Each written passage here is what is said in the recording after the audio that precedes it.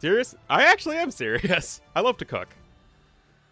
I'm not, like, amazing. I'm still very much an amateur, but I cook yummy food. At least I think it is. And my parents like it, so, you know. That's all you can ask for.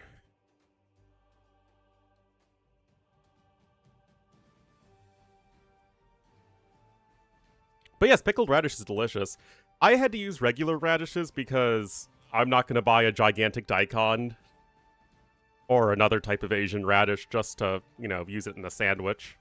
But it still turned out pretty well. I pickled the radishes and the carrots together, and I like it.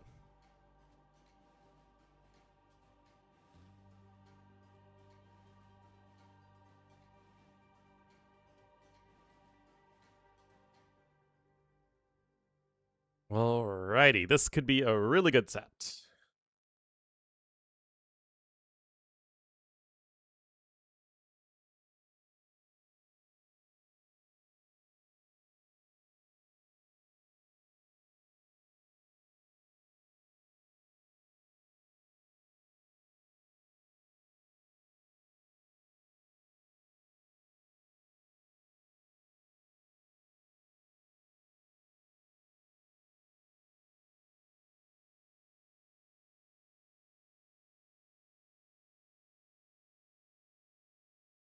Alright.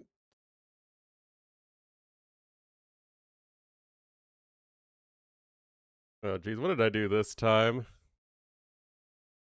Oh, yeah, I think I know that this is.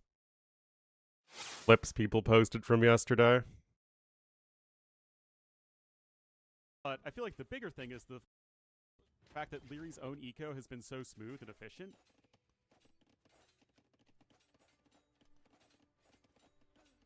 Mm-hmm.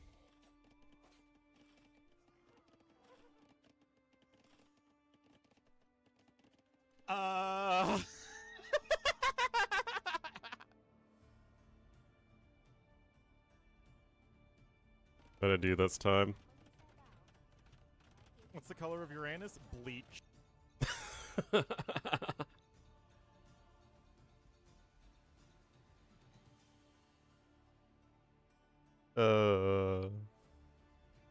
Good stuff.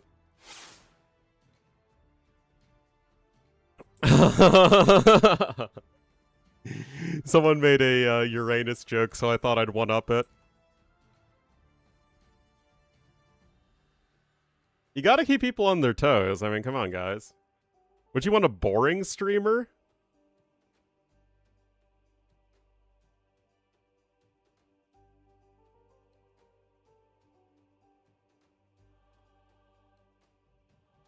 My toes? My toes are toey.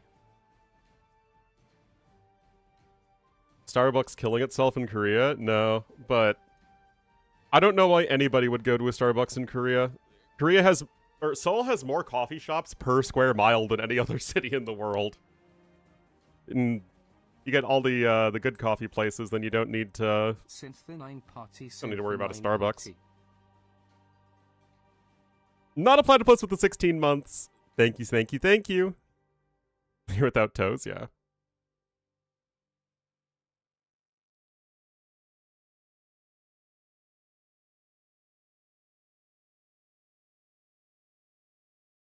Being weird? I mean, Dash is weird in general, as a rule. Oh, thank goodness we have some nice boating to start things off.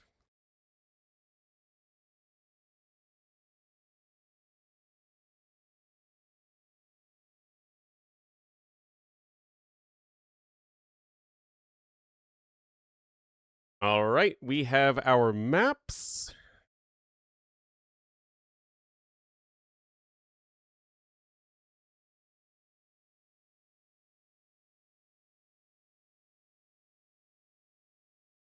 Do we have a TUS? Oh no, we do have a TUS. Okay. I assume TUS is, yeah, just starting. Oh, does TUS have a full fade? Oh my goodness.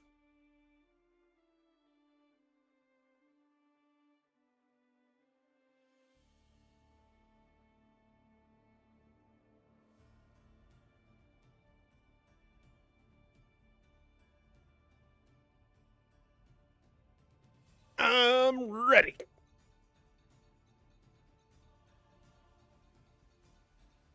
Obviously, when you have a longer map draft, you need longer to prepare what civs you're going to play. Unless you go with me and I just kind of wing it. Which, to be fair, didn't work out that well yesterday.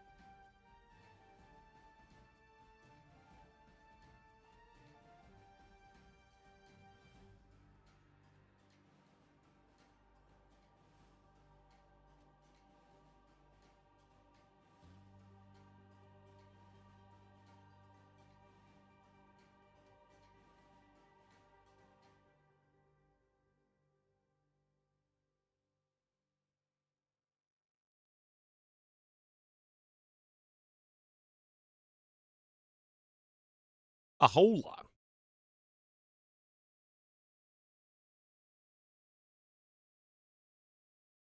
Yeah. All right, we're going to be getting our we're going to be getting on with T West once we're done with the draft.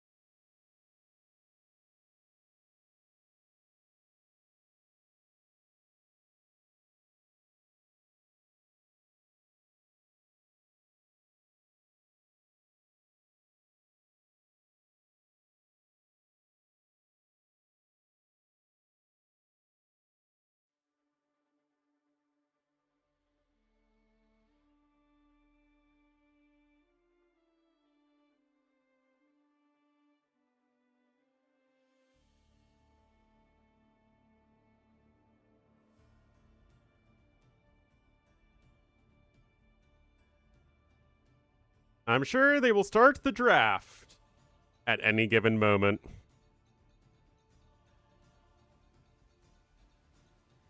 Starbucks Korea made a sale on 503 milliliter tank tumblers for hired delivery driver unions refusing to deliver. Ah, interesting.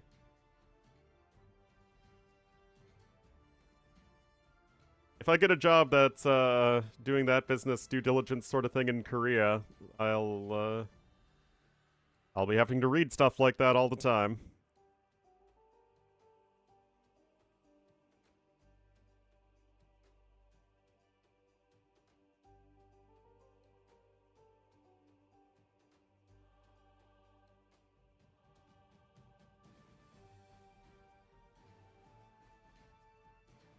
Yeah, that's the job I've made it. Well, hopefully made it to the second round of the interview. I was given homework and I had to do the homework.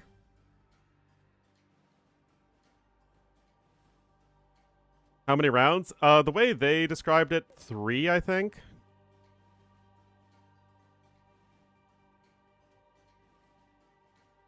The job would be in DC, but I would be working at the Korea division or whatever.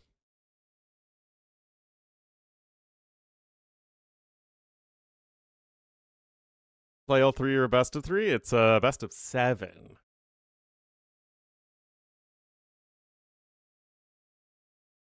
But in DC? Yeah, it's like a big consulting firm in DC.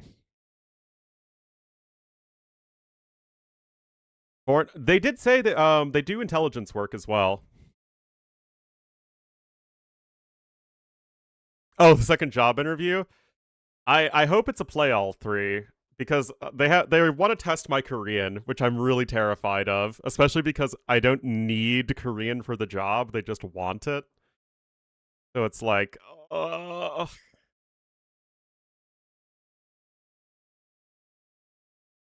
they said I would hear back in 2 business days.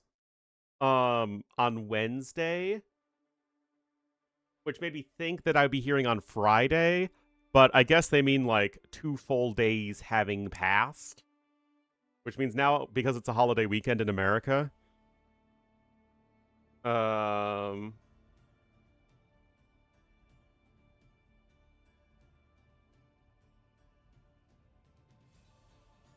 yeah, I probably won't hear until Tuesday.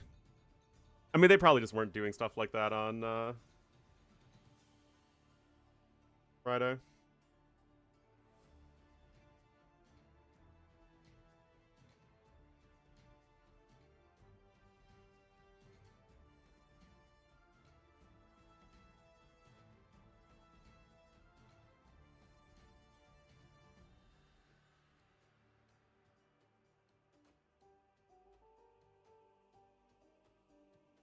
Days of the weekend. I don't really understand such concepts right now.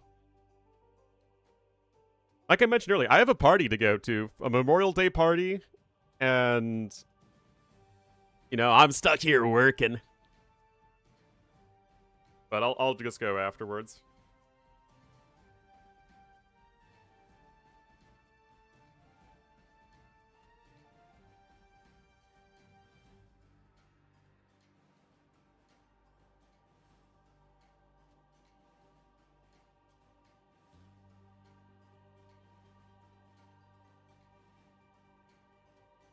Wow, banning the Mari Mari, so disappointing.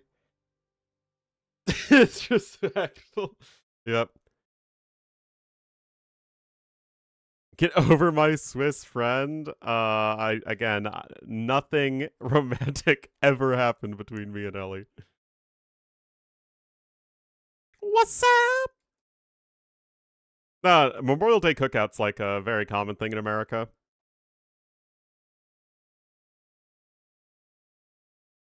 The Alliance? The Alliance of what? Or is it the Warcraft Alliance?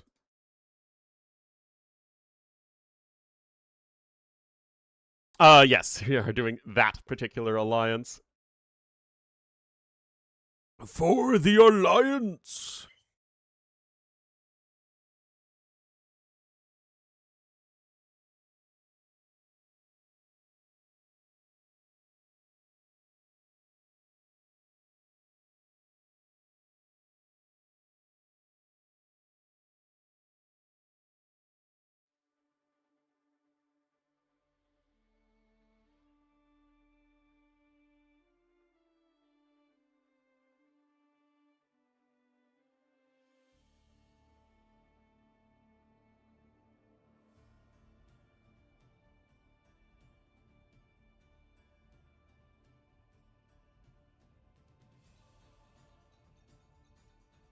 The double Chinese pick. Instead, yeah. All right, I'm gonna get some coffee, guys. Be right back, and then we'll get on with T West in just a little bit.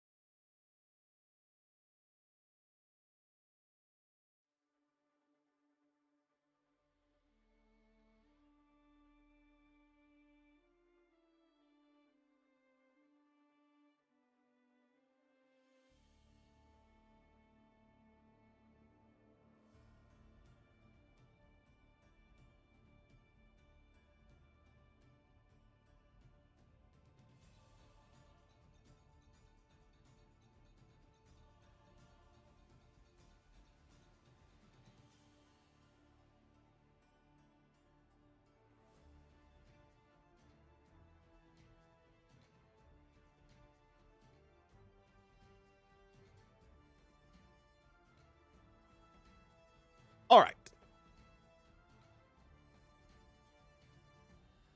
I return.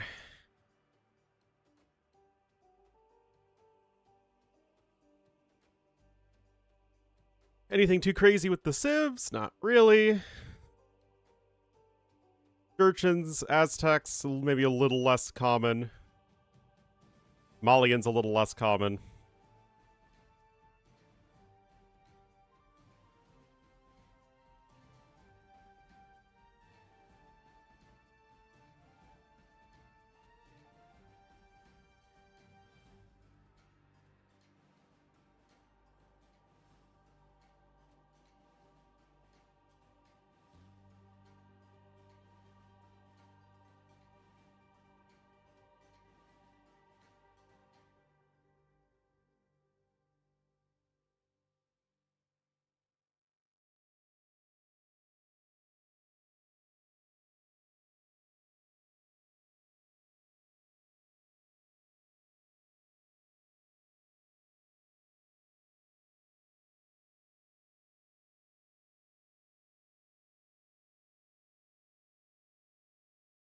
Hello, hello, hello.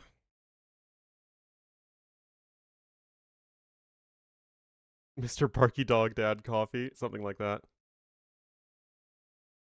Actually, I was just browsing Reddit.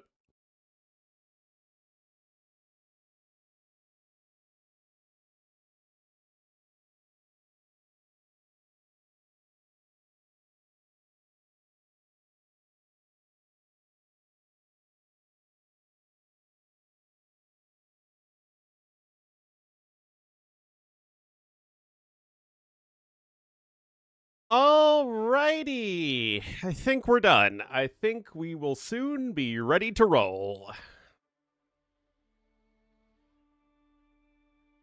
We'll throw the old 14 over to T West.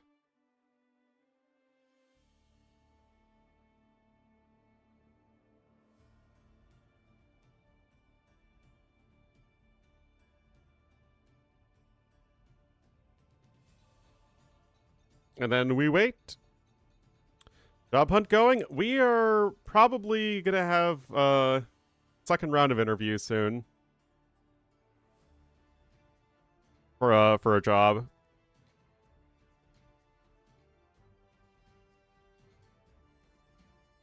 It is better. Stalking the job? Nah, man. I'm annoyed. I have to wait 2 business days, which is in practice 5 real days.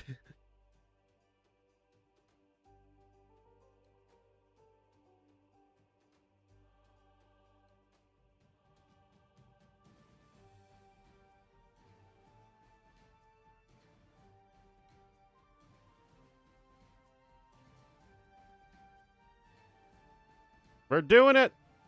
We're doing it.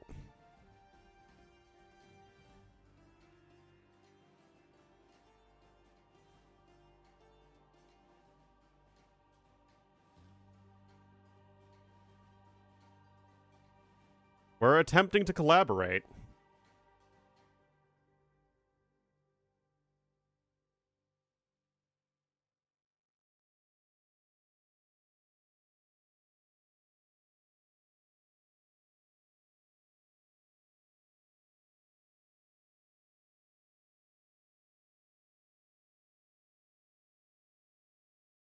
Sometimes promise and fail to deliver. Oh no.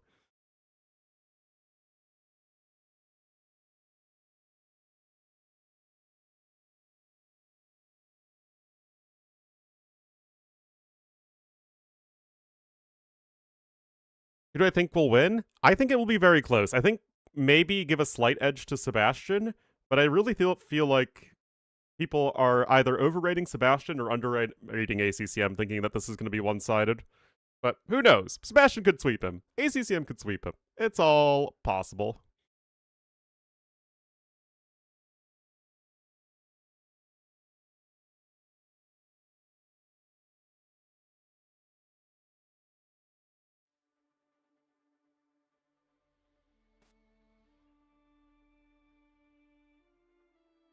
All right. Now we got to do the combined chat thing.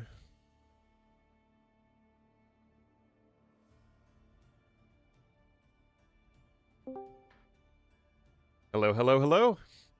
Hello, Ornlu. How you doing? I am simply delightful. You How are are you? delightful. You might need to mute yourself on the shared Oh, yeah. Twitch pop-up thing. Yeah, my There bad. you go. I didn't hear it, but just in case there was extra. Hello, Thunder Blitz. And hello, welcome all the intellectuals from Ornlu's chat. Welcome in.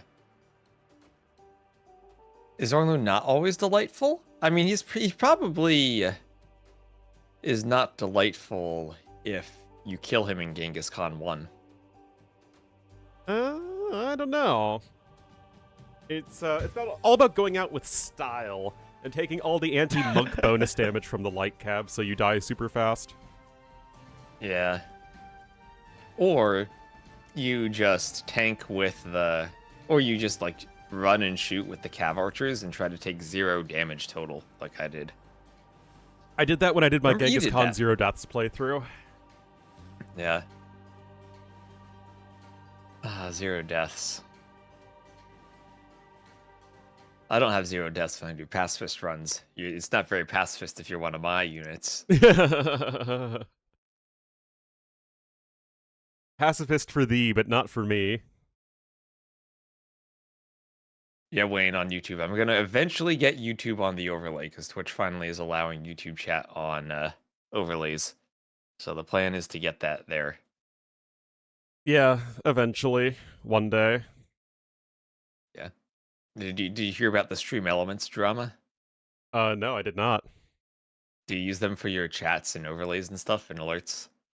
I use Or do you use Streamlabs? not Stream Elements. Okay. Yeah, they're different.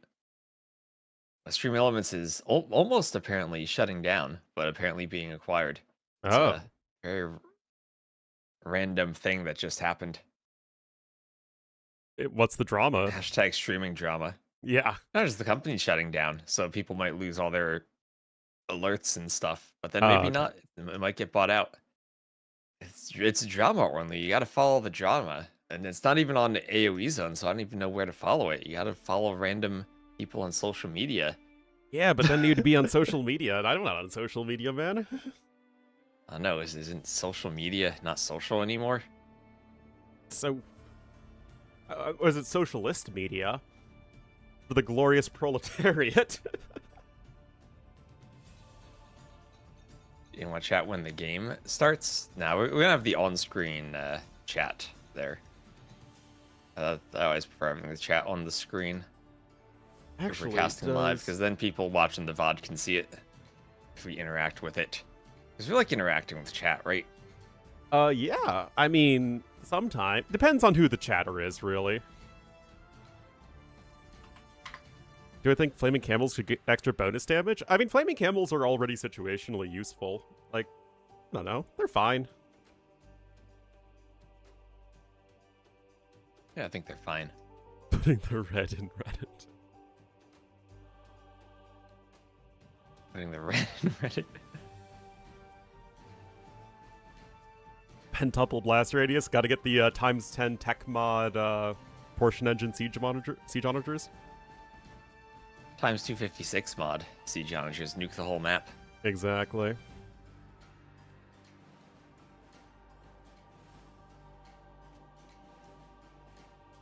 Well, T-West, I have a Memorial Day party to go to today, so I would appreciate these guys being a little bit more proactive at starting the game.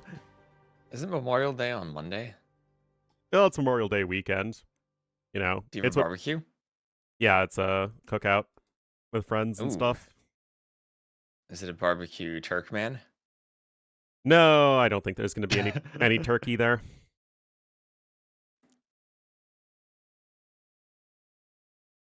How does the friendly fire damage for Jurgens work in times 10 mod? Oh, that's a good question. Can you actually heal your units with friendly fire damage? I would imagine it's just it's multiplicative, right? So wouldn't it just be a very small number? Probably. but I never know about these things unless I check them. So I do see a lobby. Yep. I think for colors, I'll go with Sebastian Blue and ACCM Red, as much as I love the cyan. Sure. Unless Sebastian decides to pick yellow. Or red. I mean, red and cyan's totally fine.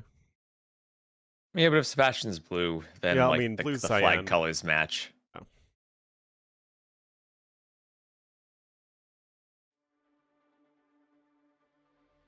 But anyway, so we're gonna have the Viper on vacation. Hera not playing AoE 2, playing a different game. Both of them knocked out. And the final four, we're gonna cast Sebastian ACCM, followed by Leary Vinchester. And as much as Leary is probably the heavy favorite to win at this point, I think Sebastian ACCM probably is more one-sided for Sebastian. I think Vinchester, oddly enough, is the last player who has a good chance of beating Leary. Yeah. I don't know. Personally, I think this series could be very close. I think that people might even underestimate ACCM a little bit. On the other hand, I think that if it goes to Leary versus either of these two players in the finals, I think Leary wins much more handily than he does, in theory, maybe versus a Vinchester in the semifinals. It's kind of a weird matchup spread between the last four players. Yeah. So I feel that Vinch, he won against Leary in King of the Desert pretty recently. And he's at home, apparently. He's playing well. Yep. Yeah, last time they played, Vinch won, so there's the recent history of that. And it was a pretty clean win from Vinchester, weirdly enough, on Simple Arabia, which is where you think Leary would probably be able to dominate the most. Funnily enough, I feel like the top players are, relatively speaking, less overbearing on Arabia, even if they are, you know, somebody like Leary who we associate with the map. Yeah, I mean, what was the finals for the Sax Arabia tournament a couple of years ago? That was Sebastian Vinchester, right? Yes, I think so. Let me look that up again. Anyway, guys, we are in the game. Yep, it was. It was, yeah. Yeah, okay, we are. Game one is Immersion. Let's see. Let's hope we don't get a failed to download map content thing. Or match content. And no, we don't. All right, so let me just get ACCM in red. And click a button in Capture Age. So I write semifinals. And all right, Ornlu, I'm ready to party. Are you ready to party? Oh, I'm 2 minutes in, man. I'm ready. I've been ready. All right, so we got Sebastian here as the blue Kitans to the east, ACCM is the red Japanese to the west. And it is the semifinals with Sebastian advancing over Tato, ACCM advancing over Vacation Mode Viper. The Vacay Vipe, as he is well known as. In a very interesting series yesterday, I gotta say, that series had, like, the most interest and drama for some of the lowest quality games. Like, all of the games were very sort of simple and one-sided, but it was, like, almost the reverse sweep and then the vacation drama as well. Yeah, I mean, you gotta question what would have happened if Viper didn't have the webcam on for the first two games, and maybe had less lag. And then switched to his 5G instead of the Starlink thing. Sooner, because he did that as well. That seems like it helped. Anyway, Sebastian, I think he's just been dominant this whole tournament, sweeping Hera, sweeping Tato. Hasn't really faced much resistance at all. Indeed, I mean, he's just been cruising. And I would say it's not low quality gameplay in terms of low skill level, it was just not very entertaining. It was just very one-sided games. Anyway, I think still Viper in that set against ACCM probably just he makes one mistake on Skakuza where he goes forward and leaves the middle exposed and loses like 5 to 10 vills. And if he doesn't do that, we're looking at Viper versus Sebastian here. oh yeah, I mean, that's just how AoE is. That's much, much, much closer. You know, AoE games can just turn on a dime like that, and then the series can go one way or the other. Even Lewis can. Thank you, G. Grady. Yes, thank you. G. Grady summoned to Ornlu. Yep, thanks to the 49 months. And hello, Mr. West, indeed. Feudal Age is coming in for ACCM, and definitely a bit of a more aggressive posture here. Yeah, doing the same thing he did against Viper. He's going to dock the middle instead of the outside, where outside docks have kind of been the standard on this map. Sebastian just going to wall up. Okay, Ornlu, could Sebastian be going FC Swordsman Ram push? I mean, I've done it before, but I don't really recommend it. I mean, it's happened on this map. Andy did it on this map. It didn't work, but he tried it against Vench, but that's more... He was the Japanese then, so he had the Japanese longswords. The Katans don't really have an infantry bonus. I mean, I guess double forging. Yeah, I did that on Socotra. I went Okay. longswordsman with double, the double iron casting and rams and rocket carts and won. Okay, that's pretty expensive to get double iron casting on a fast castle, though. Khitan Food Eco is quite good, which helps. Yeah, but you're not making pastures, you're fishing. I guess maybe the fishing helps. Well, on this map, yeah, and that's why I actually really like this approach for ACCM, because if the Khitan player isn't able to engage with their souped-up hulks, I mean, you're fishing, you're not pasteurizing, and your milk is going to rot, T-West. All right, and we're going to have Man-at-Arms clicked for ACCM, teaching that house a lesson, as he's going to go for the forward range, and has stone if he wants to. Can even go for a forward tower. Sebastian has 2 lumber camps and a 3rd wood line to the back he can go to. I put a lot of time getting wood lines balanced on this map, so hopefully they look fairly balanced. Yeah, they look fine to me.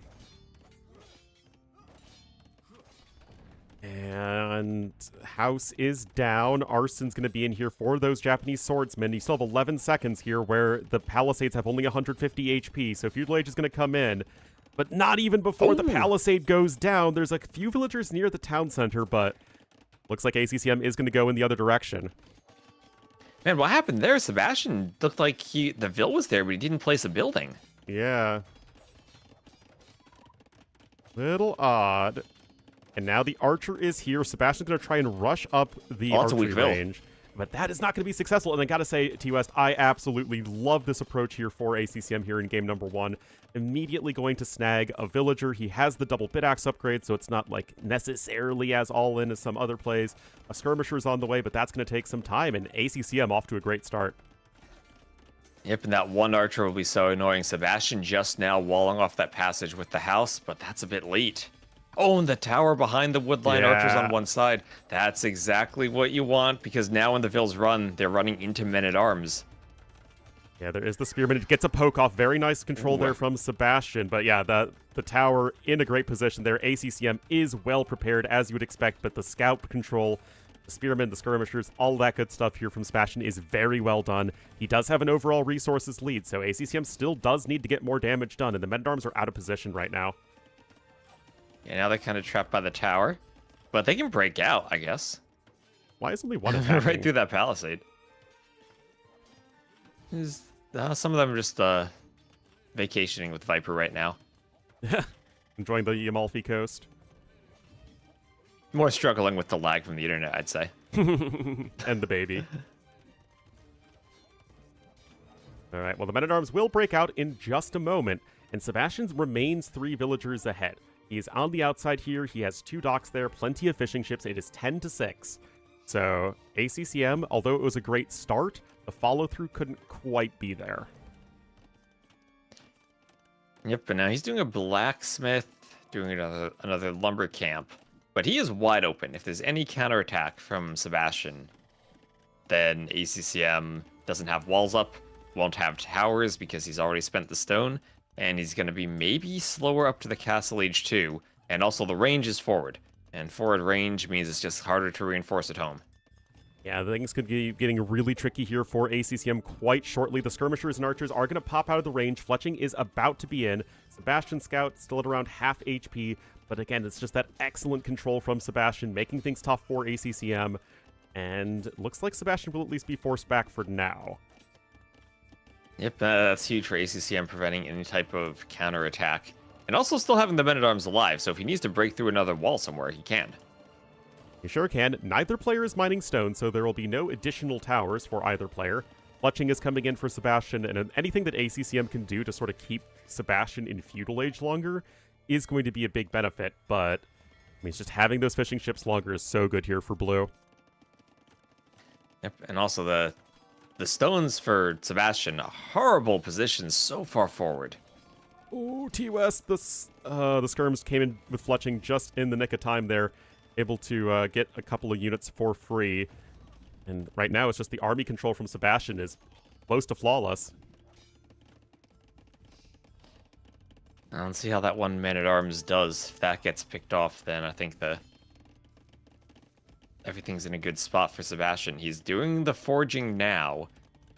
Why is he doing the forging now? I guess he wants it for all the hulks? Which, ACCM did actually dock the outside.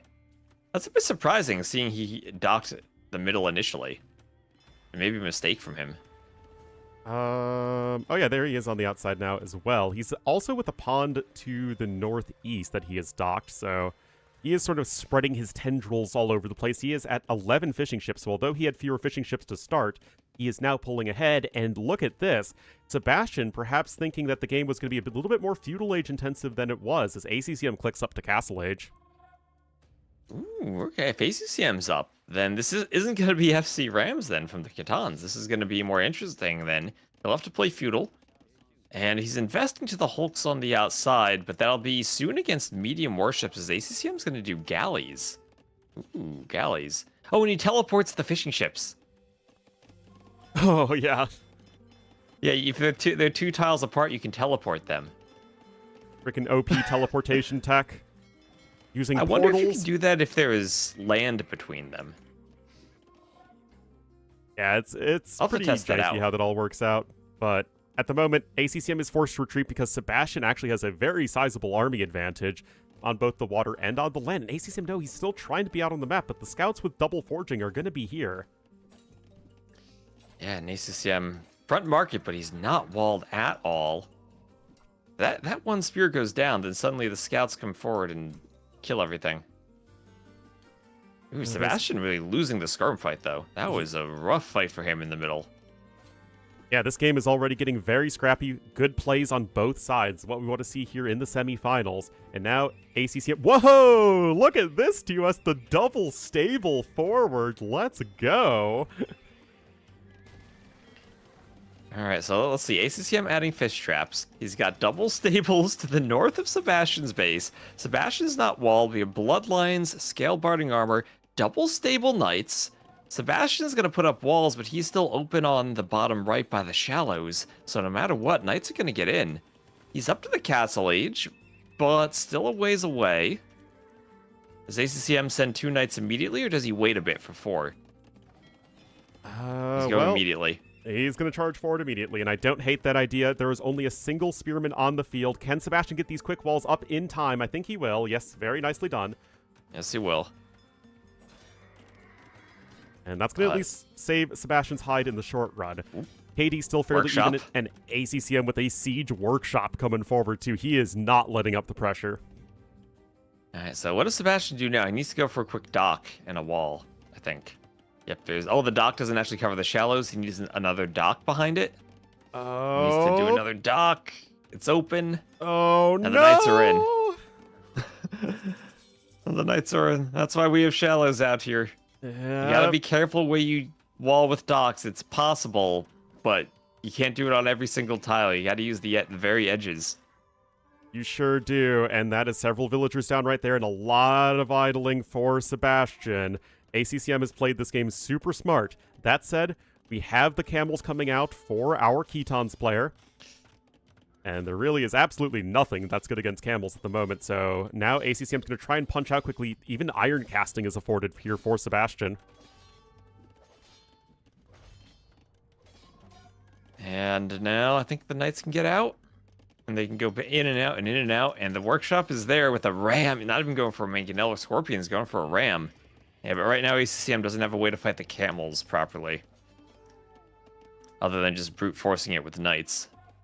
which you can do. The But numbers are a against bit Catans- better, but I mean, those are camels with extra attack, so they just do a lot of damage, and of course, as you would expect from Sebastian, brilliant But- control. And the monk is not quite out yet. But no bloodlines for the camels.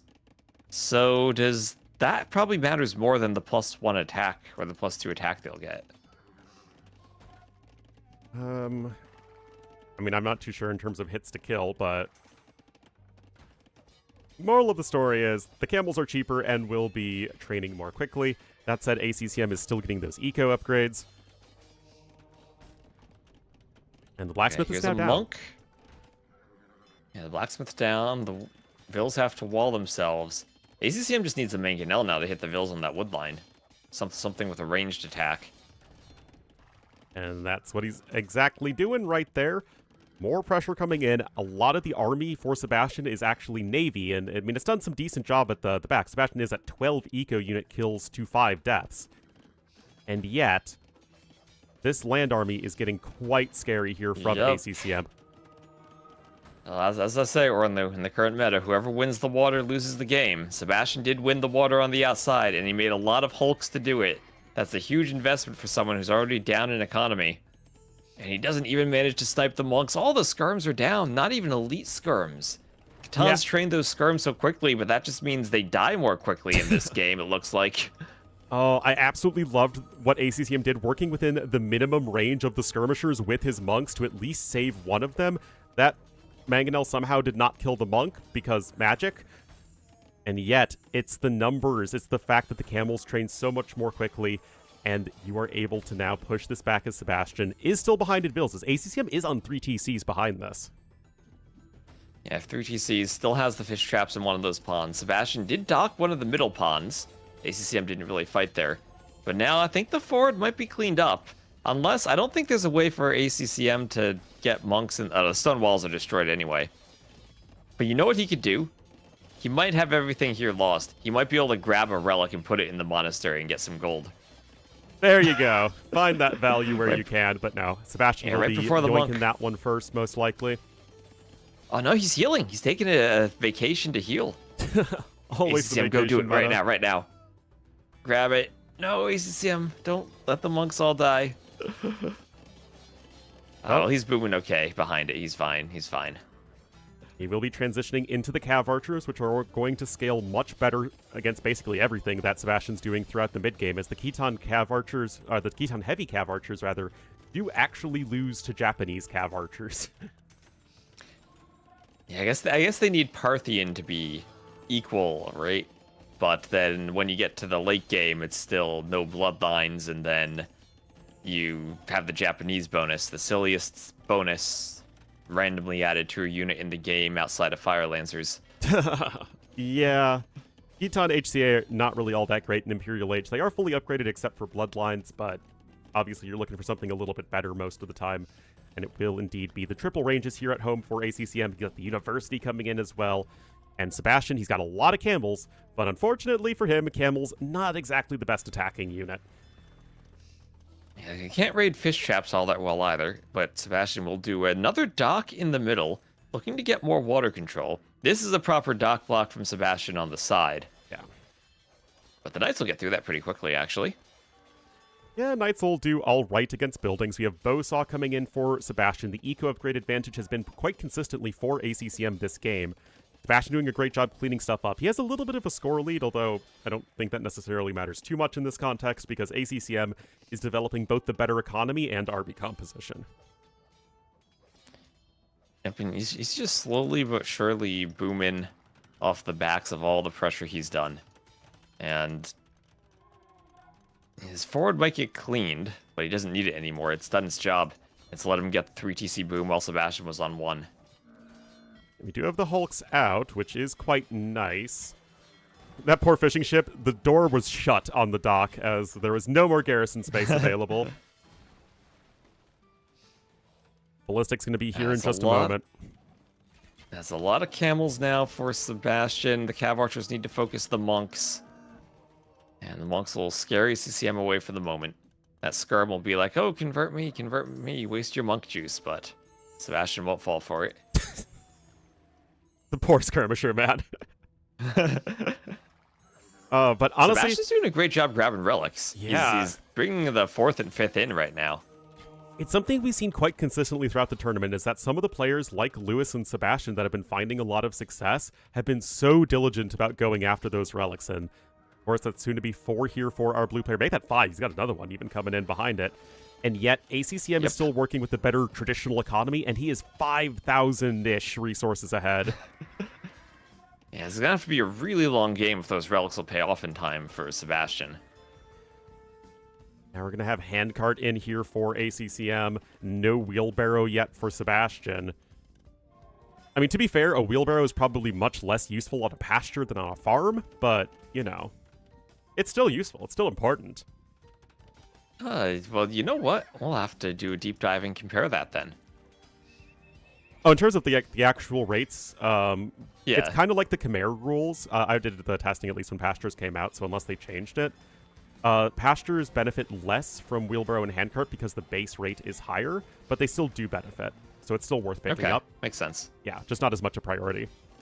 Yeah, I'll need to look at how Vills walk on the pastures, because usually when Vills farm, they take a few walks in between, and it's, I think, 3 walks per inventory filled, where they're walking around on the farm. So when you increase the carry capacity, they get more food between each walk, so it makes it really efficient. I don't know how the pastures work with the walking from animals to drop off. Yeah, because they drop off so much sooner, right? So it's more about reducing the trips overall for sure, but you're still dropping off resources much faster in the first place because they only gather 3 food before they drop it off at the central yurt. Yeah, so guard tower in for ACCM as he's coming forward with the castle. Maybe we'll see Yasama towers if he feels he's super far ahead and just wants to establish dominance with some towers. Ooh. Scorpion's popping out there and getting a couple of nice shots, but having +2 defense fish really traps. does help out. Oh, the Hulks grapple down the fish traps. Tragic. And, ooh, we're going to have domestication, as finally we do see those pastures added in for Sebastian. Some of the villas just going to stand there idly, because only 2 of them can work at a time. The rest of them just... The pastures don't have the salary to pay that many workers, so they just stand out there. Yes, the salary-based pasture nomadic economy. Do Keytowns get heavy scorpion? Yes, they do, unless I'm quite... Nope, they don't. I lied. Still learning. Yeah, they get siege ram, they get heavy rocket cart, and they have their traction traps, but no heavy scorp. Yeah, Katans don't have traction traps, they have normal traps. Or, the camel traps. Camel traps, yeah, those ones. Yeah, those guys. Anyway, Imp on the way here for ACCM, and I think that, you know, we can talk about it once the game ends. I feel like just ACCM's done a brilliant job this game strategically, getting some of that herbal medicine, dude. Because he needs to heal great up all for those healing the infant cav CA. archers. And he's going samurai. Yep. And I think Sebastian just might be dead in the water here. Yep, has a lot of Hulks that can't really do anything. Hulk's so useless once you win the water compared to galleys. With only 1 range, they just sit there on the ponds and sit there. I mean, even fire ships are really Nothing good they at can actually denying hit. any redocking attempts. Hulks do so little damage to buildings that they just kind of have to hang around and be a little useless. Well, they can hang around with their ropes. Indeed. Well, Camels are going to try and go for a counterattack, but because Sebastian's in this position, I mean, it's like, what are these camels realistically going to do? I mean, those farmers, I guess, are quite exposed, but camels in general, not the unit you want, and you just need to send those CA home, and they'll poke away at the cav archers, or at the camels, no problem. Second castle coming in, lots of samurai on the way. And this, I think, is going to be really rough for Sebastian. And this will lead immediately into trebuchets. So ACCM will start trebuing Sebastian, who will be stuck in the castle age. Lots of fishing ships with fishing lines, but he's just... Look at those fish traps he's adding on the pond. That is not close to the dock. When someone adds fish traps like that, you can tell they're struggling. Yeah, that's when their APM has to be focused on so many other locations at that point that they just cannot afford the time invested into placing a perfect fish trap. But now we have plate mail armor coming in, and to deal with the strong infantry civs, I've run into this when playing as Ketons myself, is it's actually really awkward, because once you get into late game, your cav archers are a little less than ideal, so you really need your Liao Dao, but you just can't even go for them right now as Sebastian, and they die to Samurai anyway. Yeah, and still, both the stones are forward, so no castles for Sebastian. He can do Imp now, so that's still a ways away. And smartly, he put it in the back TC, so he won't lose the Imp TC unless he's really getting pushed fast by the Tribs. Yeah, the Samurai production will have to take a bit of a pause while the Trebuchets are coming on out. Handcart coming in, and at the very least, you can just place those pastures back, and then you don't have to worry about efficiency with them. But now the Samurai will be coming forth. Elite Samurai is on the way, and there is absolutely nothing that Sebastian's going to make in the near future that's good against these guys. Like, maybe Keton champions, but they're probably still not going to be good enough even with lamellar armor, which, again, is all a moot point because you don't have a castle anyway. Yep, and now we're going to see the fancy elite graphics for the Samurai with the flag on the back of them. Yep. Nice those guys got converted just before they could get their flags.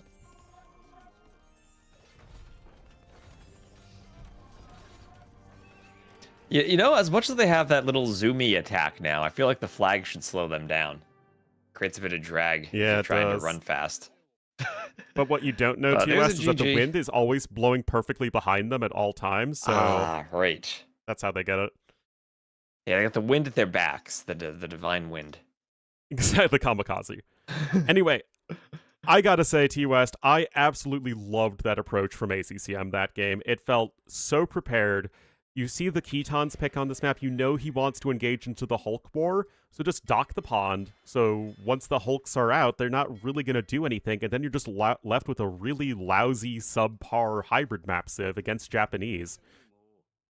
Really, really smart. Yeah, and also realizing the potential fast castle, the way Sebastian was walling and managing to get in. Yeah. And maybe we have an entirely different game if early on Sebastian actually does finish that wall. Like, he had the villager just standing next to the palisade and didn't repair it. Perhaps. And that was weird. It was quite weird. That said, I still think he's in a really awkward spot because Sebastian was never set up to attack at all. Like, there was at no point could he really cross the map with an especially scary army that wasn't ships.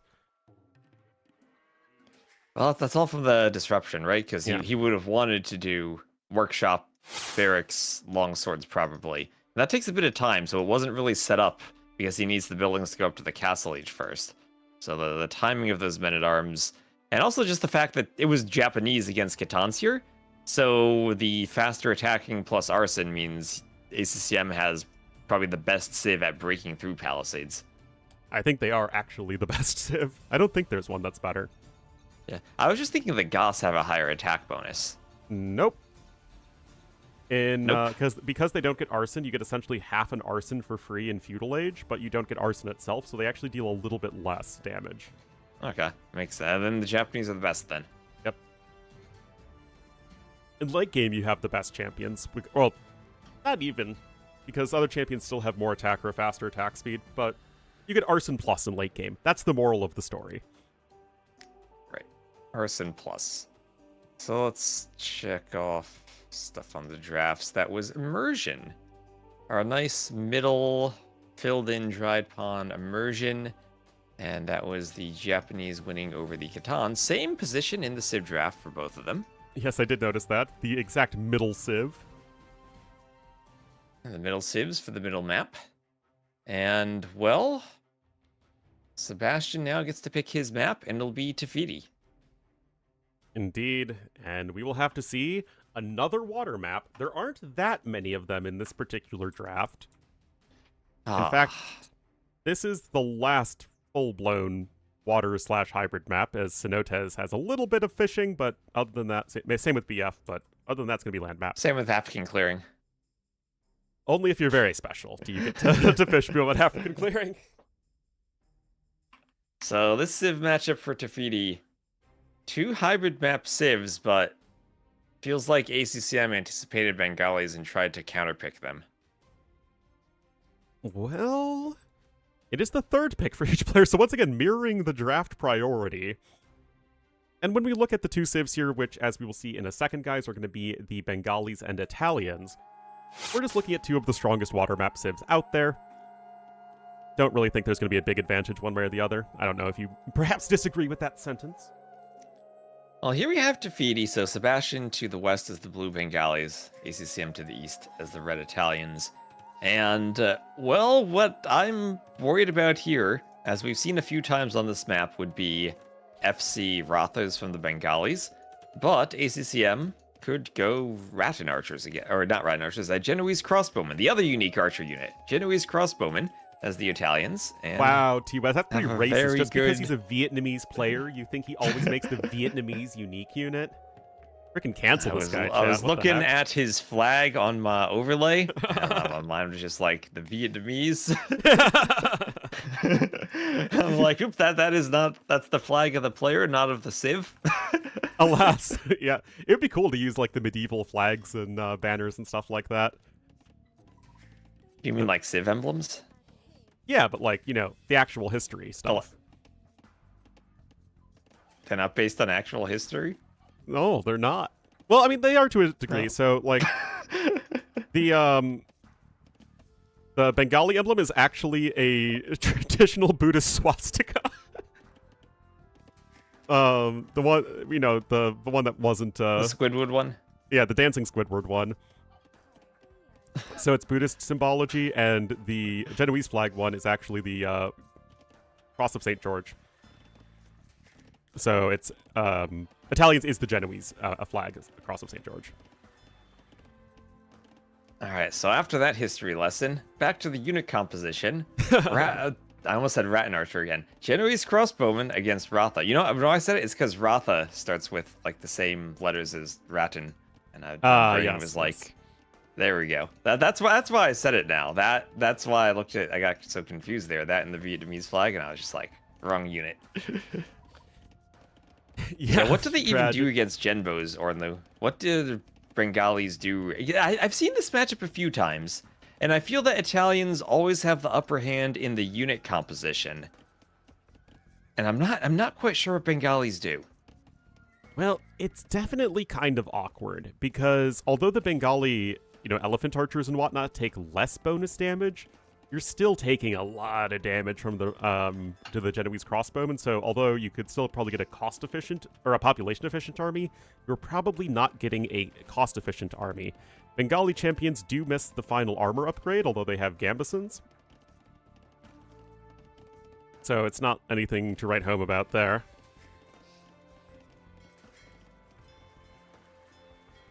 And then you get to the point where the Italians are such a smooth water sieve with the cheap age ups, where if you're in a situation where maybe you could play feudal with them, but still get up to the castle age in time, buy yourself a castle if you have to panic a castle against the Rathas, and then start getting the Genoese crossbowmen, which do have an attack bonus against Rathas. The bonus applies regardless of whether they're melee or ranged mode. Yeah, the way I've always described it is that although the attack mode changes, every other stat on the unit is exactly the same. So the unit identity never changes. It's always a Cav Archer. It just can sometimes deal melee damage if you want it to. Never has to turn its shirt around to find its identity. No. All good. But look at this. Look at this ACC with the barracks position. adjacent to the TC. Yeah. Getting a power Oh my God, up, right? This is like one of those Reddit posts that's like, hey everyone, the barracks is just a Dark Age house with some palisades around it. Yep.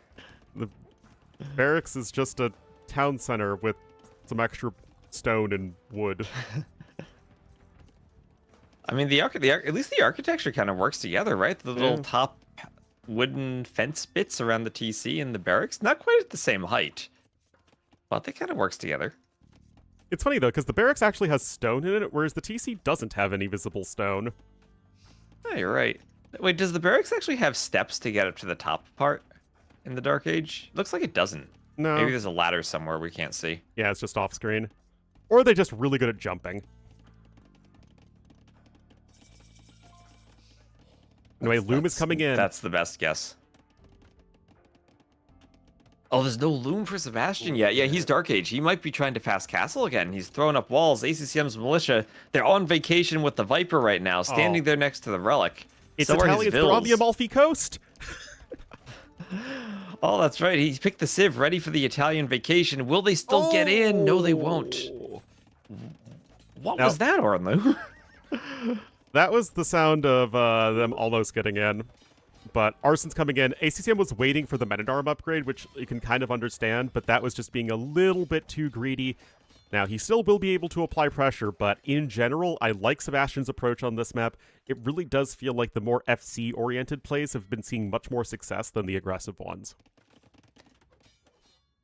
Yeah, I agree with that, but I've always felt that the aggression kind of can peter out in the feudal age, because if your opponent really needs to, they can just transport to the outer islands and take gold, stone, and wood out there. Yeah, there's not much wood, but if you're just worried about feudal age aggression, you don't need much wood at that point. It's still 150 wood per tree, so I mean, that'll last you a decent bit. That'll last you into Castle Age. And also, I totally did not even realize there was 150 wood per tree on this map until well into the tournament. It was a change in the map script that I didn't realize was there, and I probably would have undid it had I realized it, but too late now. It's all good. Archers are here, though. The palisades and other buildings will be getting a little bit more HP. Sebastian's sending a ton of villagers over to stone. He's got his hulks on the way, too. And his eco is looking absolutely fantastic, ahead by almost 10 villagers. Yep. But those are some weak vills on the wood line going for the tower. And, well, part of that is 14 fishing ships to 6. Which is a lot of fishing ships for Sebastian, both on those outer islands going to the fish in the corner. Yeah, they're going to be granting him a ton of extra resources. No fishing lines upgrade in yet, I think, for... No, ACCM was able to get fishing lines, so that's going to be a nice boost for him there. Like, the tower is not able to range those swordsman units. And Sebastian's still not quite with the ability to click up to Castle Age, as he does have to invest into another tower. Yeah, every time he has to do a tower that's eating into the stone he would want for a castle for Rathas. So slowing that down. And you don't have too much stone here. You only have 4 tiles on your starting island. That's about 2 castles worth of stone. So once you start investing into towers, you're maybe stuck on 1 castle and needing to use the market if you want to then do a second forward castle. Yeah, we'll have to see. ACCM did lose his transport, which is quite odd. Don't know why. But yeah, fishing lines is going to be in, and ACCM does at least still have a villager on the outside, so he can keep on adding stuff, but the hulks are coming in. Yep. Also, let me update my overlay. This is by the Mad Catter originally. This is one of his maps. He's made quite a few maps. Actually, he was the author of Immersion too, so the 2 Mad Catter maps back to back to start the set off. There we go. 2 eco kills right there for Sebastian with his hulks, as the hulk numbers going to be climbing. You have archers garrisoning inside the tower, but Sebastian has so many more villagers in the first place. It doesn't matter if he idles a few, but look at this, TUS. Sebastian's not full walled. Oh, no, he's not. I mean, can the Men-at-Arms really do damage, though? There's a TC, there's a tower. There's 2 towers. Oh, the vills are kind of weak, though. Oh, he's going to go for it. The archers do get armor for free, which is quite helpful against the tower, especially since fletching isn't in. It's going to help versus the villagers as well. And it is, at the very least, getting more value out of these units than ACCM probably could have hoped for otherwise, as this is not really what Sebastian wants at all, as he still hasn't clicked up T-West. Oh, he's still losing vills. And that tower's going to go down. So he needed, like, 1 house kind of to force the archers away a bit, but... Yeah. Oh, that's great for ACCM and horrible for Sebastian. But he's getting a market into blacksmith. Look at all that food he's floating. Yeah, I mean, he must be using very buoyant food, because it's floating all over the place. Oh boy, another tower coming in here for ACCM. Oh, ACCM running into the TC. Oh, ACCM, not like this. Oh, that's some classic Ornlu gameplay if I've ever seen it. 7 kills on a town center, not what you want to see. All right, well, Sebastian Titanicked everything by letting those men-at-arms and archers in to kill the tower, but then ACCM just Hindenburg's right under that TC. An absolute disaster for both of them. Yes, ACCO's army was filled with flammable hydrogen. It went full Hindenburg. That's we got buoyant food hydrogen-filled army. Yeah, it happens. This is what you get on when we're casting together. Oh man, another villager such a died. sad ending to a wonderful army. You're right. 1 HP gunpowder barrels. There you go. Okay, so Hulks for Sebastian. They're forward. They're getting into ACCM's fishing eco. ACCM never had much fish to begin with, but he does at least have double docks. And Sebastian up. ACCM should be able to click soon as the Italians. Indeed, but I do feel like ACCM's been a little bit careless with his own fishing ships. He's lost quite a few to Hulks, even when the fishing ships were very close to the docks. Oh, and the archers are even dying to the tower now that it has fletching. Oh no, ACCM's a little bit of a lapse in attention. Yeah, I don't know if it's not having the APM for it, but looks like with those two mistakes, losing all that it's like 10 units he lost. Yeah. It's almost like he's like, is his internet okay? I know we've had lots of players having lag and restart issues on this map. That's what it felt like there. 2 instances where he just wasn't controlling the army. And yet, Sebastian, kind of a similar deal. ACCM is still ahead in the villager kill delta. Sebastian's going to be booming up to 3 TCs nice and quick here. He does get the extra villagers as the Bengalis. He's getting probably an elephant ram here in a moment, or an armored elephant. There we go. Armored elephant.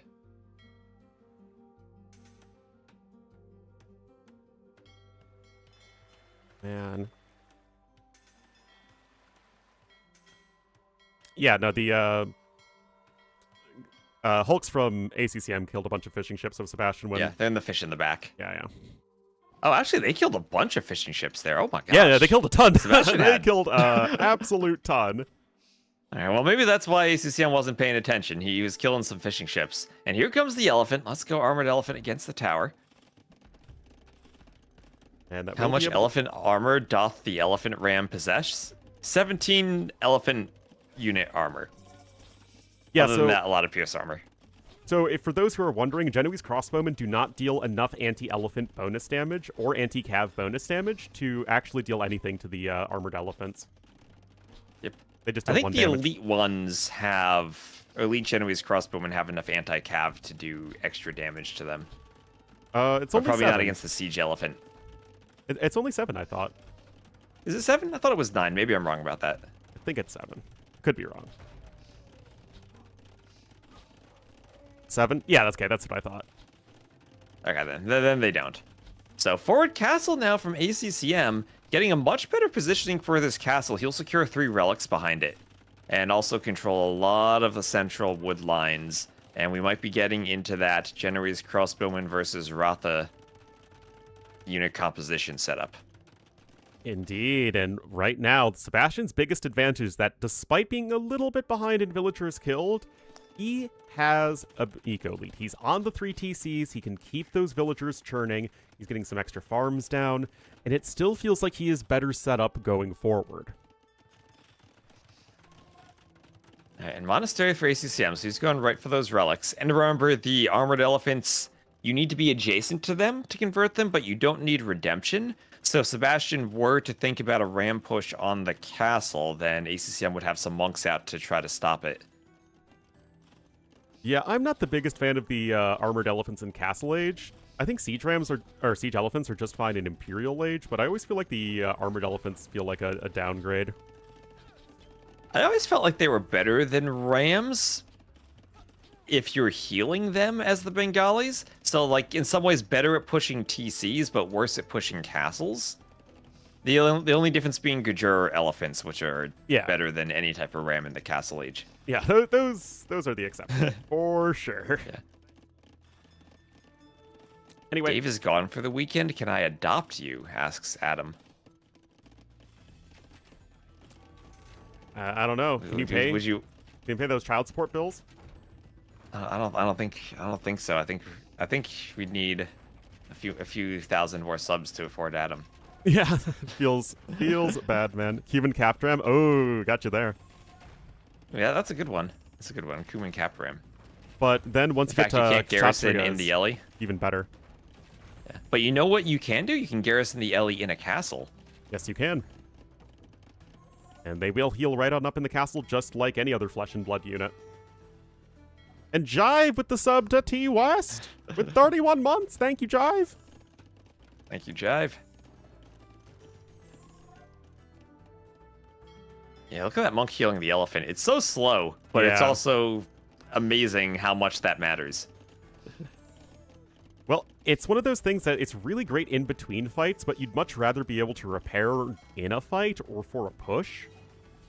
Because the repair rate's a lot faster than the healing rate. But Sebastian now he's cooking on his economy. Up in 74 vils to 53 vils. ACCM a couple more fishing ships he's still adding in, but not going to make up for the huge villager difference. But what ACCM can do is the Italians. He is a cheap imp, he is a forward castle, and he can go up and start trebbing soon. 850 food, 680 gold, guys. It is not bad at all for the Italians to get to the Imperial Age, and there we go. I mean, it's not going to be like an imp GG or anything like that, because Sebastian's still doing an excellent job applying pressure on the water, as ACCM is slowly trying to develop a navy. But the issue is that his eco isn't really good enough to get to the galley mass necessary to take down all of these hulks. Oh, and that elephant, so much time spent healing it just for it to go die to archers in a mangonel. That was a quick 180-ish arrows with one mangonel shot. Yeah. Oh, feels bad, man. At the very least, the war galleys will benefit from Bodkin, just as the archers do, but those hulks still in sufficient numbers. There's going to be a TC on the outside now for ACCM, but Sebastian's on 5 TCs to West, 3 in the middle, 2 on the outer ring. Yeah, three TCs, though, that could be trebbed as soon as ACCM gets to Imp. There's not much land in the middle. He takes out that castle, then Trebs can range everything. I mean, we might have another one of those games. We'd seen a couple of them in the qualifiers, with one player on the outside and more players on the inside, or in one player on the inside. And if Sebastian has an eco lead from being on the inside for so long, he might still have an advantage if he has water on the outside. And he still has a transport ship right at home, so although there are a lot of villagers here on the central island, you can at the very least transport them to the outside, and because of the aforementioned 150 wood on all of these trees, you are actually able to compete on the outside for quite some time, as you have all the resources you need. Oh, there are Rathas on the outside, or Yeah. there are Rathas on the outside under ACCM's TC. He's trying to do a watchtower. Now, both of these civs also have excellent coastal defenses, keeps with all the upgrades and heated shots, so that's not going to be an issue there. They both, I believe, have very similar dock tech trees. Neither have heavy demo ships. Bengalis additionally miss incendiaries, whereas Italians have everything. That said, Bengali ships also regenerate HP, which is very helpful.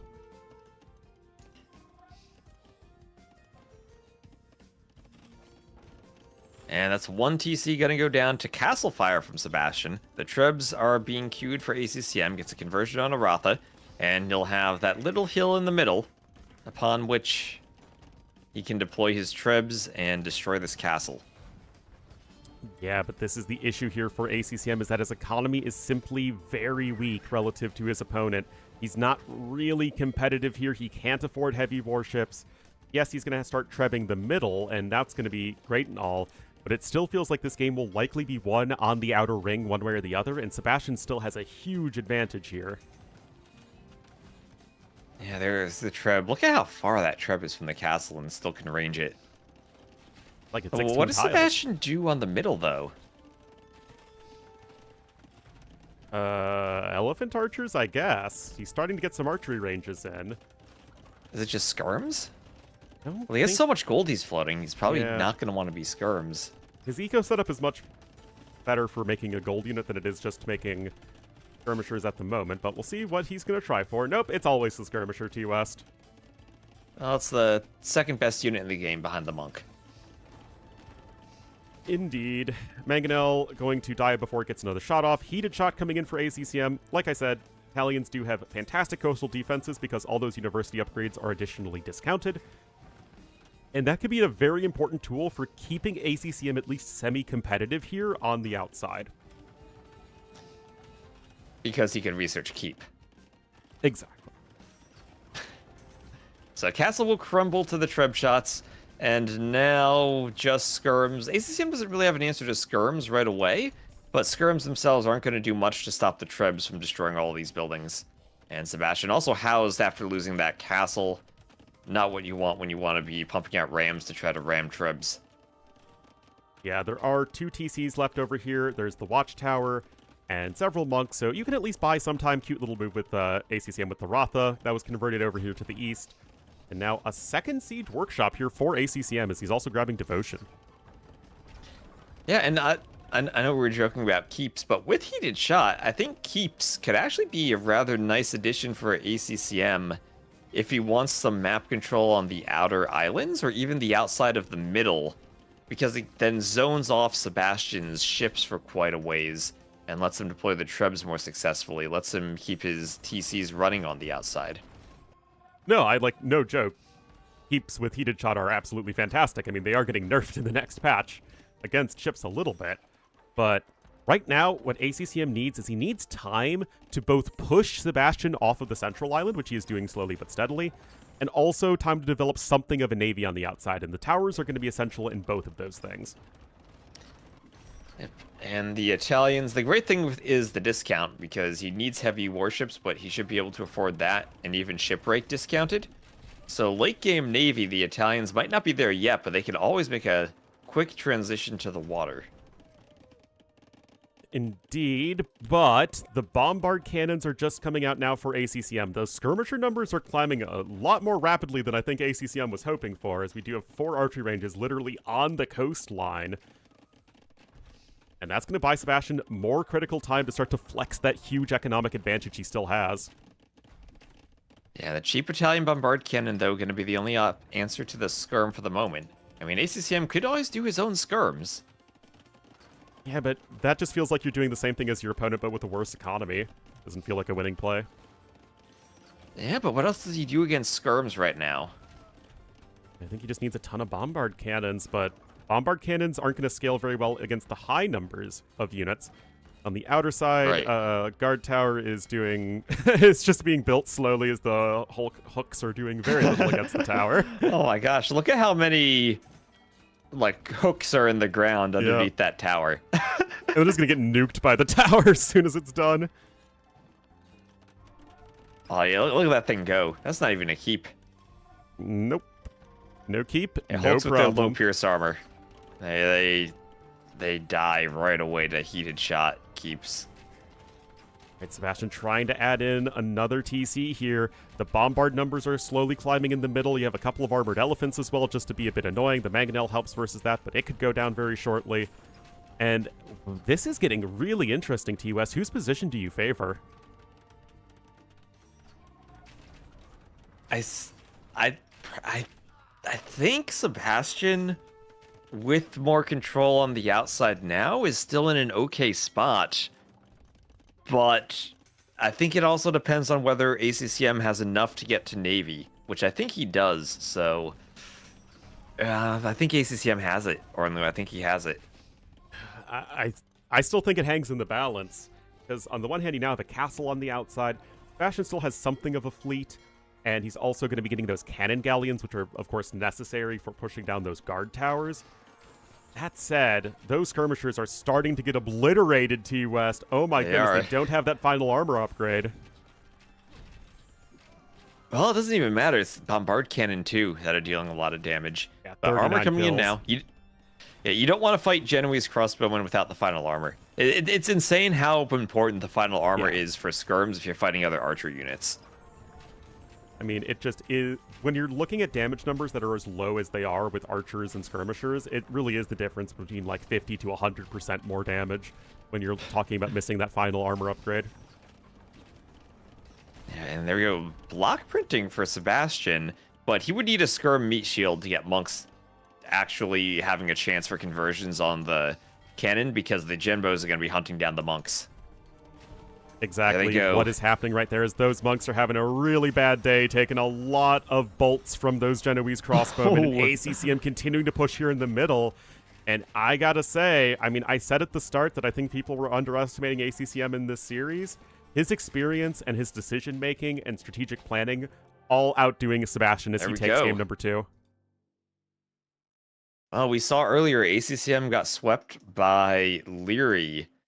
But Sebastian, as much as he is a young player with really good micro, doesn't have that same perfection of execution the way that Leary does, that ACCM seems to struggle with. As much as Sebastian is really good, it's just not quite at that same level as Leary. And so far, ACCM able to play the game he wants. It feels like he had like a kind of a counterpicked Civ on both maps, with the Japanese able to apply that early feudal aggression against Sebastian, who looked like he wanted a fast castle in the first map. And then Italians with the unit composition, Genoese crossbowmen to deal with the Rathas or pretty much anything else Bengalis wanted to get going, and Sebastian couldn't get anything started here. Yeah, I mean, it just felt like ACCM has had the perfect plan, and although Sebastian's execution is very good, and his early game micro has if anything, been a bit better than ACCM's, his execution isn't Leary good, which is unfair to ask of everybody, right? Because Leary's early game execution is the best in the world. But if ACCM isn't falling behind in the early execution and he's able to dictate the game in the way he wants to, I mean, the games are going to look like this, and it is going to be an ACCM series for sure. Yep.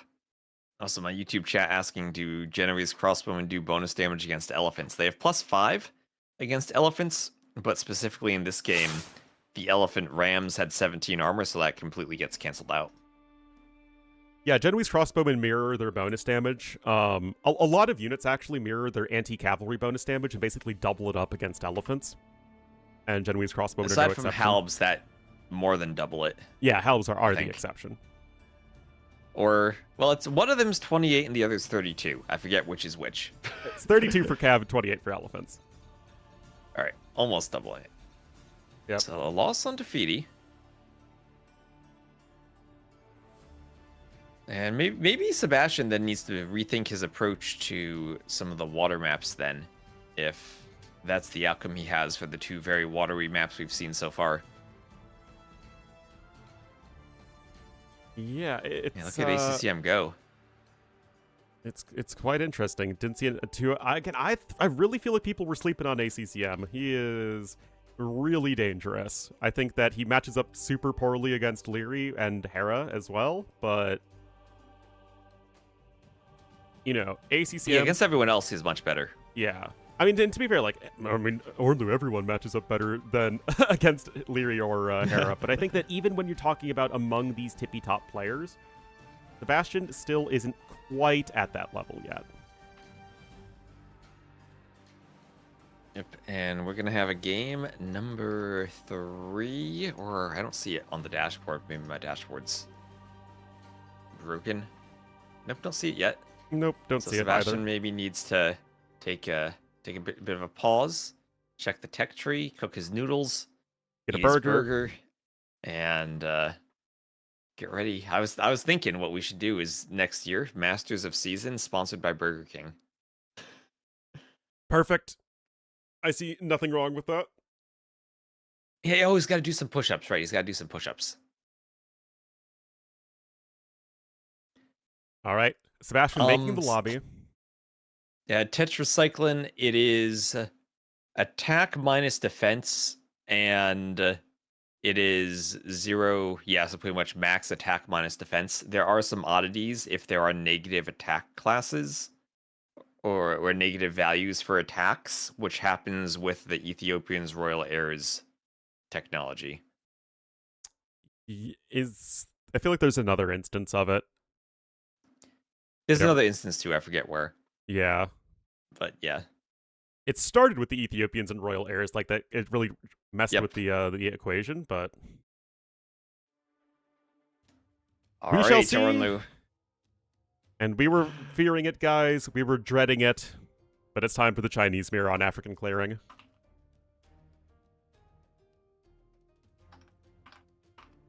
All right, the Chinese mirror. First pick save. The first 2 picks for each player are done in parallel, so we can see some mirrors. Malay were prioritized for Sebastian. His home save of the Vietnamese for ACCM. But other than that, it is a Chinese mirror for African clearing. Yep. Yep. Step closer making sense of the game. Hey, if everybody knew everything about AoE, we'd be out of a job.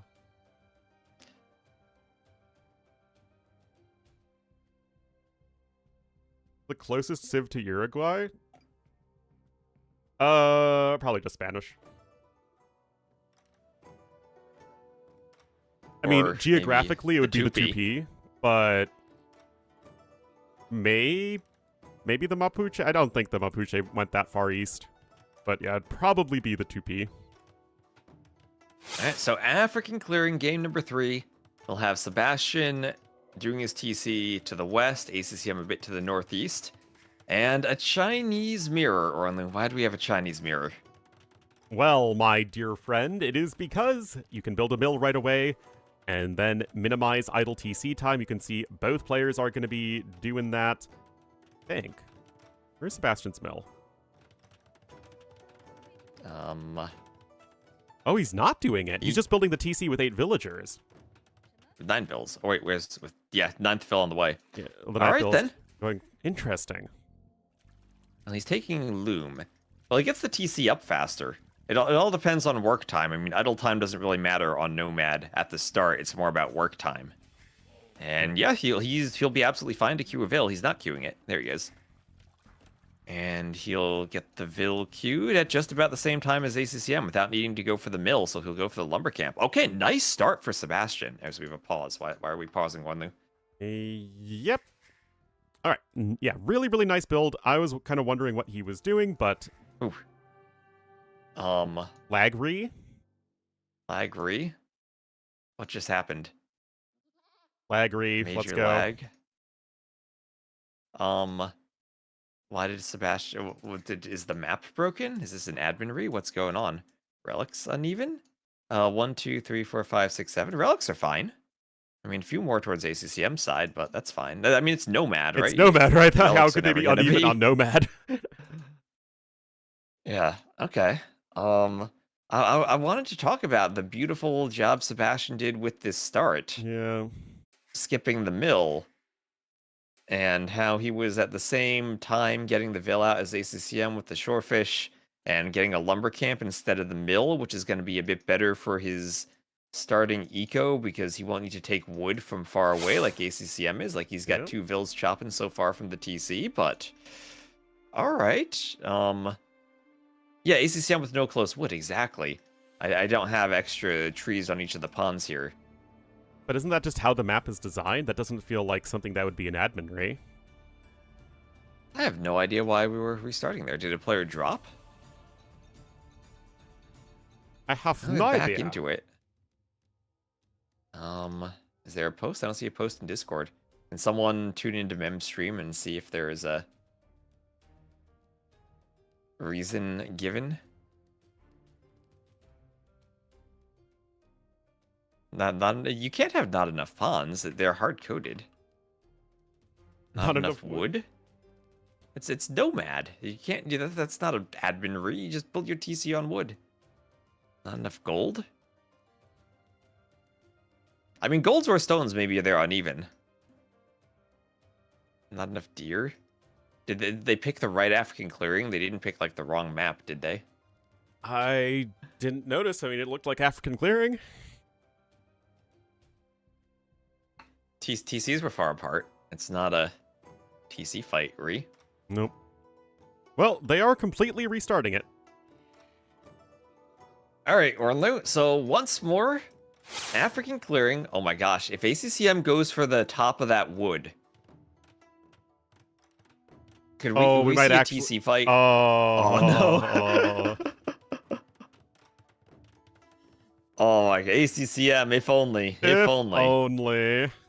We would have had to again. I think the TCs would have been in range of each other there. Oh, they absolutely would be in range of each other Yeah. if ACCM built a TC on the other side of the pond. Yep. Okay, so I have no idea why we restarted.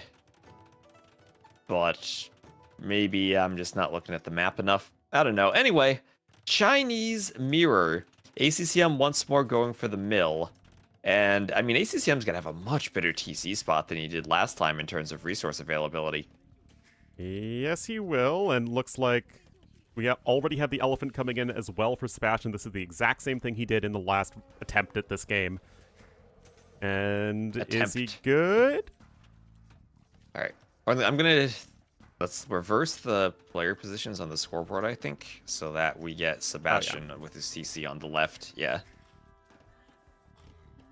We have the technology to do that. But this looks like a little bit of a better start for ACCM.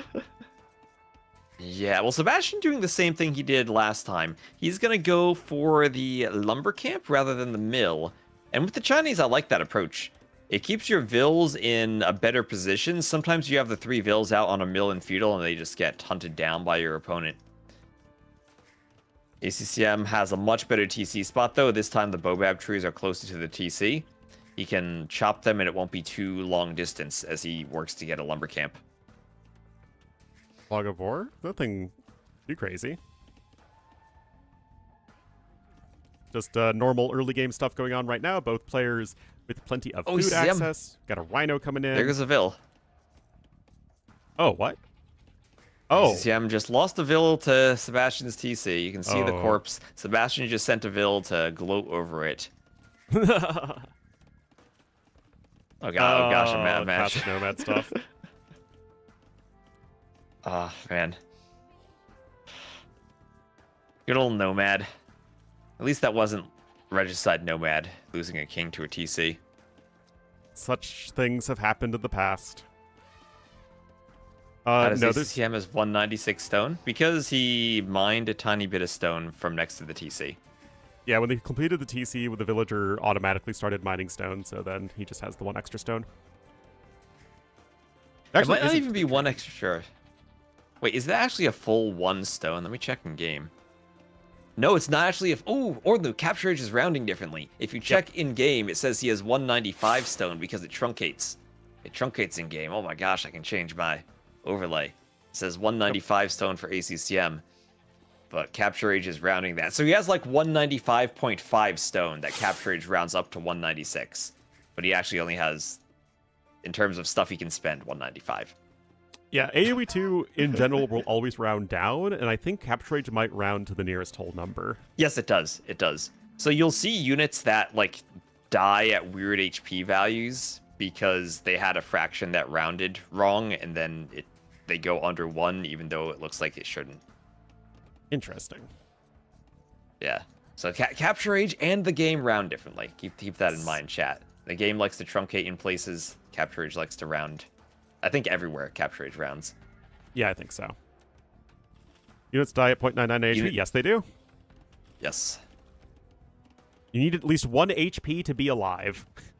Them's the rules. I mean, there was that bug in the past where if you had 1 out of 55 HP on a monk, and you picked up or dropped a relic, there is a floating point representation error that the monk had 0.9999999 HP, and it died. It was a very unfortunate situation that I saw exactly once. Yep. It was amazing. It was glorious. I mean, at that one moment, it was like, no, don't do it! And then it just immediately died. Yeah, you gotta have proper lifting technique. So we have a Vil fight here as ACCM is trying to do an outpost. Sebastian will be up to the feudal age first. And ACCM looking to fast castle, maybe? He's floating 719 food in the Dark Age. He's got a lumber camp out in the middle of nowhere on the side. He's got a gold mine all the way in the south. And he's Alcatrazing a Vil to do an outpost. We'll have a pair of romantic outposts here. As the people in the outposts will just glare at each other. They'll like throw their soda cans from their lunch break at each other.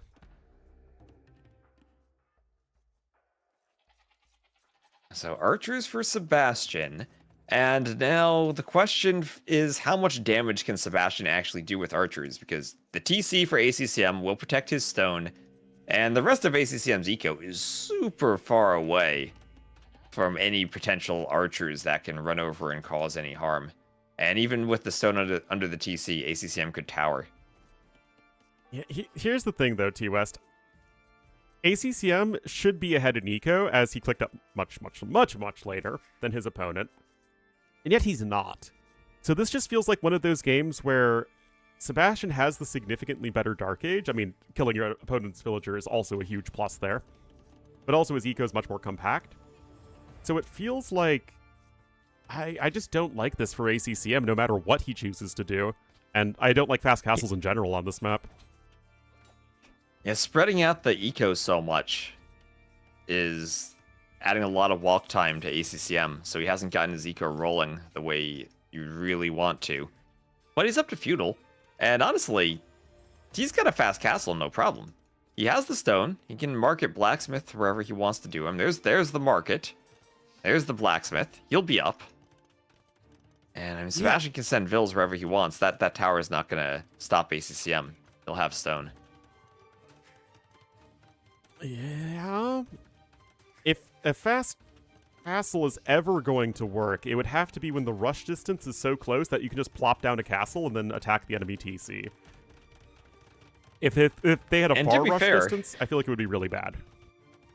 To be fair, we almost did have a TC war at the start, so ACCM, as long as he gets up and does a castle, he's fine.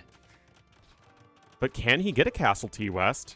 The tower should range basically everything. He's had to spend 250 stone on defensive watchtowers. He's not up to castle age yet. He doesn't have basically any food income. He needs to buy some, perhaps. All right. Got the vills. Maybe a mistake from Sebastian not having his archers underneath the tower, because this is going to be a much easier fight for ACCM, with the TC also being super close to the tower. Any miss micro from Sebastian, and the vills run into TC range and die. And ACCM's tower covers the fight. Both players lose a villager. Oh my goodness, you're playing with fire here as Sebastian, which is pretty ironic because fire didn't even make it to the main event. Yeah, fire casted some of the main event. You can play with fire, it's fine. Okay, yeah, that'll work then. And now the villager, she has to dodge! Serpentine! Okay, she makes it. Oh, she makes it to the TC. Honestly, I think there's like a sliver of stone that can be mined. Yeah, I think the north side of the northeastern tile of stone is actually out of range. And ACCM going to yellow the vills forward again, doing a barracks, but it's going to be a while before he actually gets skirms where he could fight the archers off. But that tower's going to go down, and then ACCM's going to get stone access again. And he is building a barracks, so it will be for Fire Lancers. No way he could drop a castle and go for Chukonu just because he's had to do all of this tower shenaniganry. But he's going to need a siege workshop, and he's going to need plenty of Fire Lancers. And Sebastian's up at the same time, with a much better economy.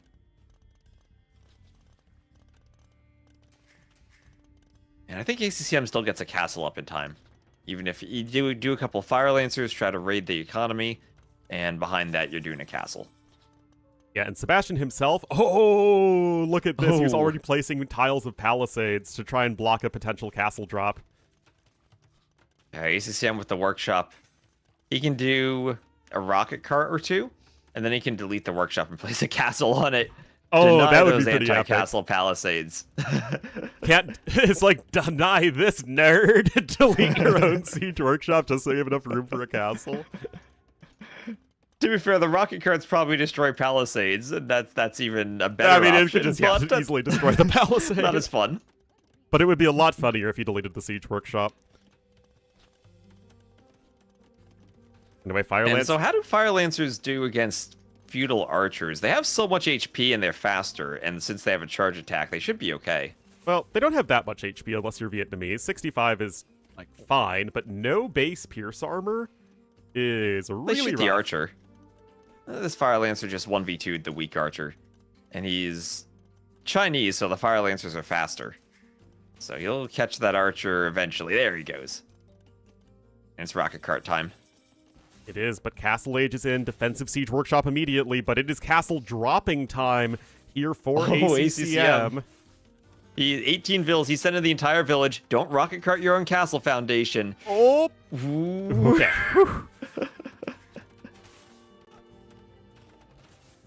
All right, here we are, guys. The Chinese, but you don't need a Tim castle. No Tim Castle today, and that castle will be successful, but what does Sebastian do? He just sends his eco back. He has no stone, and that is going to be a bit awkward. He's going to get crossbowman and bodkin, and at this point, Sebastian just needs to start trying to pressure his opponent's eco as it is all over the place. And that he is doing. I mean, he does have one spear chasing ACCM's vills. He has a couple of goats scouting. But right now, Sebastian is going to be 0 TC gaming soon. He has so many more res collected, but what's he going to do? He needs a TC somehow. Yeah, this is pretty awkward because the Chukonu are coming in, and at least traditionally, the Chinese mirror was about whoever had the bigger blob of Chukonu. Now, Chinese have changed a lot since then, but I still feel like it's a very tough unit for Chinese themselves to counter.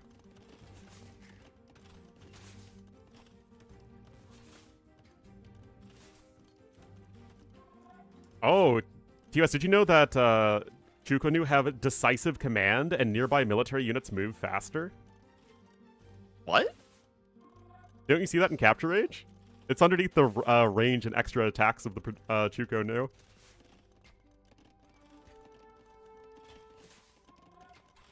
Oh. I did not know that. I'm pretty sure that's the text for Xinjiang. It's a bug, right? Yeah, it's a bug. They don't actually make it nearby units move faster. All right, TC has to be built here. Chukonu are coming in, and they are going to start to mow down those poor villagers. Oh, man. I love Chukonu. Such a fun unit.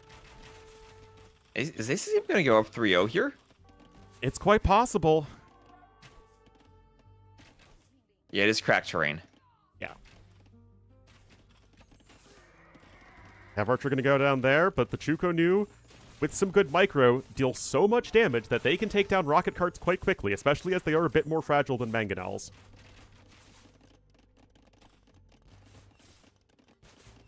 And ACCM says, check out my sick bodkin. The two mid-volley reloading units, the rocket cart and the Chukonu. Are there more? Towers, I guess. Yeah. Well, I guess any defensive building. Kipchaks fire everything at once. Yeah, just like mangonels. Yeah. What other... Maybe the... What's the civ with the machine gun arms? The shoe? The Shu, I think, also fire everything at once. Oh, but the War Chariots don't. The War Chariots absolutely don't. Oh, the war chariots, right. Turtles are kind of weird because they have, like, a completely different attack. Let's not talk about them. Let's not talk about how they ruined them. So split on the Chukonus, they'll dodge the rocket carts. 8 dead Chukonu right there.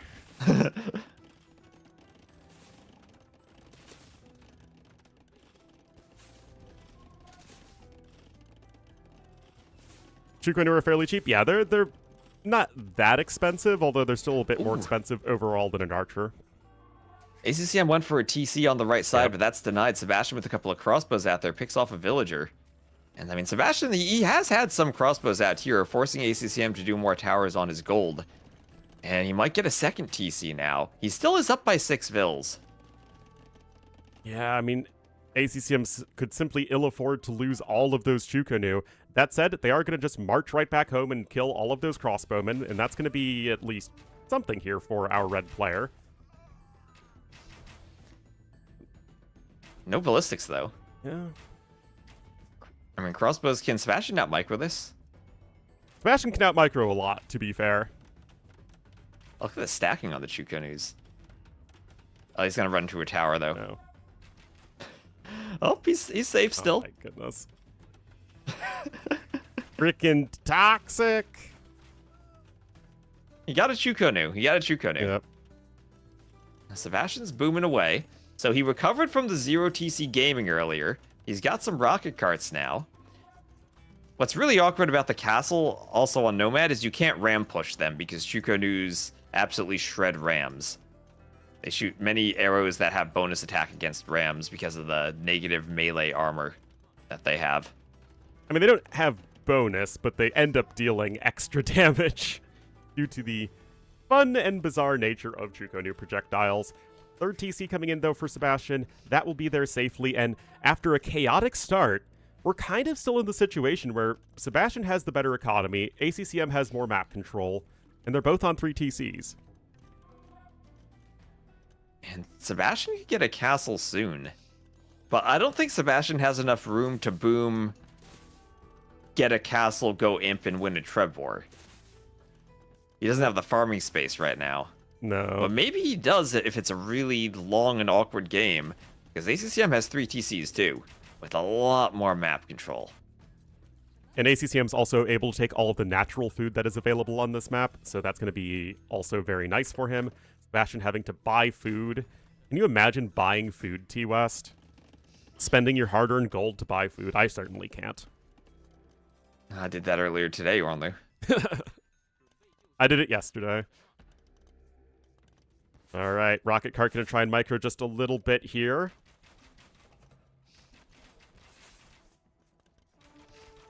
Much better micro there for ACCM than previously.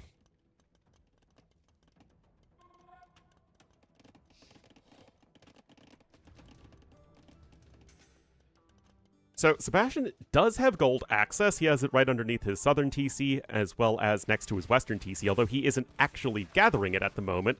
That said, the rocket cart hits are still absolutely fantastic and very much the reason he is still competitive in this game. And he can drop a castle probably between his TCs in just a moment. Yeah, the problem is what the castle, if he goes for his own TCs, doesn't give him any more map control. Maybe he actually needs a castle kind of to the southeast and secure more farming space. I got a better idea or to the north. Okay.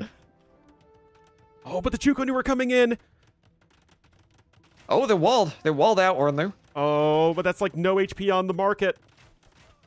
It goes down. Oh, no. How Do many you feel vills is blessed this? right now, T-West? Because I feel blessed. Doubt Castle here from Sebastian might just mean ACCM takes a 3-0 lead. Look at the vills dying. That castle 82%, but as the vills go down, the castle slows. No ballistics, though, so the vills are dodging and the castle goes up. Yeah, but... Oh, man. Without ballistics, you can't hit anything in DE. Nope. But most importantly, it is a matter of you lost so many villagers building the castle that Sebastian has lost his primary advantage in this game, which is his economy. ACCM is basically caught up in resources. He's adding in another town center. Again, ACCM is able to work with all of the natural food available. He has 4 farms and is still able to churn out bills. Yeah, the natural food. He's not going to the market to buy food. Nope. He's just going hunting and gathering, just like our ancestors.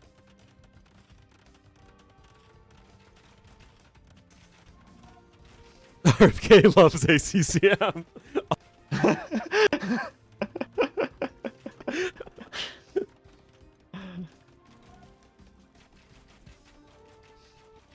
All right, but the Chukonu production is now starting for Sebastian. At the very least, he's been able to keep ACCM's Chukonu numbers fairly low, but right now it's just ACCM completely dictating this game. Yep, and now Sebastian, that's about a 15-vil lead for ACCM. But Sebastian's going to go for a mangonel push on the right. It feels that ACCM is giving some total domination here. I really think it's his experience shining through. The in-game decision-making and the preparation have both been just so fantastic. And although Sebastian's execution and game plan are both very good, he's just not quite able to make it work against the juggernaut that is ACCM. Juggernaut. Well, I think it's also just the kind of the problem on Nomad maps sometimes that you can struggle about how to stop castles if you go feudal aggression, but you struggle to do damage, and that all of a sudden the castle's on your face, and there's nothing you can do about it. It's something that you really need experience for, and ACCM has very significantly more Nomad experience than does Sebastian. I mean, ACCM is a old-school Vietnamese player. He was born in the darkness of Nomad. The darkness of Nomad. Indeed. Back when you didn't have Allied Vision at the start, you had to ping each other's TC locations. And then because you're trying to place your own TC at the start, you have to, when your allies ping their TC locations, you're not paying attention, and then you have to say, can you ping it again? Yep, and then you have to ask if it's their TC or an enemy TC. Yep, exactly. Ooh, oh, Sebastian, the unit control, sending some Shuko news underneath a guard tower. Maybe ACCM could do some murder holes, but that guard tower, pretty good at defending against the rocket cart push. It sure is, and oh my goodness, guys, this has just been such great play from ACCM. And I don't know about you two, West, but ACCM is just one of my favorite players to watch. I just feel like you look at ACCM play and you're like, why isn't everybody making these decisions? Right? It's like just really, really smart AoE too. And just as long as you're not watching him play against Leary. Yeah, just not against Leary. Yeah, but he does have murder holes. He does have murder holes. So there we go. Guard tower, murder holes.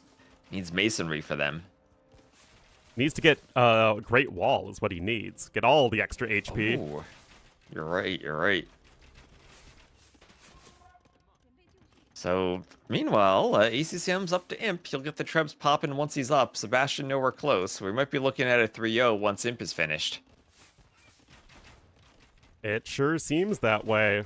And, I mean, Sebastian's a very calm player. He is not somebody who is going to get flustered and rage quit if he's down 0-3, but he certainly has a very tall order ahead of him.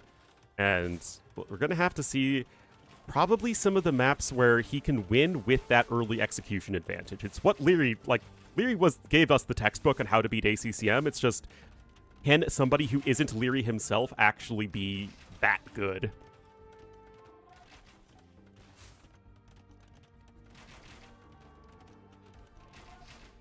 And more towers for ACCM, keeping map control. Another castle for Sebastian, which is another target for ACCM to treb down. Sebastian finally doing ballistics, but this game was just a disaster for him pretty much from the start. The TC and stone location for ACCM were great. And I still don't know why we restarted the first game. Yeah. I felt like Sebastian was in a much better position there than he was here. Well, Sebastian still had the much better early game here. The tower rush just didn't quite do enough, though, and ACCM's gold was never discovered.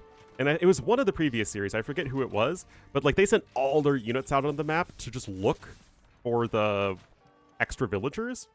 And I think that would have made a huge difference there, as ACCM does indeed take the 3-0 victory. Wrong spec delay? A wrong spec delay. Once again, I'm saying, no spec delay for tournaments. It's a bad thing. Well, it's what Microsoft wants. Or, I'm sorry, World. It's wrong spec delay time, that's why the restart. If only that were something you could check in the lobby properly. Nope, has to be before the lobby. All right, T-West, so what do you think here for Sebastian? Do you think he can bring it back with the maps in general being more open and aggressive going forward? I mean, I feel like we've gotten the best 3 maps for ACCM out of the way, but at the same time, now you have to win 4 games in a row, and that is going to be crazy, especially with ACCM still having Vietnamese and Mongols as civs. Yeah, that is going to be tough. I think Sebastian probably felt most comfortable in the mirror matchup, but the thing is, when it comes to a Nomad map, weird stuff can always happen, even if you are the better player mechanically, even if it is a mirror matchup. You know, it's Nomad. Stuff happens.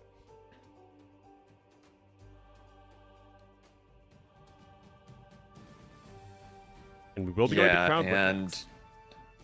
Ooh, okay, well that feels like it should be where Sebastian is most comfortable. Yeah. Crownwood. Crownwood, probably going to pick Magyars. Could go maybe Hindustanis. And then ACCM goes for maybe Jurchens. Yeah.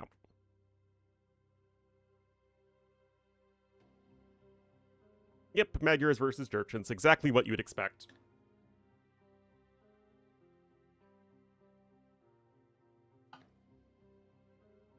Frownwood, no, Smilewood. Frownwood.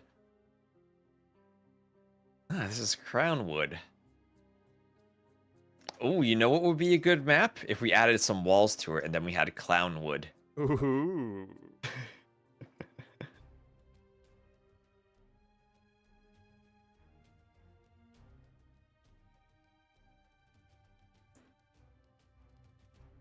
So, Civ matchup for Crownwood. Magyars, Jurchens. I generally think the Magyars are the strongest Civ on this map. Yeah, it's amazing what a difference Magyars got when they had the faster training Cav Archers bonus instead of the extra foot archer line of sight. Like, that turned them from kind of a mediocre Civ to just one of, if not the cleanest aggressive Civs.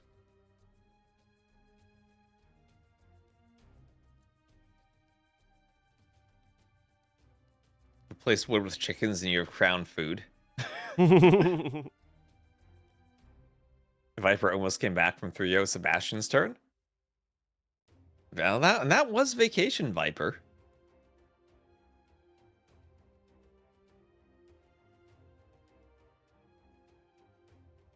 This is Sebastian in the Wonders mirror matchup.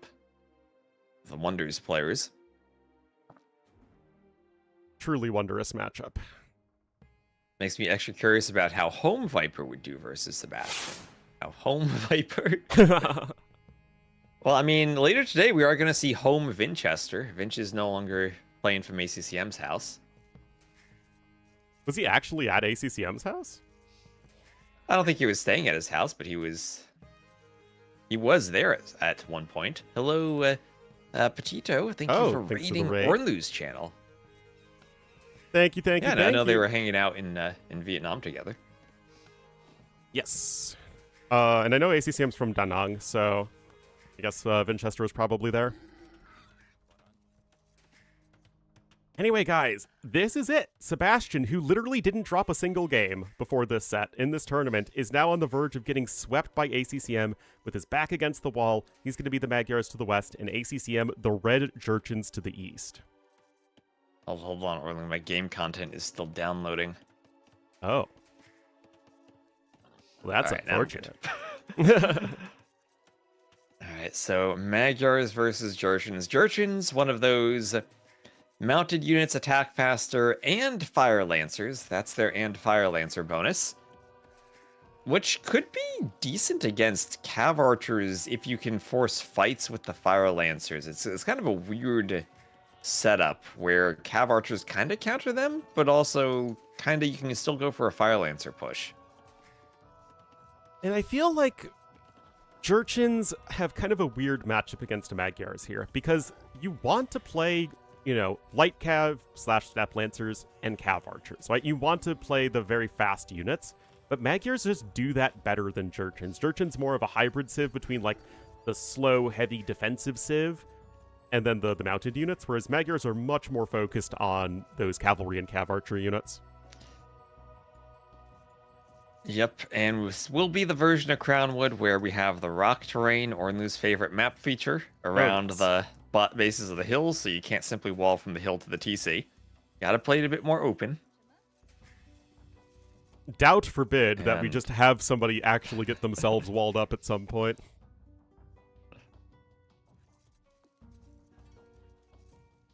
This is the first time we see... We've definitely seen Magyars here before. I think they're joking. We see Magyars literally all the time on this map. Okay. Okay, that's what I was going to say. I mean, you see them all the time here. Do the Jurchen scouts beat the Magyar scouts? Well, considering you're probably not going to take an early scout fight, you're going to wait until you get forging or upgrades yourself, then yeah, the Jurchen scouts will beat them. But then the Magyar scouts also are cheaper, so it's easier to pump them out, and you'll probably have a few more. And yet Jurchens also have the no decay on their animals, so they have a bit of extra food in the early game, so that all feels like it's kind of a wash. Yeah. You know what I think should have been the thing though, when the Goths should have gotten no decay on animals instead of their current bonus, and the Jurchens should just have a unique bonus. Oh, so the longer lasting hunt is better though than the no decay. Yeah, but like that's just kind of repeating the Maya though. I feel like the classic Goths should have gotten an actual unique thing, and then the Jurchens, they could just like completely rework the Three Kingdoms so that it actually makes sense for everything. But like, are there Not enough do the early Three game? Kingdoms at all. I just feel like there aren't enough bonuses to manipulate. Like, there's not enough levers in AoE 2 that you can create so many completely unique bonuses. Which, I mean, it's its own problem. You could just say we shouldn't have this many civs, but Maybe we should. I don't know. Maybe we already had the Chinese. I mean, to be fair, Jurchens are completely different people than the Chinese, the Han Chinese that are represented. So stable here for Sebastian. And will it be a stable? Yep, so Scouts War, Ornlu's Scouts War. So faster attacking scouts versus free foraging and cheaper scouts, with Jurchens having a bit of an eco bonus. They won't need to do farms for a while. Oh, Sebastian, that's a TC, Sebastian. In case you were wondering, I actually did a lot of training with Sebastian before this set. So I'm glad to see that my tutelage has paid off. Helping him run into the TC. Oh, yes. Almost a lag re there. Almost. Idling the TC, yeah. Has a TC ever killed a scout? Ornlu, would you care to answer that question? Because sometimes you're trying to do other things, and then the scout's just on its merry way scouting the map, and then it runs into the TC fire. So actually, ACCM's map kind of interesting. All of his golds are to the back, but both of the stones are forward. So against forward castle age pressure, will be hard to get a castle, but in terms of protecting the golds, he's in a great setup. Oh, and it's called the overforage, Larry Croft. That's the terminology I've always used, at least. The overforage. And yet, so quick range transition from ACCM. Not going to go full scouts. He's going to try to be walled up. And yet I like this for Sebastian. He's ahead in resources. He's getting his farming infrastructure down. He's got the horse collar upgrade. His opponent doesn't have that yet. I mean, he doesn't have any farms yet, but still, worth mentioning. And ACCM is going to, I guess, blink first and then go for the archers, which is going to be harder on his economy. Yeah, but the fact he doesn't need the farms makes it easier for him to do the forward archer, or the yearly archery range. Yeah. Gives him more wood. Now with the random rocks, you actually might be able to use those to wall. I guess would be nifty. Oh yeah, you can. You can use the flowery rocks to wall. And that's exactly what ACCM is going to do. Are those berries over foraged? Not quite. Nope. ACCM's been paying quite close attention to those. First farm now going to come in for ACCM as the sheep are eventually going to disappear. Well, they're not disappearing, they're being eaten. Which means they disappear. Because they were there and now they're not there anymore.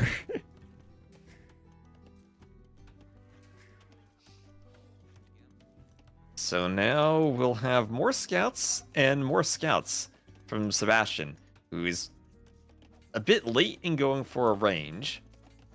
But moving out to gold now, Sebastian's not walled at all. He's long distance mining gold, and he'll go scout plus skirmisher with bloodlines, maybe? I think that would make a plenty of sense. And I don't know if you guys noticed it, but if we have another hidden cup, one of the tells for Sebastian is that he always leaves his stragglers around as long as possible. So, like, he specifically didn't build a farm next to his TC so that the straggler could be completely taken first. Yep, I don't know farm any other theory. player that's like that devoted to doing that. Yeah, that's how you tell players apart, the farm theory. The farm You can see theory. he uses auto farm now. Oh yeah. Isn't that very standard? You'll still see most players, like especially in late feudal age, like we're in right now, just go ahead and get rid of the stragglers. Yeah, next hidden cap, I'll have to remove all the stragglers from the map so we can't predict based on Oh. who leaves them or not. There you go. Well, Bloodlines is in, guys. So is the forging upgrade. Meanwhile, same deal for Sebastian. So it's going to be just the difference in army Ooh. composition. There was almost a hole for Sebastian, but he managed to get the wall up. The Ville might be exposed. Oh, nope, there's a hole between the house and the tower. So he can get the tower up, keep both of those lumber camps safe. And now Sebastian will just hoover around in the back a bit and try to find a way to engage, but the two spears will make it difficult for him, and he really won't want to fight on the hill. Both players have bloodlines now. With the tower, though, he's going to take the fight. Oh, look at that beautiful job there from Sebastian. That's what we want to see from him. Able to surround and kill most of the range units. That said, the Spearman was the last unit killed, so probably got like 2 extra pokes in that it probably shouldn't have. Still, moral of the story, that was a perfect engagement. 0 deaths. Yep, Ornlu would be satisfied with his Mongol 0 death playthrough with that engagement. And now ACCM, I'm kind of worried that ACCM, the way he walled, okay, yeah, he's going to fill it up, is that he didn't fully close this off. Yeah. And if Sebastian has that many Magyar scouts that can simply run in under the TC, he could cause a lot of disruption to the farms and disrupt the castle age time of ACCM. But now ACCM has so many villagers on gold, and he's just not spending it. And now, I mean, he's going to need a market to probably click up to Castle Age effectively, but he doesn't have the wood yet for the market, so that's a little bit awkward. And at the moment, things are looking pretty decent for Sebastian, who's still ahead in resources, by the way, guys, because he didn't wall, early on at least. Yep, and he's going for the market now. With the 8 fills on gold, he'll be able to buy his way up. ACCM still open on the front. He's doing a market now, and Sebastian could fight this, maybe. 1 spear, but I guess he wants to keep the scouts until the castle age. Yeah, Sebastian's got Loom. That's not an issue. Notably, though, Sebastian did have to invest in that defensive watchtower, as he's going to make his own sort of rectangular base. And a pill-shaped base. We debated one line of rock on the edge of the map, but I'm pretty sure players still would have walled then. Just make a circle instead. And just make a circle. So castle age for both at just about the same time. Ville counts are equal. There's not been a single Ville death this game. Gonna have Town Watch for Sebastian, but not for ACCM. Yeah, Sebastian's still a What is little ahead that? in resources, though. Neither player has expanded to that second wood line yet, but right now Okay. Sebastian ahead by 700 food and a few hundred wood. So, honestly, nice job from him so far. And if we both see these guys transition into Cav Archers, it feels like it's going to be a lot better for Magyars over the long run. Yeah, faster to train, and then the availability of recurve bow eventually. Earlier on, the Jurchens will have the faster attacking bonus, but then they don't have Thumb Ring, and they won't have Parthian. So you don't want to go long run Cav Archers against the Magyars. The longer it goes, the worse it gets. Yeah, I have no idea what you even plan on doing late game versus Magyars. Probably need to rely on some rocket carts with thunderclap bombs. Maybe Iron Pagodas with rocket carts? That feels expensive. Well, at least Iron Pagodas are cheap on the gold cost, so that's something. This is a relaxing game. This is an open map that you're far enough apart. Sebastian probably feels very comfortable against ACCM on it. Oh, gonna surround and kill that poor reinforcing scout cavalry. Castle Age time's almost identical, and we will see that Cav Archer transition from both players. And actually also a defensive tower from ACCM, so that's not even an advantage he has anymore.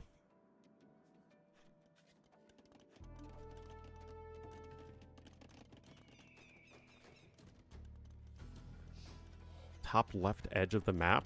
Oh yeah, I see what you mean, like for Sebastian. Yeah, that could have been better. Oh yeah, over there. Yeah, you could have done a full semicircle around the quarter of the map to all the wood lines. Quarter circle there. Sebastian also going to have wheelbarrow. Get his free. Sebastian's stand ground box formation at the front as he micros at home and loses some skirms. And it's not the biggest deal to lose those skirmishers, but it's still not something that you would prefer to do, especially if they are pretty good at sniping monks, or if you need to make a skirmisher transition in a little bit. That would be nice to have, but not the end of the world. Cav Archer production for both players. That said, Sebastian's still developing his eco upgrades better. And husbandry for ACCM, so he'll be husbandry for both. Kind of just an auto click now with how cheap it is. You add the husbandry so you ride your horses faster. Always super important. Both players at 6 Cav Archers. Both are on 2 archery ranges, I believe. Yes. So still going to have the advantage in production as the Magyars. But that 1.6 reload time, very, very nice to have. Yep, they're basically Mongol Cav Archers now. They are exactly Mongol Cav Archers right now, in fact. But just don't have the option of thumb ring. Yep. 9 kills now for both players. Sebastian still 400 resources ahead, and neither player feels comfortable or safe enough to add a TC, as we're just going to get ballistics now for both players. Yep, and scale parting armor too for Sebastian, so he wants to keep using those light cav in the fights.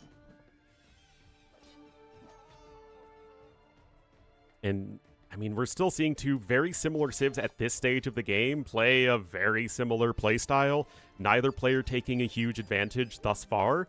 And that's something I think ACCM's got to feel pretty happy about, because ACCM, if he's going to feel weak versus Sebastian at any point, it is going to be in these early game, very execution-oriented types of AoE2 where they're both mirroring each other, but ACCM's doing fine now. It still feels like the Magyars are going to scale much better with Cav Archers. I agree. Sebastian with 5 vills on stone, actually, so this might be castle and... Well, you're not going to get recurve bow until the Imperial Age. So That I'm could not just sure be what the for some castle Magyar does. Hussars. And he's also still adding in even more light cav, and he's going to try and maybe surround ACCM at the moment, who's going to try and juke his opponent as best he can. Yeah, he's going to have to run all the way around the map. Now his light cav shouldn't be able to get in on that wood line. There's a tower there defending already. And now the Cav Archers from ACCM just going to run across the hill and try to pick off light cav. Take the best fight they can, but Sebastian happy to trade light cav for Cav Archers as he's got Thumb Ring coming in. Oh my goodness, ACCM killed a wild horse. What a jerk. Well, he doesn't want Sebastian to collect 10 of them and then deliver them to an ally for a bunch of Mangudais. Infinitely given Mangudai, in fact. Yes, Sturgeons have bombard cannons. It is going to be one of the more helpful tools in this matchup, although I think rocket carts versus Magyars might be one of your only decent bets in the long game. It's still just so tricky to go for siege against Magyar Hussars. It is. Cannon or carts or whatever. They pick it off so efficiently as long as they have castles. T-West.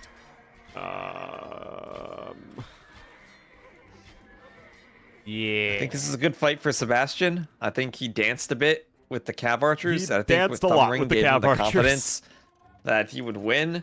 And that's the type of thing that you see the way to beat ACCM. You out-execute him in fights like that. And now things that looked like they were scaling better for Sebastian finally snowballed into a good fight. There's heavy plows. He starts to get up more TCs. He's thinking about where to place them. Gonna put it on a gold. Can't really TC wood all that well, so he'll go for gold. Yeah, it's basically just TC what you can. Oh, hey, the light cav made it in. That's not really what ACCM is looking for. We'll lose another villager. I don't know, T-West. I feel like ACCM is going to struggle to ever recover from that fight. It snowballs when you're just doing one unit, and you're both one TC, and one fight doesn't go your way. I mean, ACCM's going to try and add another TC over there to the west. He's mined a ton of gold, but he's so far behind in food especially, and that food has translated to a lot of extra light cav that have been used very effectively by Sebastian this game.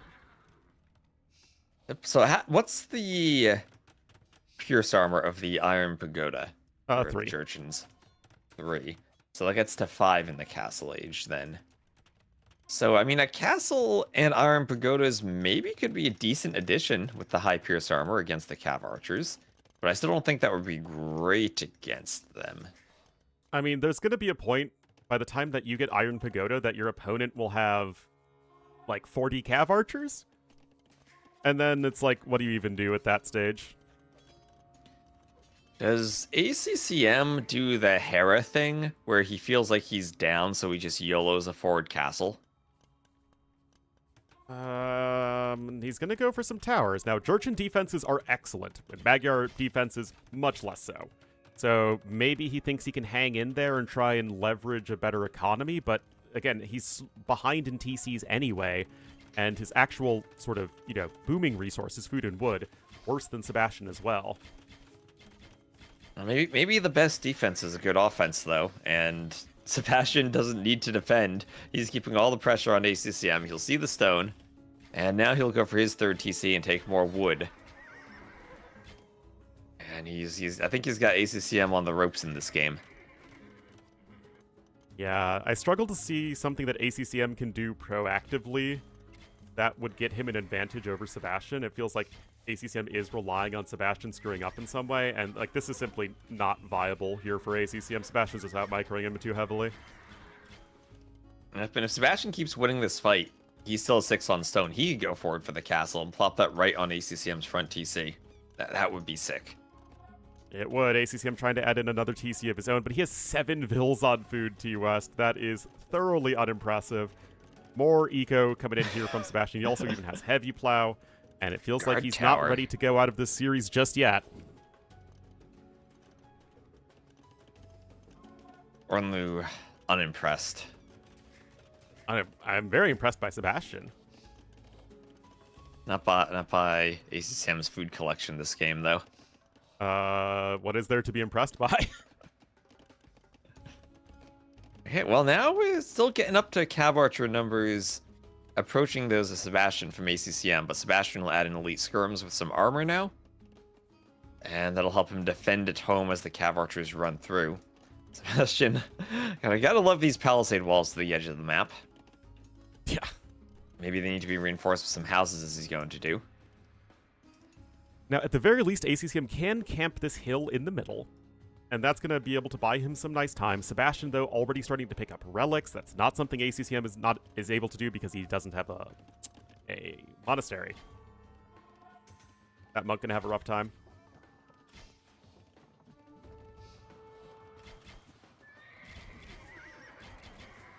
This is still a good fight, I think, for Sebastian. Yeah, dancing fight for Sebastian on the Cav Archers. He has the skirms added in, too. Yeah, that's easily a much better fight for Sebastian.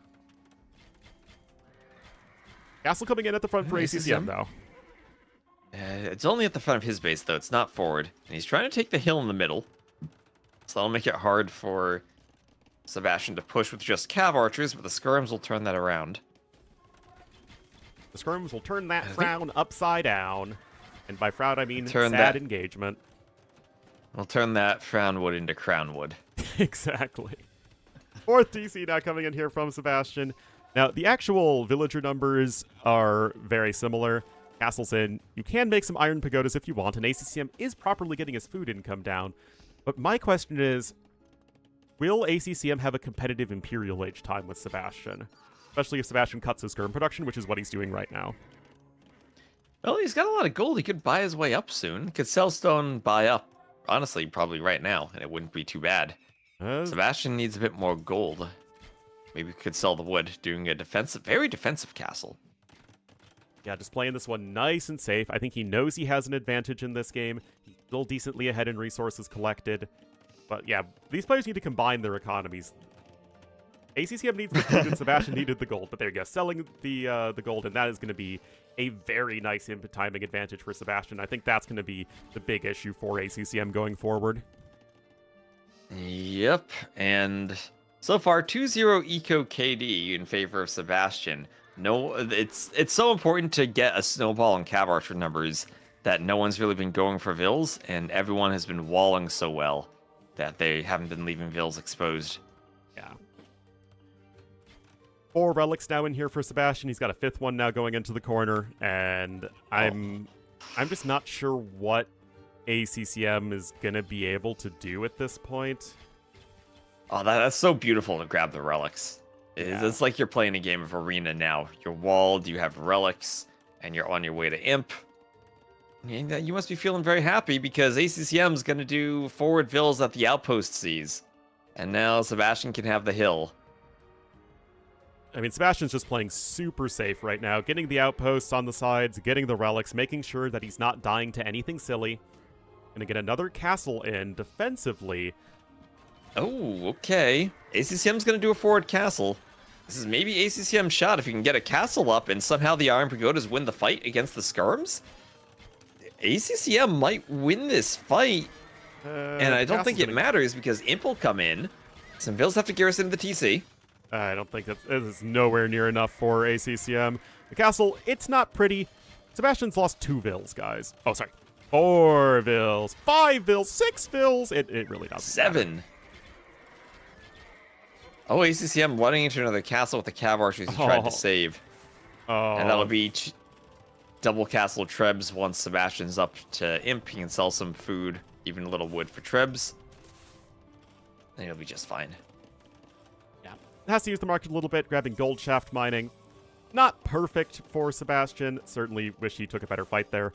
But at the same time, he's going to be the one in Imperial Age. He's still ahead by a couple thousand resources. Yeah, it's so odd how close the scores are, because ACCM, I guess, has a better KD.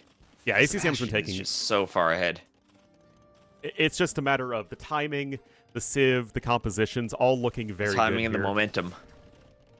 Yes, we can say that if we want. ACCM clicks up, but I don't see how you're going to be taking this. We have the double Treb production in. You're trying to go Iron Pagodas, so going Iron Pagodas when you are going to be losing your castles, it doesn't really feel very viable. And the Cav Archers are only going to be getting better for the Magyars. Sebastian will go for the Imperial Age douche on that gold mine, but ACCM will counter with a tower to try to stop the TC. Oh, here come the Iron Pagodas. Oh, that TC might not go up. Quick walling. Rocket cart on the way. Here comes some Cav Archers. Adventure on the TC.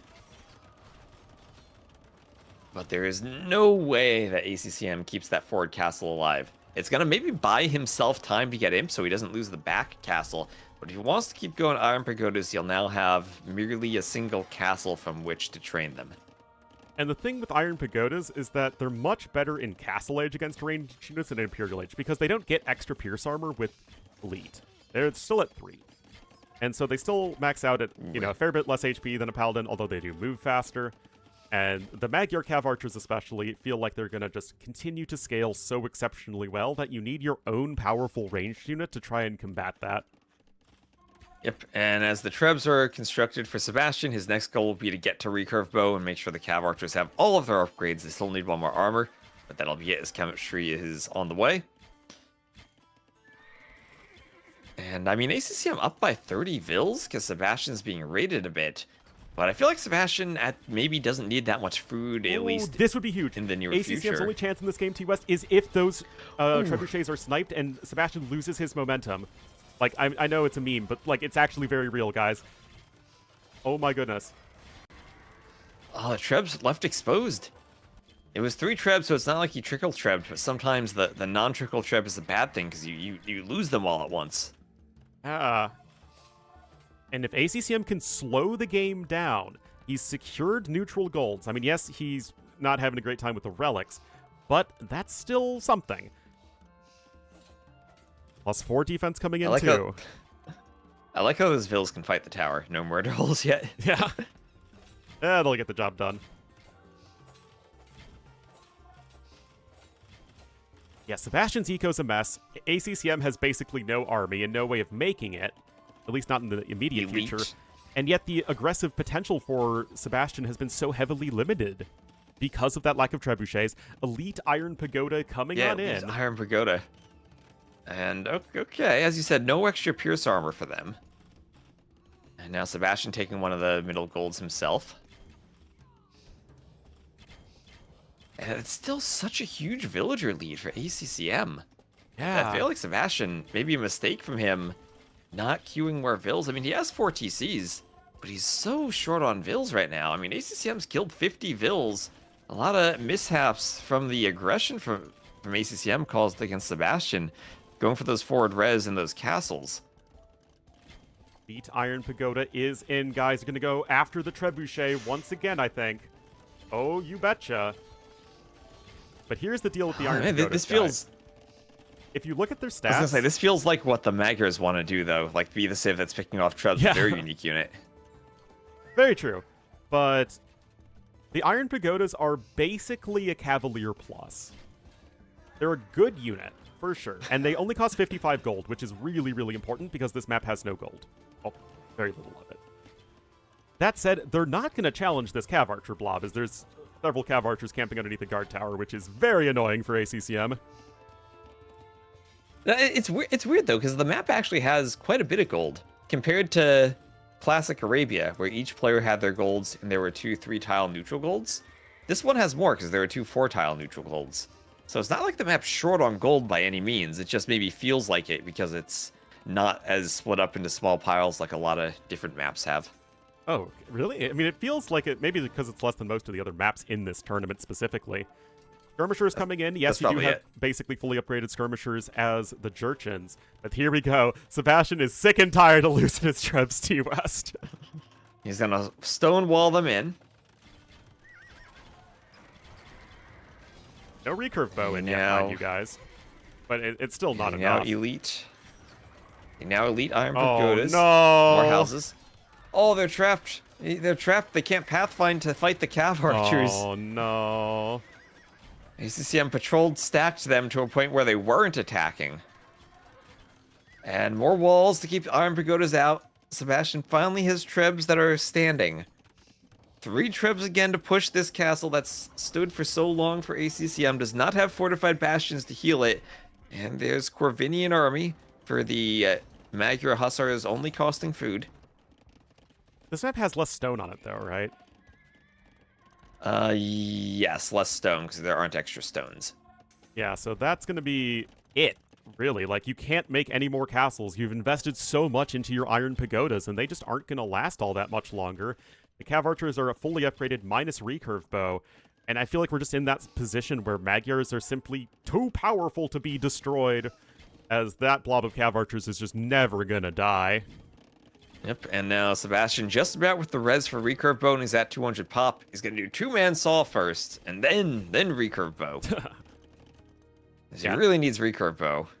He has to remember it, though. Has to use his mind and think, wait a minute, I'm the Magyars. I need my unique tech, my recurve bow. But other than that, he's still in a great spot. The score is starting to pull in his favor finally. Bit of a raid at home, but that could open up more Vil spots to go Cav Archers. Yeah, and the thing is, even with all of those Vils that ACCM killed earlier, Sebastian had such a big eco lead at the start that Sebastian's still ahead in res collected. Also, ACCM is missing handcart, which is a huge issue. That said, he is attacking an archery range instead of enemy skirmishers, which is pretty silly. That said, again, it still feels like Sebastian is doing everything he needs to get towards the victory. He's getting to Elite Magyar Hussar plus Cav Archer. Like, that beats almost everything. Yep, and here comes some Hussars from ACCM, but, oh, that's a big box formation from Sebastian. Sebastian has 40 villagers on gold. ACCM is straight up out of it. He has 1 relic to 5. There's a little bit more in his I think. Where was that final relic? It's being held by ACCM's monks. It'll be 5 to 2 relics at the end, but Sebastian's had his much longer as well. Yeah, Sebastian already 2.5k relic gold. ACCM just got his first.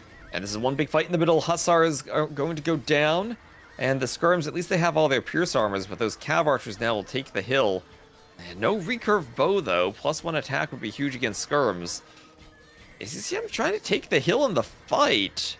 I mean, this is as good as ACCM could ask for. I don't think it's enough, but that is still as good as you could ask for.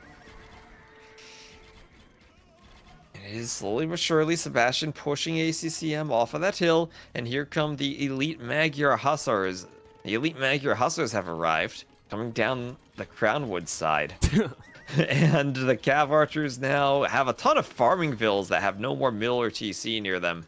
And we're just still waiting for recurve bow from Sebastian. You can even buy it now if he pays attention to his eco setup. Yeah, just not having any more stone left. Sebastian's going to have 4 castles, all in a beautiful spot to prevent any sort of raid from being successful. So Sebastian just making sure that he is dotting his I's and crossing his T's. He's developed an army composition that is absurdly powerful, that ACCM has no means of challenging in a direct fight. And now that he's prevented the raids from doing anything with all these castles, now an indirect strategy isn't going to work either for ACCM. And Sebastian does indeed have that T and an I in Sebastian, so good to be able to cross and dot them properly. And ACCM's being raided now.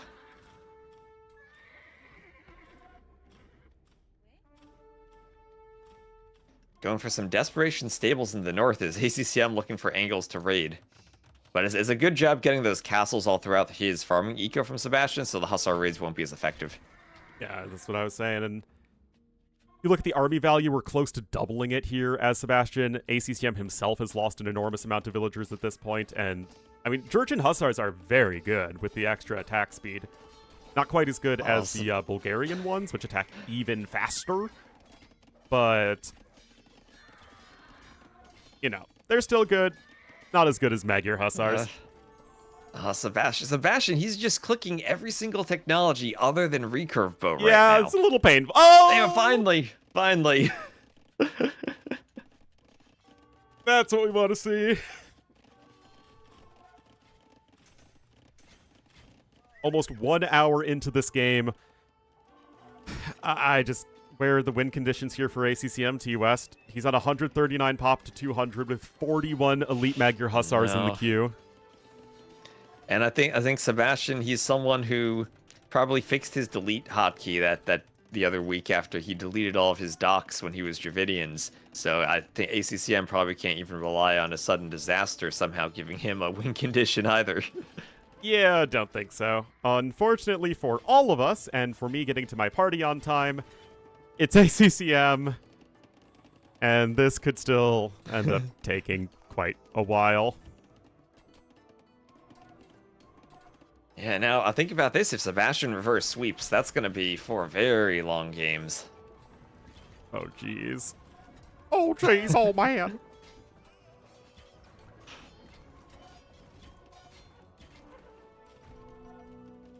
That's true. Sebastian deleted an archery range against Hera and still won. He sure did. Yeah, we're closing in on 4K score difference. Not quite 5K. Do Magyar Hussar 3-shot skirms? It's 15 attack, 3 melee armor, so 12 attack into 35. Yeah, they do. And, I mean, Sebastian, he isn't even suffering much from raids because of the defensive castles. He's slowly but surely pushing into ACCM's economy. Maybe ACCM hoping that now that the map is out of gold, he might have the better trash line, but that's not going to happen against the Magyars when they have recurve bow heavy cav archers that are going to be so far away from the fights they don't die. You can even do herbal medicine if you're Sebastian, but now he's 81 on food, and he's going full Magyar Hussar spam, as he's going to keep the cav archers in the back, spam the Magyar Hussars, and his population is set up exactly how it needs to be for the late game, especially with 5 relics. Oh, look at that army melt. Yeah. Look at the skirms melt. There we go. There we go. Sebastian on the scoreboard. Maybe the first step towards a reverse sweep.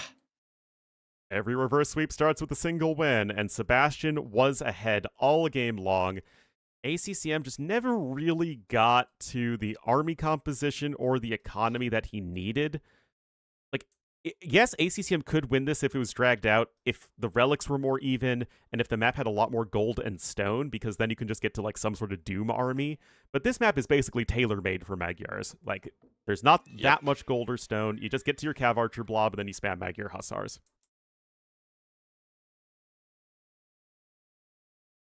So 4-3 for Sebastian. Chat's calling it. Don't be surprised if he pulls it off. Maybe he just needed to get warmed up. Yeah, You for just had sure. the first 3 games of the day before getting to this point. A little bit more draft priority there, but still not that big of a deal. Difference, I guess you could say, in favor of Sebastian. That was his home map, and that was a win for him. But now we have Black Forest, Border Dispute, and Cenotes, all of ACCM's home maps. Feels like Sonota is probably the one where Sebastian would be most comfortable. Yeah, maybe. ACCM master plan going from 3-0 to 3-3 to 4-3. I mean, we could be in a situation where ACCM has Vietnamese on Cenotes. The opposite of last week, Yeah. but no Khmer for Sebastian. Well, I'm gonna take a quick break. ACCM, T West. You enjoy entertaining chat. All right, chat. You have any Ornlu jokes to tell, chat? Maybe we can get some Ornlu jokes going.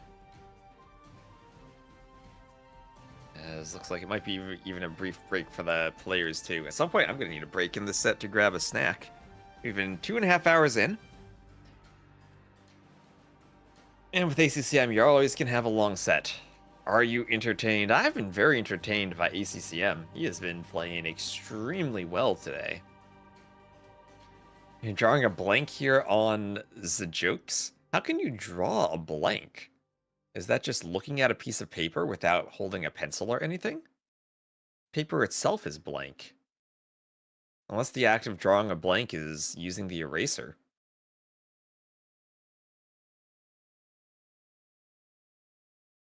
Erase the doodle, Bob.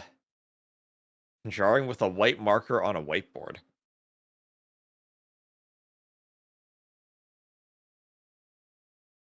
Isn't that the right expression? It is an expression. It is an expression. I'm making a pun. This is the Ornlu and T West chat. We enjoy puns here. That's how you can learn English, by enjoying the wordplay of horrible puns. Has Ornlu been out-microed by Genghis Khan today? No, he's been out-microed by the 4 light cav and 4 cav archers that Genghis Khan sent forth to unite the tribes, instead of doing it himself with his large horde. And we will have Black Forest. Oh, so Ornlu had better get back fast, because we're going to have a Vil fight.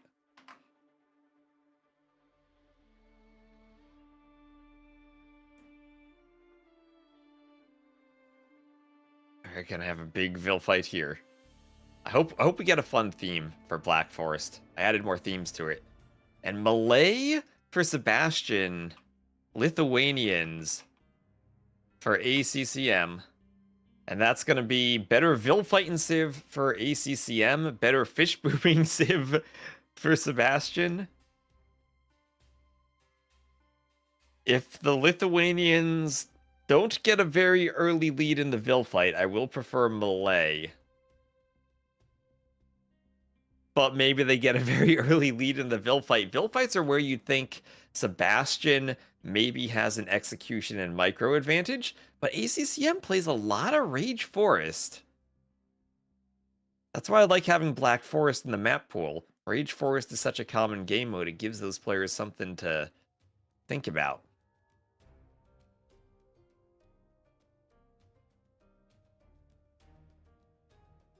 Your first AoE version was a bug where you got Genghis Khan and nothing else in that scenario. No Ornlu in that scenario, nothing else?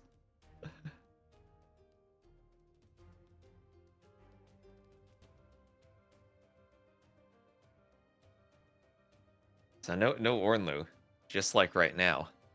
Enough joke he's back. Is he back?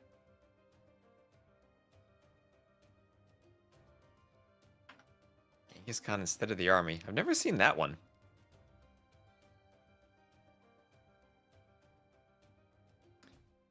So also remember, Lyria versus Winchester will be the next set after this one.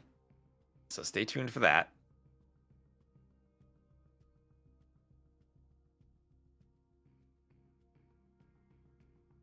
I see Doubt and Slam are playing some team games right now. Ooh.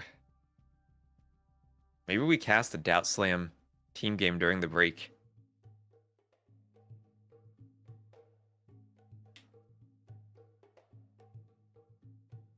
here we go. Ornlu's not back, but the players are ready. Let me get the scoreboard set up, get them on their right side. So, Vil fight time. We'll have ACCM and Sebastian. Sebastian lures a boar right away. And then triple check that there are 3 boars for each player. There are.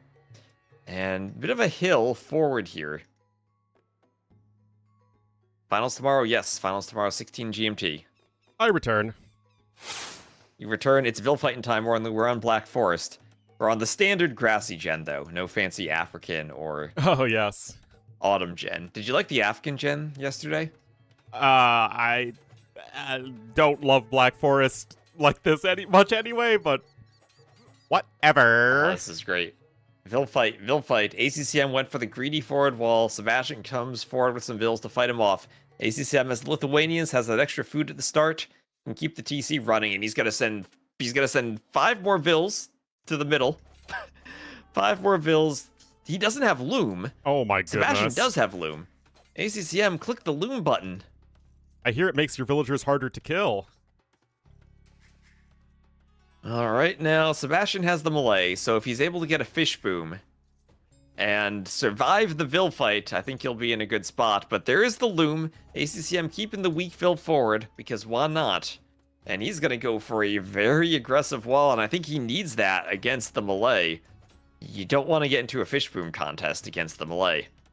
Well, I think the bigger thing is that Lithuanians are such a worse Black Forest civ. If you're not Vil fighting, I think it's smart of Sebastian to realize that your strength in this matchup is not the Vil fight. So, force your opponent to commit, for sure. But at the end of the day, just lean into your strength, which is going to be the economy. Just need to add in 1 more tile of wall there. That's... What? Yeah, there he goes. Now ACCM's going forward. Doing a lumber camp in the passage. And he's forward now. Scouts attacking each other. Here come the Vils. Yeah, and if you're ACCM, ACCM, yeah, you that's might a want to blue try and get wall. a forward dock as well. Yeah, and ACCM... Ornlu, you definitely can tell that those are different colors, right? It's not like Yes. a... Oh, you know what? No, they're playing cyan blue. Maybe they're similar enough that ACCM doesn't realize. Oh, but it's they're end segments, right? Which means that they're opposite, and you can see there is even a deletion regardless. Oh, why'd Sebastian delete that? Both scouts are probably gonna die. No, Sebastian saves his. And now the crucial thing is ACCM actually is forward to the point where he could dock the pond if he wanted to. But choosing not to.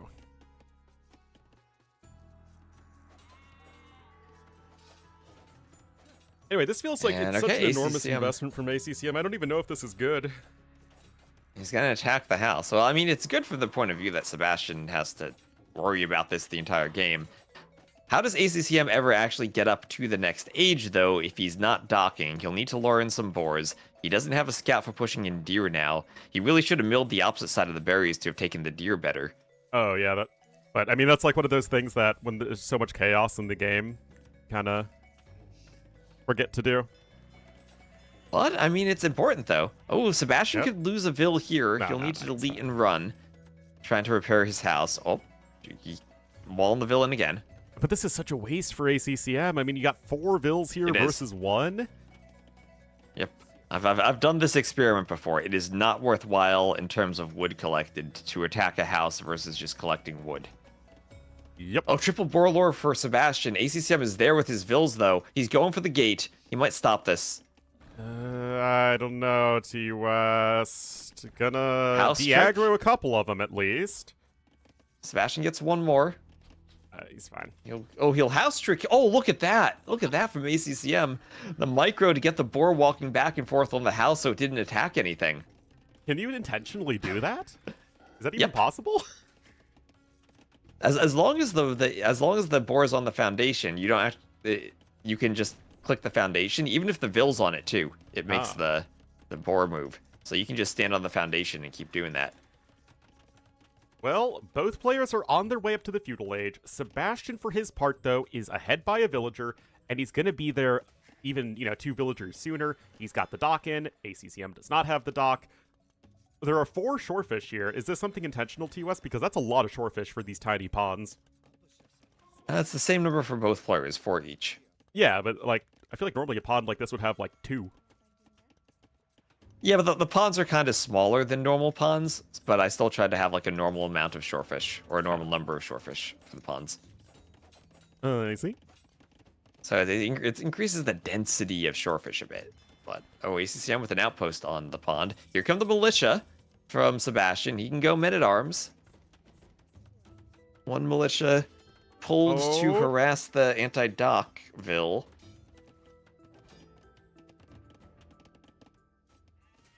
That's a range. And at the very least, ACCM's own eco is quite streamlined behind this, so no problems for him there.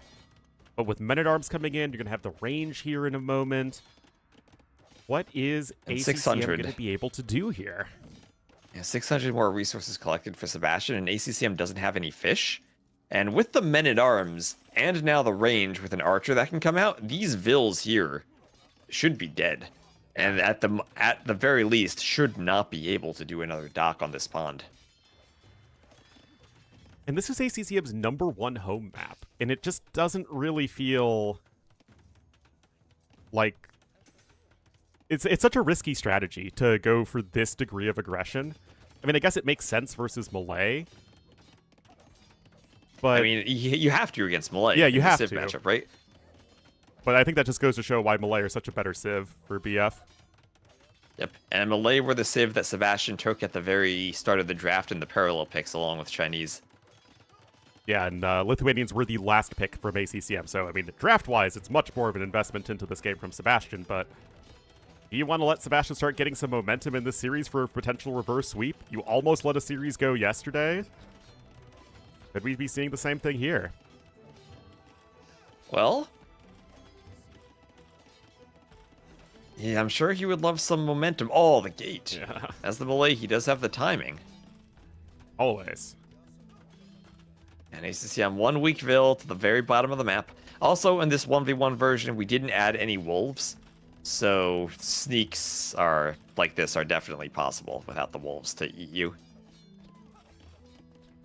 Yeah, that's going to be maybe ACCM's only hope, because I struggle to see how he's going to be getting any advantage anytime soon. He's going over to stone. He is getting fletching. Have to be careful with your repair vills, but ACCM's doing a good job of that.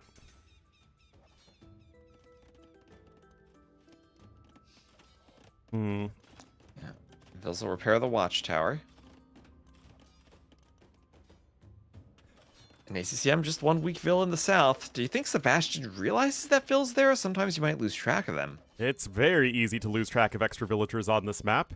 So Sebastian, that's really the only way I see him losing this game, is if he gets completely caught off guard thinking that his opponent is all done in his base.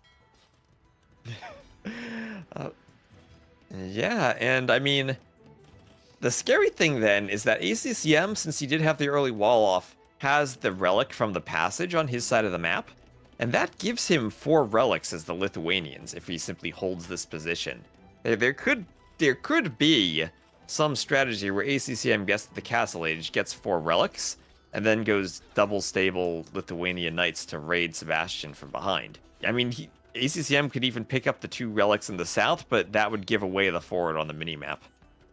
Yeah, I mean, it's not inconceivable that our red player wins this game, but it is going to be very tricky. And he is only 1 game away from, by the way, his first S-tier finals, I think. Yep, he did win Wandering Warriors Cup 2, but that was only A tier for some reason.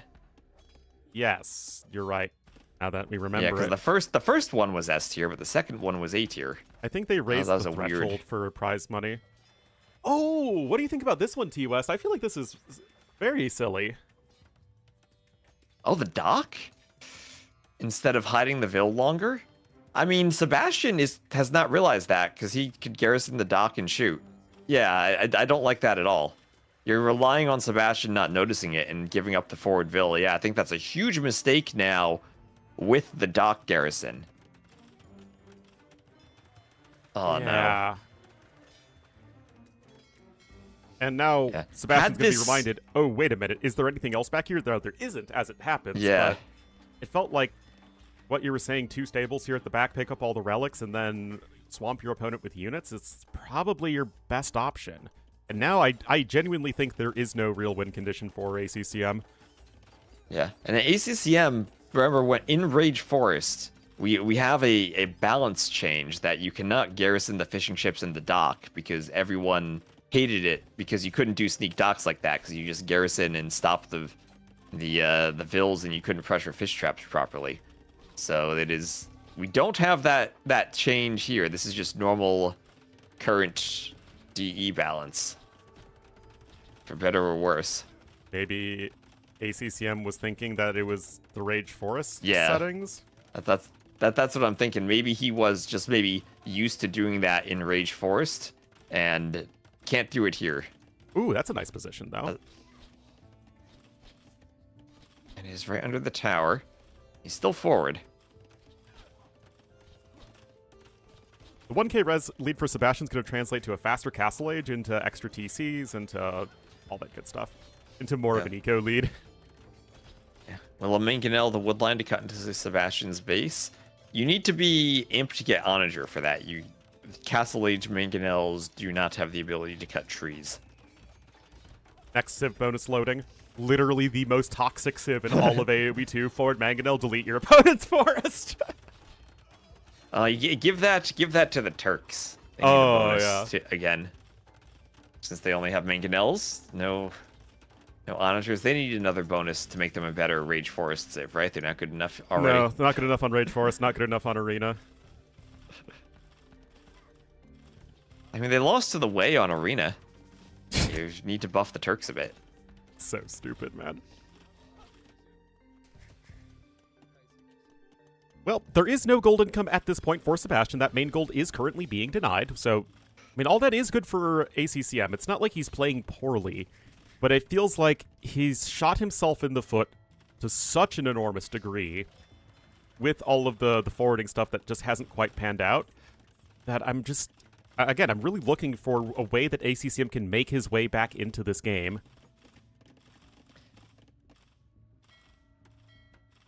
I love how when you say make his way back into the game, and I'm like, dang it, he's the Lithuanians, not the Way. No. No way-based puns right now.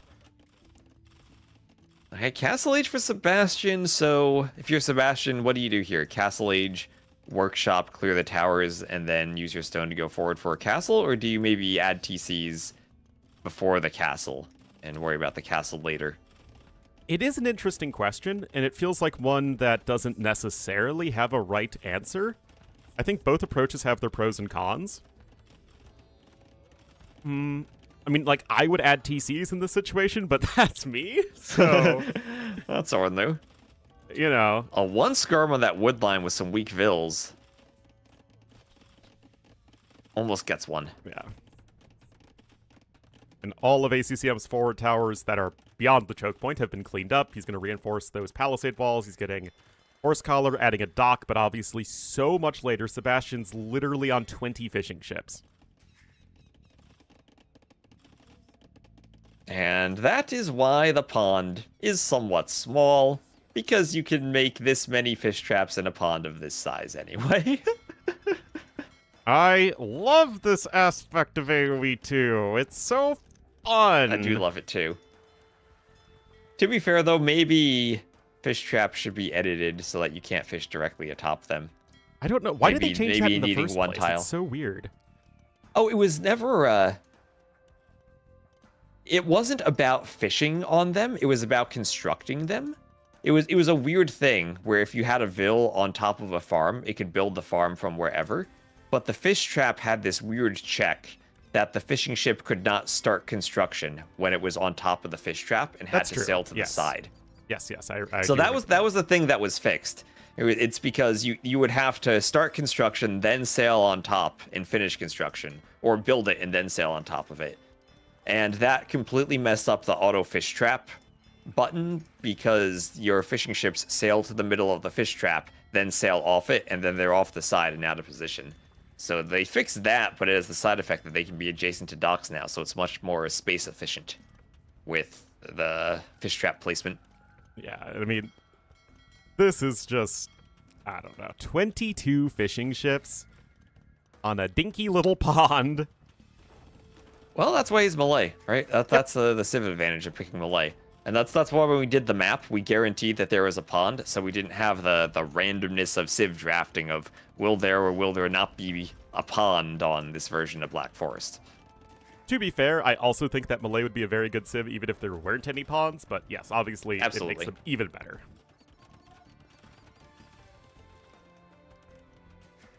Anyway, extra TCs are coming in as well, so Sebastian's eco is gonna get huge. And so long as he has a competitive Imperial Age time, which remember can be a lot later for the melee, Sebastian just needs to get a defensive castle, get arbs, and he should be good to go. You should have guaranteed no pond. I think it's a bit more fun with a pond, and at this point the fish boom feels kind of characteristic of the map. And there's Not that in my empty mind.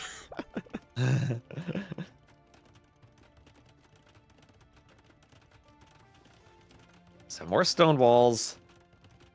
And ACCM, it's not like he can break through walls and then charge through with a bunch of Lechai. He just has some feudal age archers. And he's going to go Imp 2 with monks. But that'll be Imp against the 3 TCs of Sebastian when Sebastian's up so much faster. And Sebastian now doing the university on the way up, so he'll be able to do chemistry and bombard cannon along with the Trebs.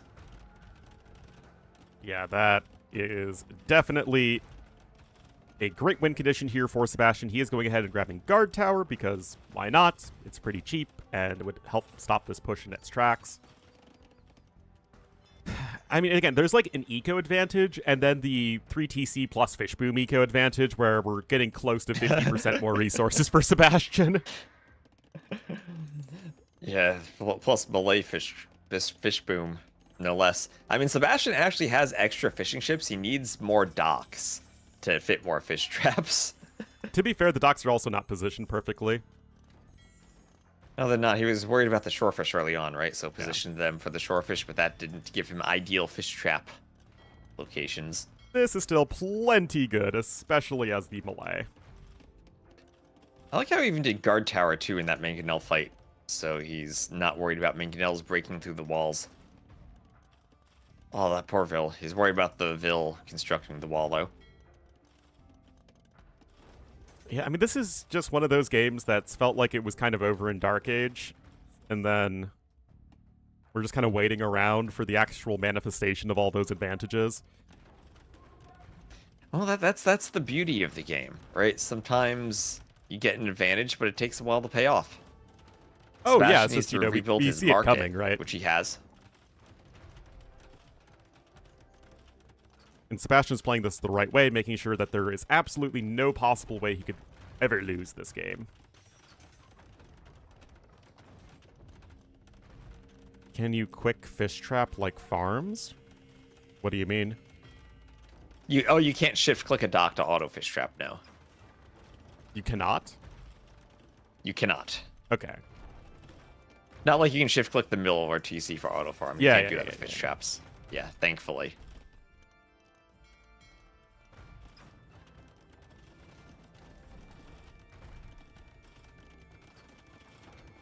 Chemistry coming in. I don't know, guys. I don't know.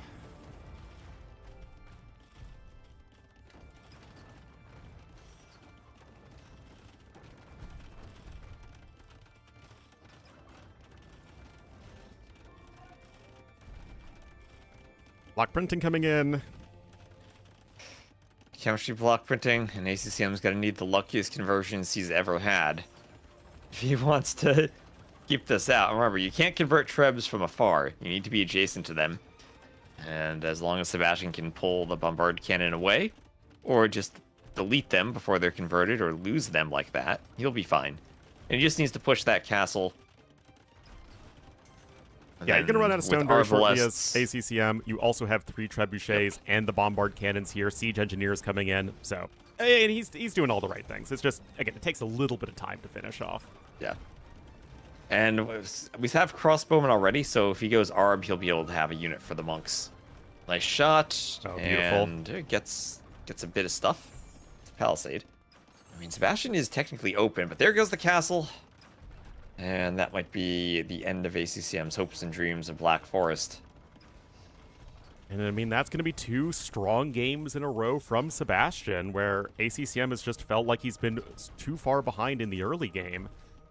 And that's how Sebastian's going to be winning this series. If we can get more and more of these maps where if ACCM is hitting Castle Age with a big disadvantage, then there really isn't anything he can do.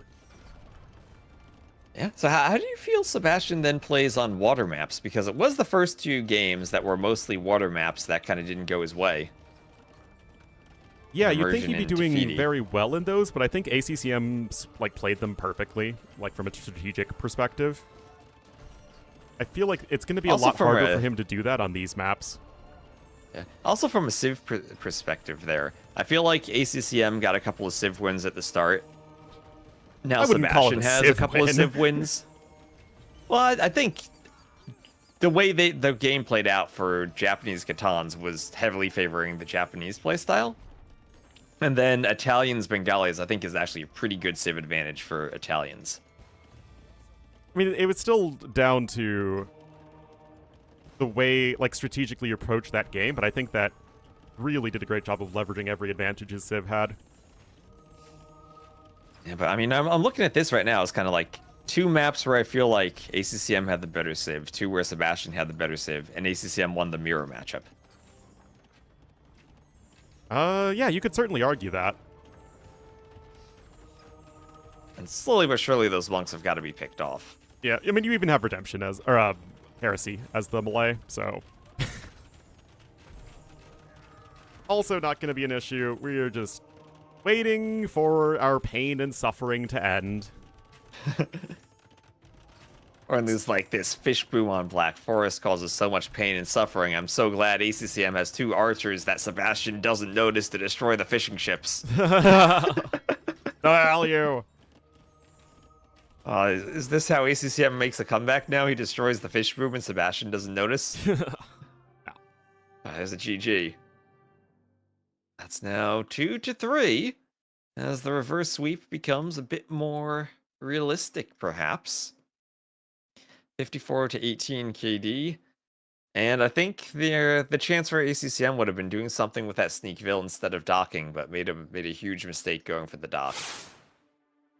For sure, for sure. And it is not ideal at all for ACCM. That said, it was a big, big draft differential there. So Sebastian has used his top 5 civs. ACCM still has his 2nd and 4th pick left. So in theory, Vietnamese that and should set Mongols. himself up quite well. But Border Dispute and Cenotes are 2 maps where Sebastian's going to be extremely good. And Spanish can be tricky wherever you use them. Mm-hmm. Right? Like, getting conquistadors on Border Dispute might be crazy. So that's I'm kind of thinking then Spanish Mongols on Border Dispute, then maybe Hindustanis Vietnamese on Cenotes? I think so. I think if you were going to play Malians, you would have played them by now. Yeah, that would have been for a hybrid map. Although we could see them on Border Dispute. We Go could. for the dock early and the mill Yeah. with the wood savings. That's certainly possible. All right, Ornlu, your turn to entertain the chat for a moment. I will be right back. No worries. Alrighty, guys.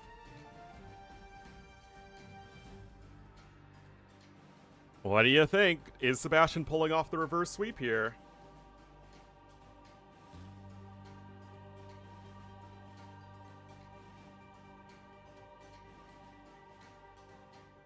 Entertain us. I'm just stupid and contagious. I won't sing the rest of the song. I won't torture you. I'll torture my viewers like that. I won't torture T West's viewers, even though there's a ton of overlap.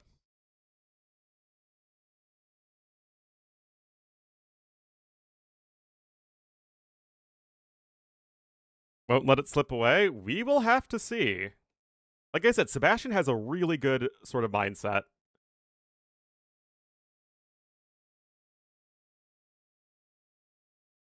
And even down so much, I do think that Sebastian, you know, keeping a level head, still playing well, doing what he needs to do.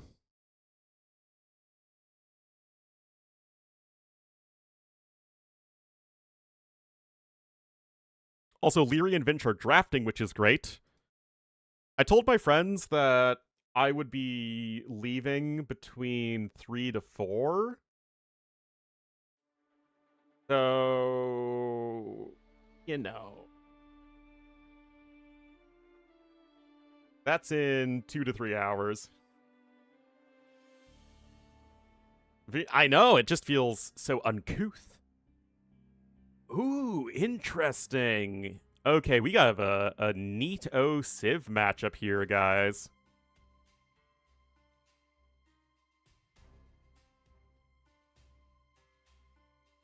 Drafting itself, I think, is very interesting in terms of the results of the draft, but the process in terms of a viewer experience is not very interesting. So from, like, a tournament hosting perspective, I don't know why you don't always do a draft ahead of time. You can talk about it before a series starts, or afterwards, or, like, in between games, but...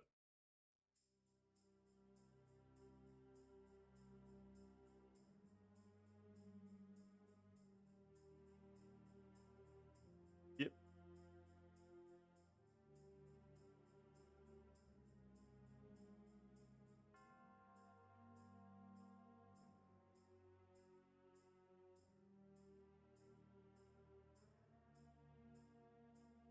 45 seconds. The live draft at Red Bull Warlords, I always think it's extremely dull.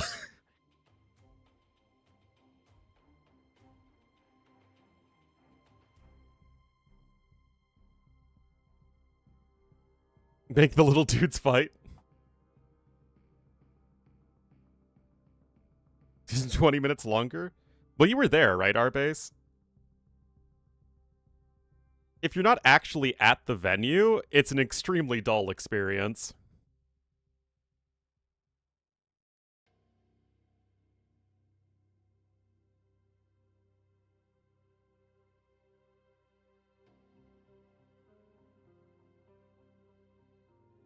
Arbase is always lurking.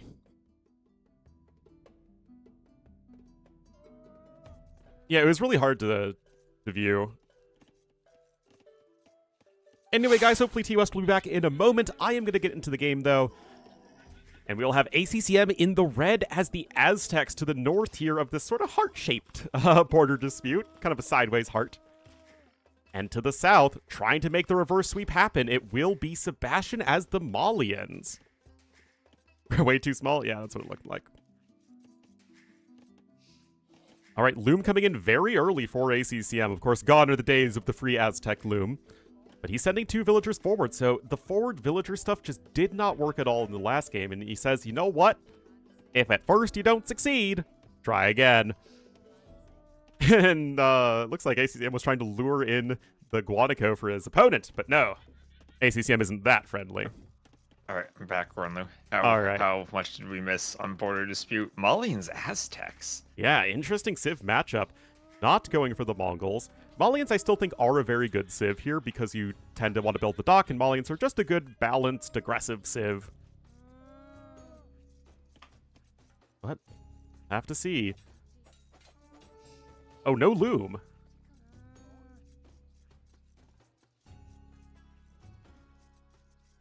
Yeah, so ACCM doing some laming at the back of Sebastian's base. Don't think it really matters all that much, though, and once again, it just feels like you're sending villagers forward to cause a very slight inconvenience for Sebastian. There really should be 5 boars on this map. Nope, our base, there were 5, and I removed it, so it's 4, and it's even. And you don't have a 1-second bit of luck giving you an extra boar at the start. There really should be probably, like, 10 vills or 10 boars in the middle, so that you actually have a chance to lure them and do some fighting over them. But I think the map itself actually works out better for a 3-vill start than a 9-vill start, when you don't actually have enough vills to hunt a boar right at the start of the game. Yeah, I think you are right on that one. Especially with the boars kind of like right next to each other for the players. It's kind of like, why bother having them in the middle in Yeah. the first place? Like, why not just put them, behind the players at that point? It's also one of those classic Voobly era maps that worked out better when you had to shoot the boars twice, and it took a bit longer to lure them. Also, it was a better Voobly era map when there wasn't any water on it, and there wasn't like a Yes. giant canyon, and there were actual wood lines you could go to. Thank you. There you go. Border dispute. And yes, and you had to be careful not to shoot the boar with the TC. Yeah. Lots of things added up to make the boar fight more interesting. Now it's just kind of you take it, but like I don't think there's much else we could do in a 9-ville start other than you just take your own 2 boar without it being heavily unbalanced towards one player. Little bit of idle time, but ACCM is up, and Sebastian going to be up even sooner. Got a barracks on the way. Will this be for men-at-arms? It is certainly quite possible. Malians do have very good men-at-arms. And looks like that will be what these guys are going to be clashing with. Ooh, so what do we think of these civs? I mean, ACCM is up by a ville on the way up to feudal, but up more slowly. Can Aztecs deal well if we get to Gebeto warriors? Not the best. I mean, Jags will Late kill him really game. easily if they get it close. I don't know how you If they ever get in force close. that fight. Late game, we could also get more Farimba light cav raids for the Malians on this map. Yeah, Something Malians the have... Aztecs can do with eagles, but not quite when the gold starts to run low. But then there are so many golds on the map, maybe it doesn't run low. Yeah, lots of golds and 7 relics for the Aztecs certainly is a possibility. At Ladle Skirms, not really. Aztecs have pretty bad arbs, but yes, that still might be your best choice. Now the men-at-arms are coming around town for both players, but ACCM is fully walled in his happy little egg base. Sebastian, very open, but now he's going to quick wall in the wood lines. And ooh, that Guanaco corpse almost blocked a palisade spot. Is it pronounced Guanaco? I feel that sounds more accurate than Guanaco. I have no idea. I never really checked, to be honest. I've seen them at the zoo before. Oh, you have, really? Yeah, they're kind of like llamas. I mean, no, they're like deer. Llamas are like sheep. Yeah, very true. Anyway, neither player's men-at-arms have been especially efficient thus far. Sebastian's archers are coming out, though, and he's ahead in resources because ACCM sent those vills forward earlier. Yep. And the defensive archer for Sebastian is pretty darn good at keeping the men-at-arms away, and there's not going to be any follow-up from ACCM, even with his range, because it's kind of opposite the side of the base where the men-at-arms are, so that archer has time to force the men-at-arms back and then run back to the safety of the TC, or to reinforcing archers. Ooh, nice blocking with the eagle. Yeah, he's going to That'll be able to lose some snag HP on the one, eagle. but he's going to lose his eagle in the process. Oh, he could have ran there. Probably. Oh, Sebastian's in. Sebastian's in. While ACCM was microing on the front, the men-at-arms get in. They break a house, too. And now, well, same situation, though. Sebastian's not going to be forward with his archers because he has to go all the way around, and ACCM will dock the middle. He will. I mean, it's obviously very tough for both players at this point. Sebastian needs to not run into the TC fire. He's doing a good job with that because he's a better player than I am. And the men-at-arms, for both players, largely ineffective. Yeah, nice wall there from ACCM, trapping the men-at-arms of Sebastian. And so far, those men-at-arms... Oh, Sebastian deleting all those palisades, okay. Yeah, it's fine. Didn't He's got clean plenty the of archers men-at-arms, here. that's a bit of a risk. The archers aren't going to go forward until they actually find and hunt them down. But if he doesn't do that, then that's a rather foolish move. Yeah, that's maybe outpost and town watch time? Yeah, that's exactly what Sebastian's doing. Yep. He needs to make sure that he sees the men-at-arms. I'd even do an outpost behind the wood line right now. Make sure that you have great line of sight so you're not surprised by him. Yeah, I definitely like that. But it looks like ACCM will be content to run home with his men-at-arms. And I think as things are, there's a small advantage to Sebastian. He's a little ahead in resources, but it's really not that big of a deal. Well, I think it's 5 archers to 5, and ACCM definitely has a stronger military now. Those men-at-arms are still alive, he's getting archers out, and still has that Aztec production bonus. Sebastian will have to add in a skirm.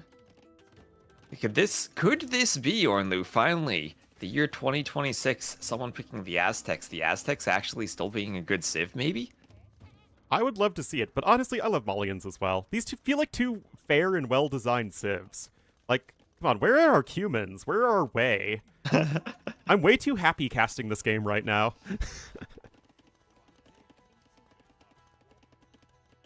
Yeah, you don't want to be way too sad casting the Wei. Alrighty, guys, fletching will be in here for both players, but as T-West, of course, mentioned, men-at-arms are still here being threatening. Padded archer armor also coming in as well. And the men-at-arms don't even need to do much here. They just need to stand there menacingly and help the archers find slots where they can kill Vils. Yep, and of course the short rush distance allows the reinforcements to arrive very quickly. Outposts can go down really fast to archers. They have no armor. And this is all about micro now. Can Sebastian kill the archers with the skirms without losing them to the men-at-arms? That's the value of keeping those men-at-arms alive. Oh. And all the archers from Sebastian going down. And if they go down, then there's nothing to stop the men-at-arms, or there's nothing to stop the men-at-arms. This is huge. A slight miss micro, though, from ACCM, not working within the minimum range of the skirmishers, but they are now all but going to die, and this is not how Sebastian wants to go out of the tournament. This was the first time, it feels like, all series where ACCM was able to out-micro Sebastian in Feudal Age.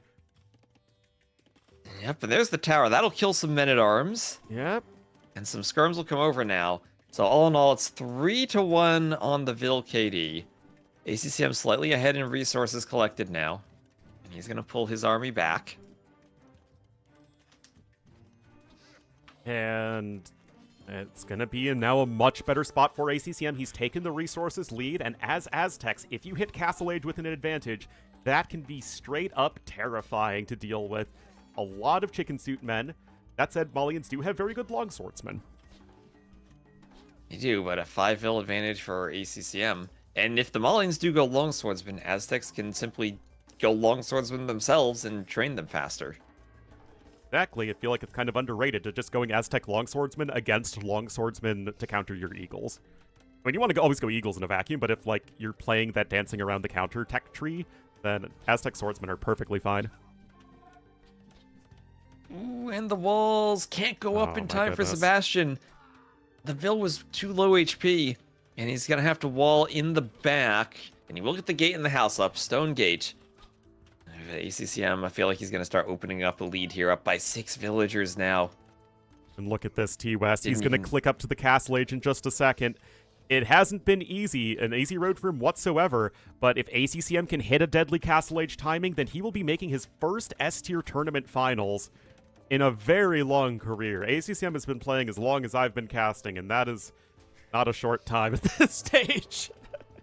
He's been playing since the HD edition, when we had those tournaments where I know he was not playing at 1080p. He had a smaller resolution monitor and was still playing at a high level in the tournaments back then. That was wild. I mean, I know you were around in the community. When did you start casting? Like 2016, I think, is when I started doing YouTube stuff. That's when you started doing YouTube stuff, but like as a caster. I mean, I started doing like Rex and stuff. Yeah, back you then on did. YouTube. I definitely remember that.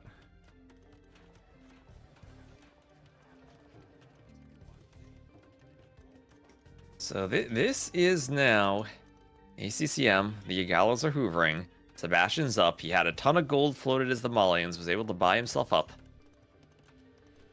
But now he's in a tricky situation as ACCM is adding in more barracks, and he can go double, triple barracks eagles, maybe with a forward workshop. There we go. There is the third barracks coming on in. So this here is the difference of ACCM. He walled those men-at-arms into the inside of the wall of his base once they had broken through. and Sebastian wasn't able to keep them alive. I think he tried to dive a Vil under the TC. Yeah. ACCM kept his men-at-arms alive, had them along with the rest of his army, had them for the late feudal fight. And that is now the difference in uptiming, the difference in Vils, the difference in res collected, all due to that better fight. And the fact that there's a tower there. Another barracks for Sebastian. Triple barracks is going to be triple barracks longswordsmen, anticipating the Eagles. I mean, I love it as a theory, but of course, monks can work against the swordsmen in low numbers, and then you can, as we keep saying, just switch into your own swordsman and be very effective. At the very least, our blue player is going to be on the defensive, and that I think is going to be very tough to handle. It always is against the Aztecs. And the Eagles are going to run into men-at-arms, but they're going to keep running in. Will there be quick walls from Sebastian? Where are the Eagles going? Just the wood line at the back? Oh, he's actually going towards the skirmishers, wanting to clean those up before Castle Age comes in, but great quick walls. Yeah, what a great set of walls those were, as now we have Castle Age, and we'll need longswordsmen and especially squires to try to run faster, chasing after those Eagles constantly. And we do not have arson in here for ACCM, so the Eagles have no bonus damage versus buildings inherently. Another dead villager, though, and this is the real issue where ACCM's running all over the place with the Eagles, and these poor swordsmen are just trying to catch up to them. Oh, what? Oh my god, this could even be a situation where ACCM can do a demo, take a fight on the lake, and demo the longswords. And then the demo, like, barely damages two longswords. It'll take some HP from two of the longswords. Well, that's a lot of skirms from Sebastian. Sebastian actually has the better KD now, but ACCM 1,000 more resources collected as the Aztecs. He's getting cleaned up in the back. There go the longswords. Sebastian doing a monastery. Maybe his longswords can soon be devoted. And that would be very helpful, and I am a little concerned that ACCM is really going to try and force the issue too much with Eagles, and that he's just going to run into a brick wall with the counter unit just right there. Ooh, and Ornlu knows you can't just huff and puff and blow down a brick wall. Nope. Little piggy's too good at construction, man. Yes, Forging and Sanctity. Aztec monks get very scary, but I mean, when you have 20 longswordsmen or 10 skirms and a lot of longswords, monks maybe aren't that scary, but the skirms not able to jump the monks like they'd want to. That was not the fight Sebastian needed to take. He got longswords converted. Well, please finish And off now those he doesn't have a meat ACCM. shield in front of the skirms. That is honestly a pretty even fight. Like, I was like, oh my goodness, that was amazing for ACCM. I was like, well, I mean, it was fine. It was okay. Yeah, I don't know about that.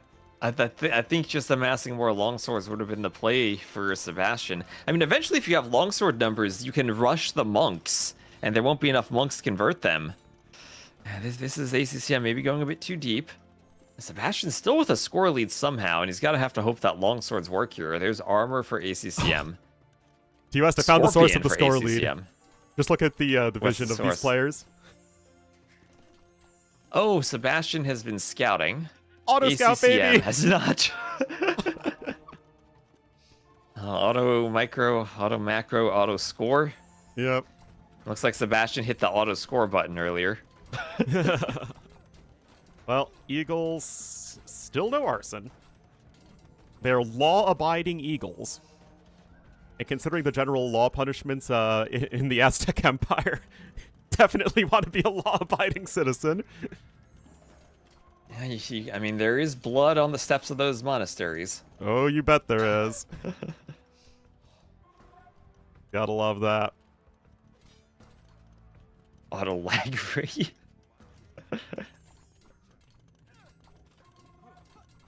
And then archery range there is getting focused, but the swordsman numbers are climbing again. And 9 longswordsmen obliterate 14 eagles. It's not remotely close. And something that Not I with really 4 monks, wish though. that ACCM was doing was going after those relics as the Aztecs, because that would be a huge advantage for him. Well, if he doesn't have the monks, the longswords obliterate the eagles. He needs to keep the monks here. It's hard to get the time to go after the relics. Well, I need at least And something, under the and TC. this feels like it's not gonna work. Yeah, because you just do the garrison, you reset the Yeah. Yeah, this is going to be very good for Sebastian, The I think. skirms. The skirms get forward and they can hit monks now. 55 HP monks, though, T-West. They're still picked off by skirms. The ram goes down. And Sebastian holding. He sure He's is. holding. The monks can't fight, but this is where I think that first fight was so bad. Because imagine Sebastian having 5 more longswords. Yeah, there might be more eagles. But the monks would not be anywhere near as effective. You could even tank a couple conversions then. It's a fight that scales significantly better for the Malians player than for the Aztecs player. Oh, and he can't garrison all of the swordsmen because the TC's full up. One monk is sniped, and one relic actually for both players as well. And yet the eco is getting better and better. ACCM adding in a third TC. Well, we're getting a castle now. That's going to stop the push. ACCM wants to dive that with the longswordsmen all here? Oh, I don't know if he's an international diving champion, T-West. I don't think that's going to work. It's not a good dive. No, it's not. And you know what, guys? So, Sebastian's ain't dead yet. No, he's not dead. He didn't hear no bell. ACCM going to 3 TCs. And maybe Sebastian could do some type of 1 TC aggression now? I think ACCM, though, has a huge lead in terms of vills, and the score is just lying to us. Yeah. It is But very much lying.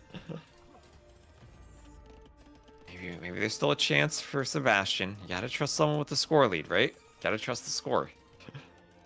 Yeah, the score is all water right now for ACCM. It's all water with that top. Yes, it is all exactly the, what? Not 15. The 22.5 score he gets from a dock. Oh, wait, no, Molly's a bit of discount, yeah. It's 22.5 score that he gets from the dock. It's entirely scouting. His 98 to ram 54. going for the market. Now Sebastian's starting to pick up relics. Better warriors being trained. I just don't see a real way for Sebastian to apply damage to ACCM right now. ACCM has 4 TCs. Everything is defended. And the long swords will not cut it. Even though their swords are long, they are dull swords and are therefore unable to cut effectively. Although they're still sharper than the Ratha swords, which really just look like they smack them with the broadside of the blade.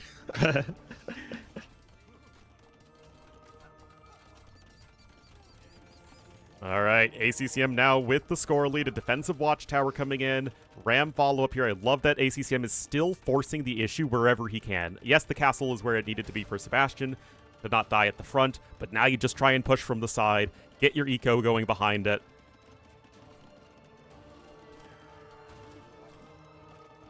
Just like katanas, I would absolutely own a katana if I could do so legally. And also had money, which I don't. And what would be illegal about owning one? I'm pretty sure you need a permit or something to have an actual sword. Is that an Illinois thing? Maybe. I'm like relatively sure you can't just go to the sword store and buy a giant sword. Pretty sure you can. This is America, Ornlu. Yeah, that's true. Don't need a permit? Okay, maybe I'm wrong. So it's actually easier to get a sword in modern-day Illinois than it would have been in the Edo era Japan, where it was illegal to sell katanas. Okay, well, Sebastian is going to find a Vil and do some damage. But he's it's now 40 to 95 Vils. ACCM's score lead is ballooning. And he's about to make it to the finals. I came into the set thinking Sebastian would be a pretty heavy favorite, but really, ACCM has played this really well. And those first 2 games, I think, were masterfully done. And that third game, kind of down to the luck of the TC positions after the spec delay being wrong and they restarted, right? Because I feel like the first game would have been completely different than the castle drop when they were right next to each other. Yeah, I totally agree, but like that's how these series go. That's how, when you have a map like a Nomad style map like African Clearing. Wait, hold on, T-West. Hold on. No way. Hold on. What? Is this a Doubt Castle from ACCM? Oh, And a it castle totally that's gonna be is. finished from Sebastian? Can Sebastian pull a comeback? Is this not over? Well, ACCM He's down could click up 50 to him, bills. ACCM isn't, but if he doesn't have a castle, he doesn't have trebs. but he's almost He's he stone almost has for another castle. castle. He almost has a castle. I mean, he almost has a castle. He almost has stone for another castle, but almost doesn't equal trebs. But he can build one like literally right now. Oh, the market got eminent domain. Feels bad, man. Just like we wanted that workshop to happen in the first Yeah. game, this time it's the market. That would have been one of the most ridiculous calls I've ever made. That would have been so fun.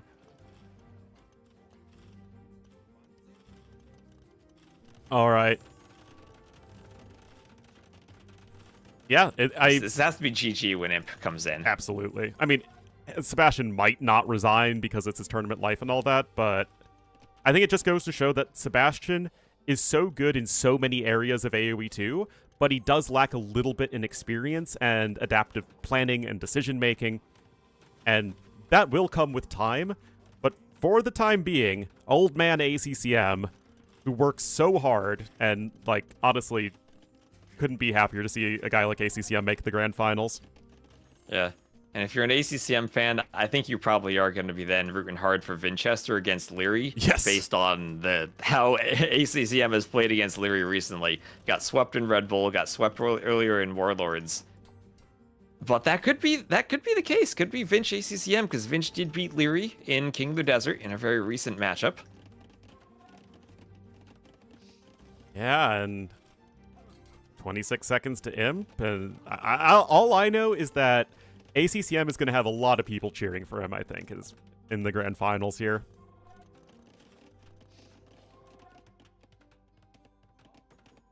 More people cheering for ACCM than people cheering for the Oklahoma City Thunder. Well, I don't think ACCM flops. No. Although part of me there we wants to see go. the Cavs and the Thunder play each other just so we can have Harden and SGA just flopping constantly. Well, here we have ACCM 4-2 over Sebastian. And I was not expecting that, but ACCM pulls it off. The first two games, I think, were so impressive from Yeah. him. Maybe with well, I think it's still a Civ advantage, but also that comes down to the drafting knowledge and having a great draft. And that's part of winning the sets on this varied map pool.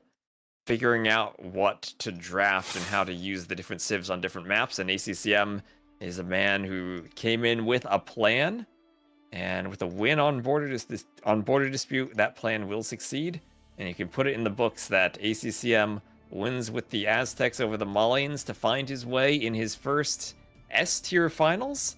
I know S-tier is something I mean, for a lot of ACCM's career, we didn't even have tiering for tournaments, right? But it's been a while. He predates the tiering system, and now he's finally there.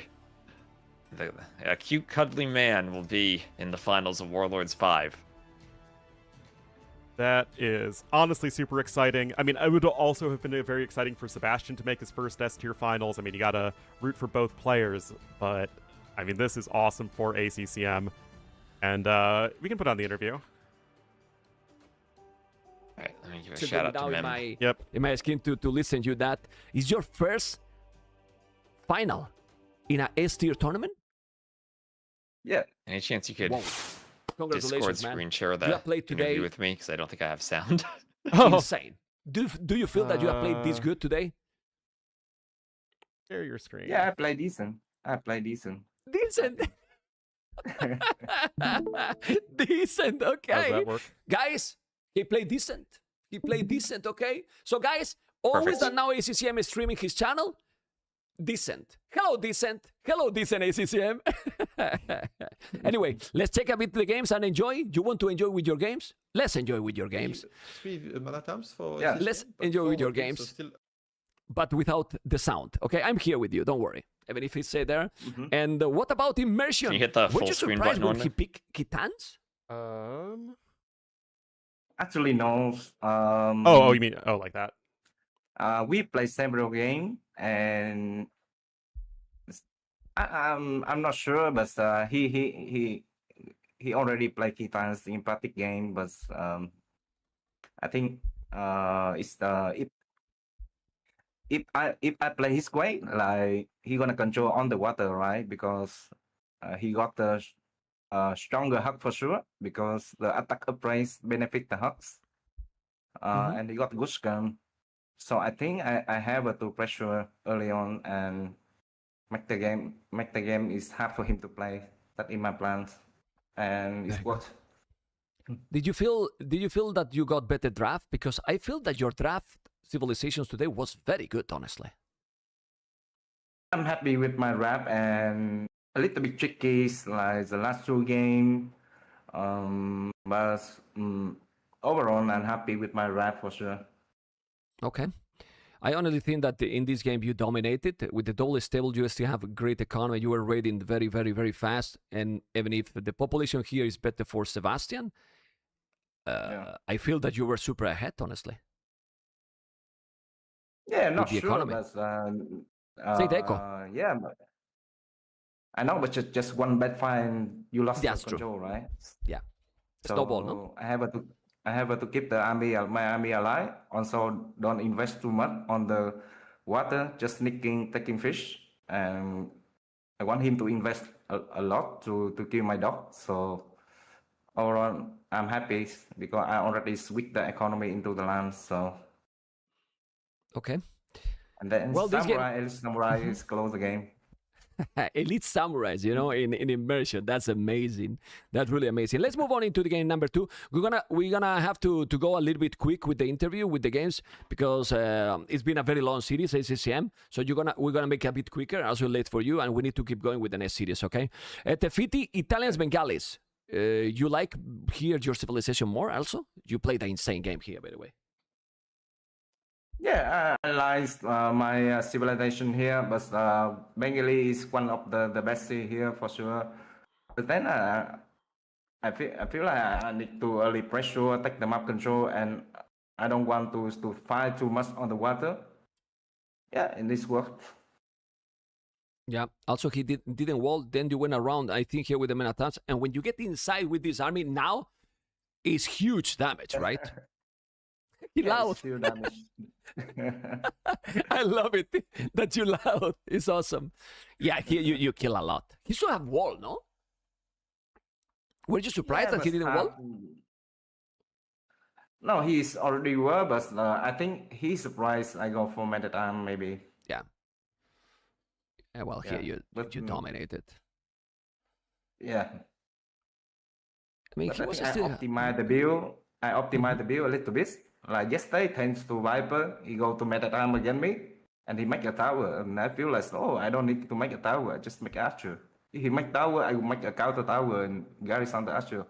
So, yeah. Yeah, it was great. And the most important here is that if you have less population, you went up to Imperial and you destroy on the land. You're feeling comfortable in this situation? Like, hey, this game is for me. Yeah, of course. I want to control the land because it is for the wood, right? So if you lost the land, you lost the wood, and it's really awkward for you to take on the outside as well, have to transport and too many sport.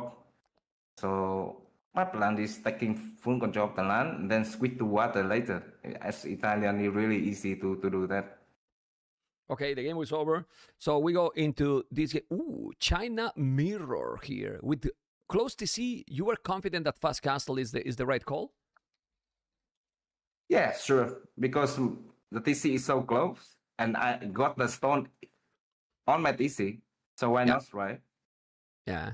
If he want to kill me, he have to like got scout to check my villager because I'm taking around the map. Like he have to invest a lot, and then I already got the sea workshop and then castle on his face, take full control of the shellfish. So I know my economy should be ahead, and then just keep the control. thing. Yeah, and you did it. Also, you moved very well, right? You had villages all over the map with the goal safe, and you were moving. Except this moment, you were basically fine the whole game, right? Yeah. Yeah, this guy is I already see he's shooting my mule, but then I was like, how should I run? Maybe I need to finish the TC, and then I think it's fine. It's fine, right? You were feeling comfortable. Yeah, you were having always more army and more control. And honestly, Sebastian was having more resources collected than you, but you were having all. Yeah, the map control was really important here, no? Yeah, the map control is really important. Also the traffic, right? Because you don't need to invest too much on wood to make farms, and the eco is just slow. Traffic is really fast. So that's nice. Yeah. Okay, the game was over here. We move now into my cards on charges. This was a very long game. We're gonna have to move for the last game now. Sorry guys, because he's getting super late. And sorry for you also, ACCM. I think in this game you played. It's fine, right? It's you played amazing, you know, and you did in a position you extend the game as much as possible. So Vodka, if we can move to the last game so we see it. Then in Black Forest, you were trying to go in super quick because your civilization, it was worse than Malay 1, right? Like Malay is so good here. Yeah, Malay is so good here. And I think I should retire to play Red Forest. I lost Black Forest against Sebastian. I heal out, man. I heal out. And your favorite save, Aztecs, because man, you love the Aztecs and you win always with the Aztecs, right, ACCM? Oh! No. No. It's not your favorite civilization. Shh. I didn't say anything, okay? Anyway, ACCM, sorry for cutting the highlights. It's getting very late. What time is it in your country now? It has to be late too, right? What time is it now? It's close 1 a.m.? to 2 a.m. 2 a.m. close. Sorry, man. But for a day like this that you go to the grand final, I believe it's worth it, right? Yeah, sure. Man. Yeah, sure. Well, you are here, man. In the grand final, tomorrow, best of 9, Leary or Winchester, who you prefer or who you think is going to be your opponent, or you don't care anymore, and just look your run. ACCM has won 4-0 to Hart, 4-3 to the Viper, and 4-2 to the Sebastian. Is this an insane run? Because you beat so good, and also in group stage, but those playoffs, insane tournament by you, ACCM. Happy for you. Thank and you. You should be proud, man. It's your best tournament ever, right? It has to be. Yeah. It has to be, man. Yeah, it has to be. And tomorrow, who you want to beat? Who do you want to win tomorrow? I will root things for my friend Winchester today. I think he deserves it. So you want to beat Winchester? Is your friend, you love him, but you want to kill him. That's a good friend. It's a joke. No, it's a joke. But It's a joke, ACCM. It's a just joke. play the best and who win and is gonna take it home. I don't care. Okay, that's great, man. That's great. And Winchester been there with you, I believe, in Vietnam, right? Some days ago, no? Yeah. I mean, so nice. It makes sense. He's a great guy. ACCM, congratulations. We move and see you tomorrow, okay? Yeah, see you. Take care, man. Take care.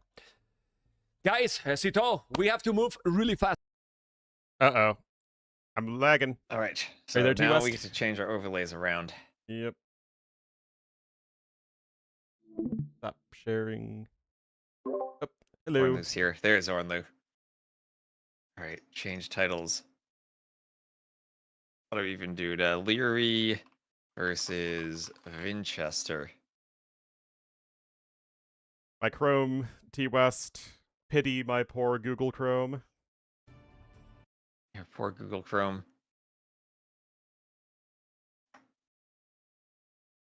All right, we're going to start off on Black Forest, so we know exactly what's going to happen here. Lots and lots of Vil fights.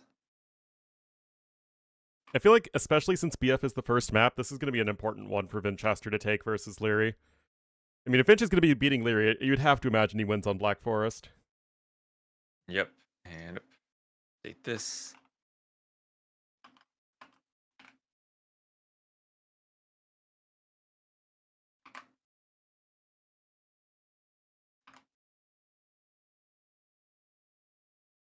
All right, so second set of the day, about to get started. I'll have good old timestamps on the YouTube VOD. So let me see. Twitch played an ad during that, so I can't play one now. Vinch will be purple. What colors are we going to do for this, Ornlu? What colors are we going to do? Ooh, what's a good Leary color? I can do purple-green. Okay, maybe he'll pick green. Purple versus orange. We go Memb colors. But Leary does pick green, at least a fair amount. He does pick yellow sometimes. Is purple versus green visible? I mean, I have no problem with it. Okay, you're the expert. You're the colorblind person. If you can see it, then that's good enough for me.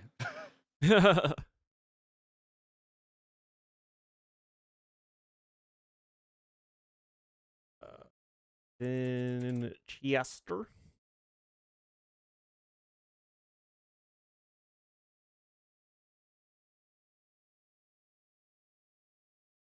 My dad's playing a show match against Slam right now. Maybe we should have. Oh, there's a 4v4 arena going on. Maybe we Oh, should. what are we doing casting this nonsense?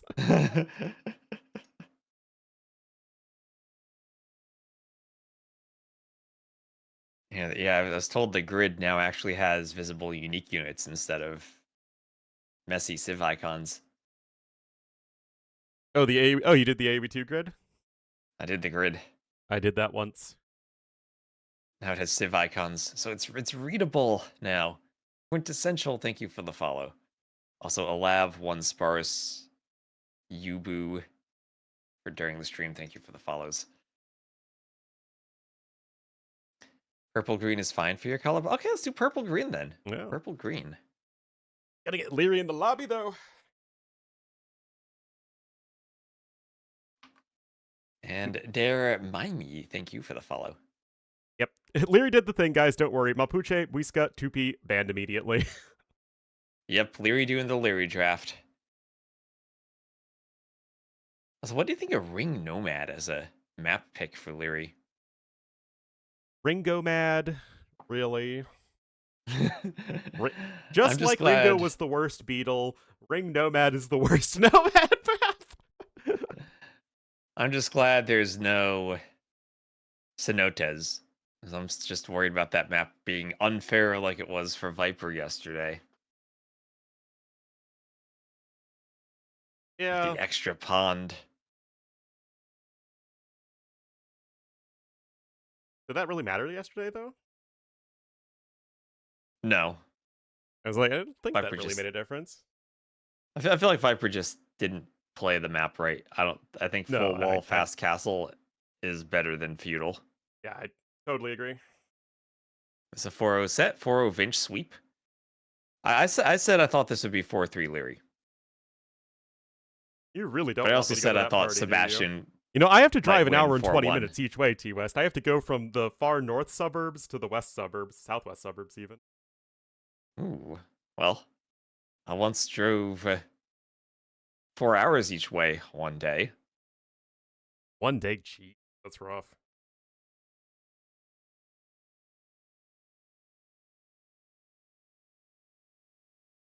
Think Horizon Lunar Colony is the best map? Hey, man.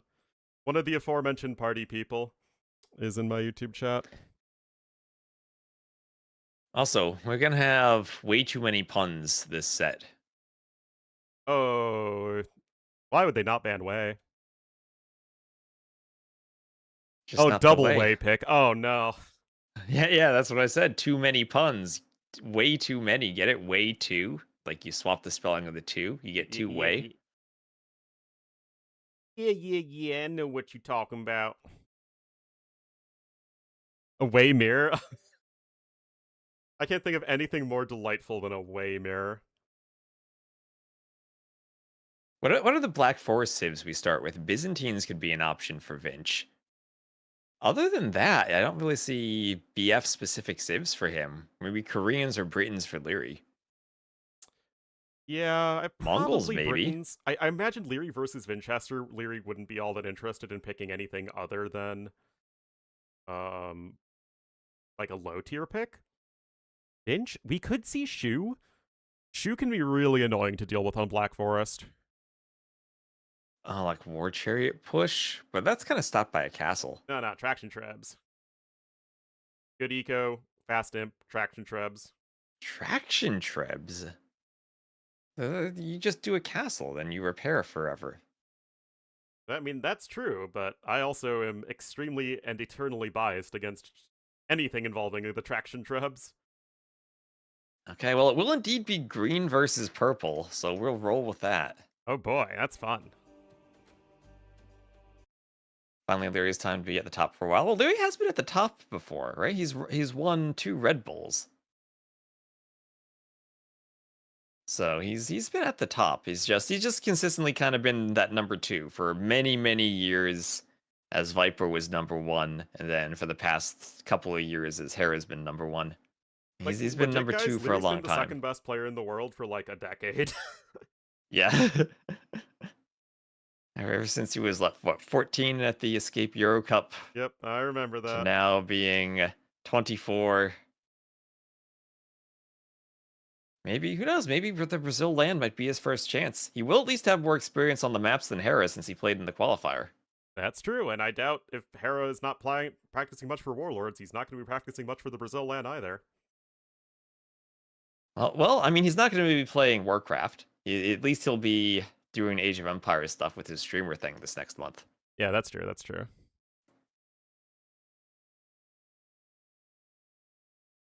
So let's see, we're in the lobby. I think Twitch is going to let me play another ad before we start. That's how long I've been waiting. Oh, the lobby disappeared.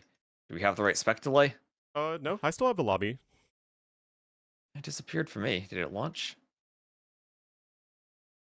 I see them still in the lobby on my screen. All right.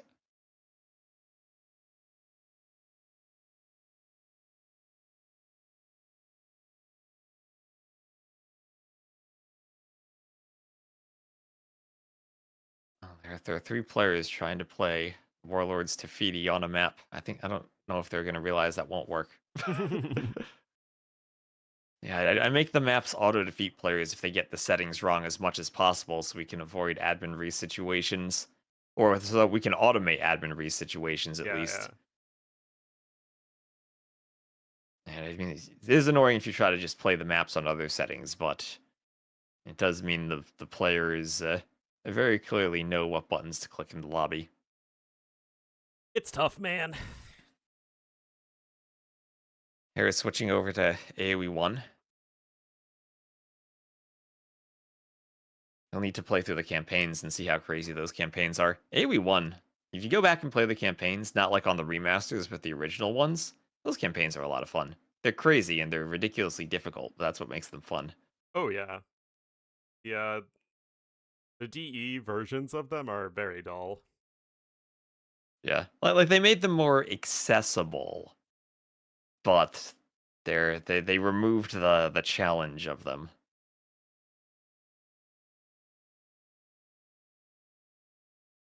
Like the last Babylonian scenario, I remember being really, really tough.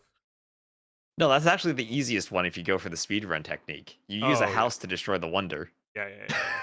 That's true. But I never knew the speedrun technique, or back when I did it. Yeah. That's there's a scenario where you have to destroy a wonder, but in AoE 1, as soon as you place a building foundation, it's like a farm in AoE 2. It appears immediately and can be destroyed. And you have a ton of wood, so the speedrun strat is you scout some of the enemy coastline, and then you place a house there so that they shoot the house and destroy it. But then you have line of sight where you got shot, so you can keep building houses towards the wonder. And then eventually you just place houses near the wonder and their catapults destroy their own wonder. It's a beautiful. It's it's one of my favorite speedruns. Yeah, that's a good one. All right, so we are launching, and the civs are going to be Mongols for Leary, and, well, we're not going to get a mirror, but we are going to be shown the way by Vinchester. What does it say when a civ is a pick for Arabia and Black Forest and Arena, and also on hybrid maps? And honestly, it wouldn't be a bad Nomad civ either. No, it's fine. You can even go for the castle drop.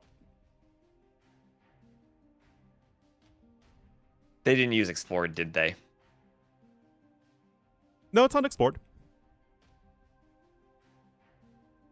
They're supposed to be explored. When I look at Vinch's line of sight, I don't see anything. Wait, you're in game? I still have a minute wait. I'm in game. You have I saw a 7 in the chat from Vinch. I think they probably forgot to hit explored.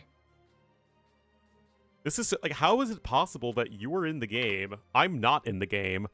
It's not explored for you, and it's explored for me. What? I mean, they rehosted the lobby. So where are we doing it? When is the final? Tomorrow at 16 GMT. Same start time as today, right? No, it's an hour later than today. Oh, okay. Good, I can sleep in.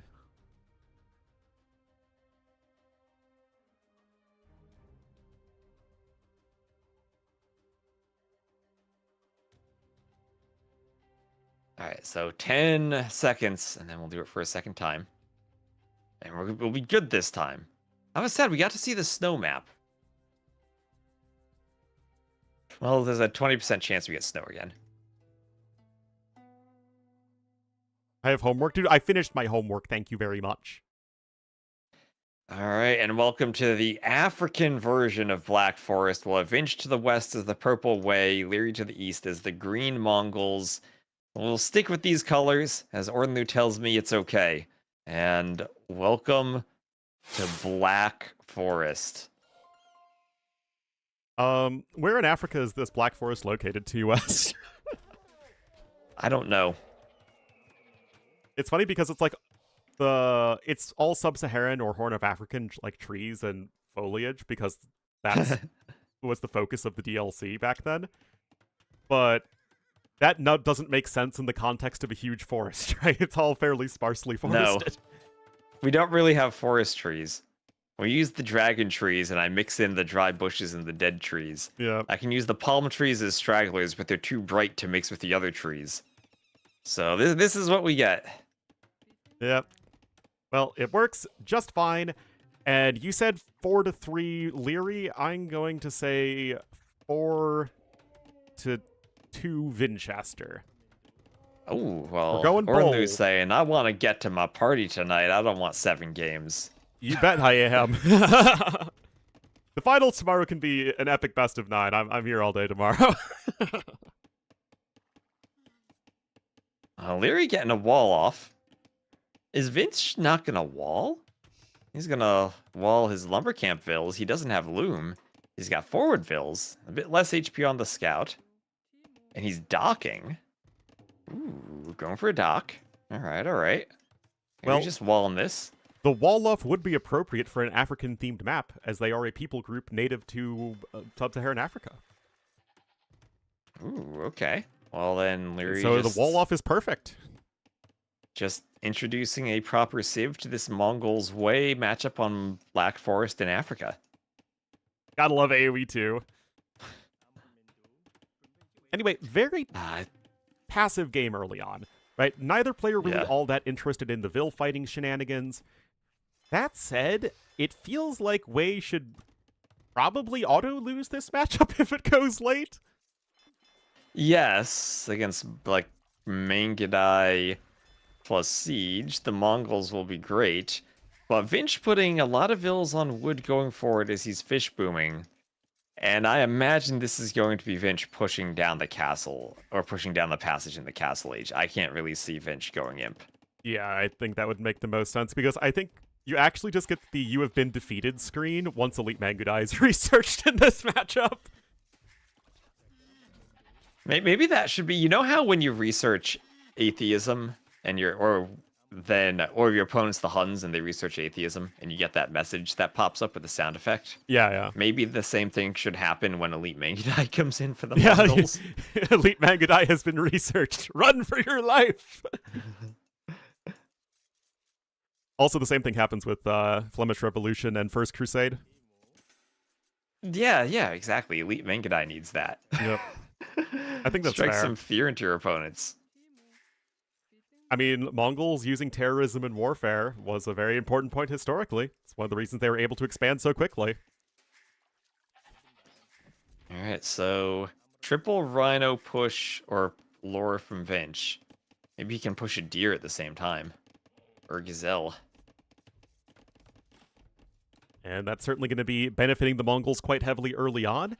But when both players are also fish booming, that is going to make things at least a little bit more consistent. But honestly, Leary going to be off to a great start in economy. Is Leary taking his... Yep, he is. Yeah. So, yeah, but as you say, the fish boom does help to even that out a bit. Leary now going over to You're also gold. This pushing in the still deer. screams fast castle to me. Yeah, he also double walled the middle. So Vinch still looking like he's queuing vills after going feudal. He doesn't have a barracks yet. Oh, I wonder what he's gonna do. If he's just gonna trush, or will castle himself after this? Maybe. I don't know what Vinch is doing. He doesn't have a mill, so he can't market his way up. Even with like 21 vills plus 4 fish, maybe you could try to FC. But no, it's just gonna be a tower rush. Good old tower rush. No men at arms. No archers. Just a tower.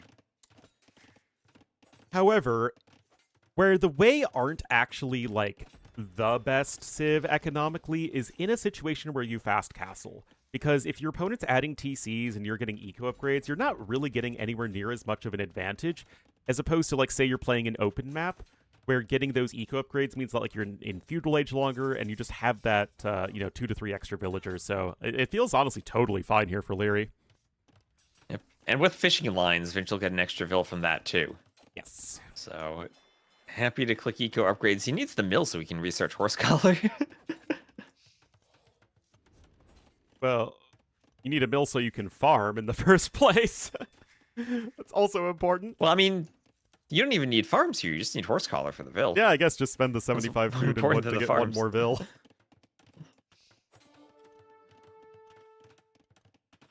And aren't the Xianbei the ancestors of the Mongols? We don't really know.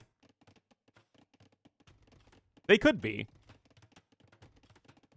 But Xianbei refers to such a wide group of people or groups of people, and it's far away enough, and since we only have Chinese sources, it's not like the ancient Chinese were too cared about the cultural and linguistic intricacies of the different non-Chinese people. If only they were and we had records. And if only other sources were as well, and we had more records. Yep. Because we, in, our Western civilization-dominated history, believe that those who wrote stuff down and built with stone were the most advanced, civilized, and glorious peoples in the world.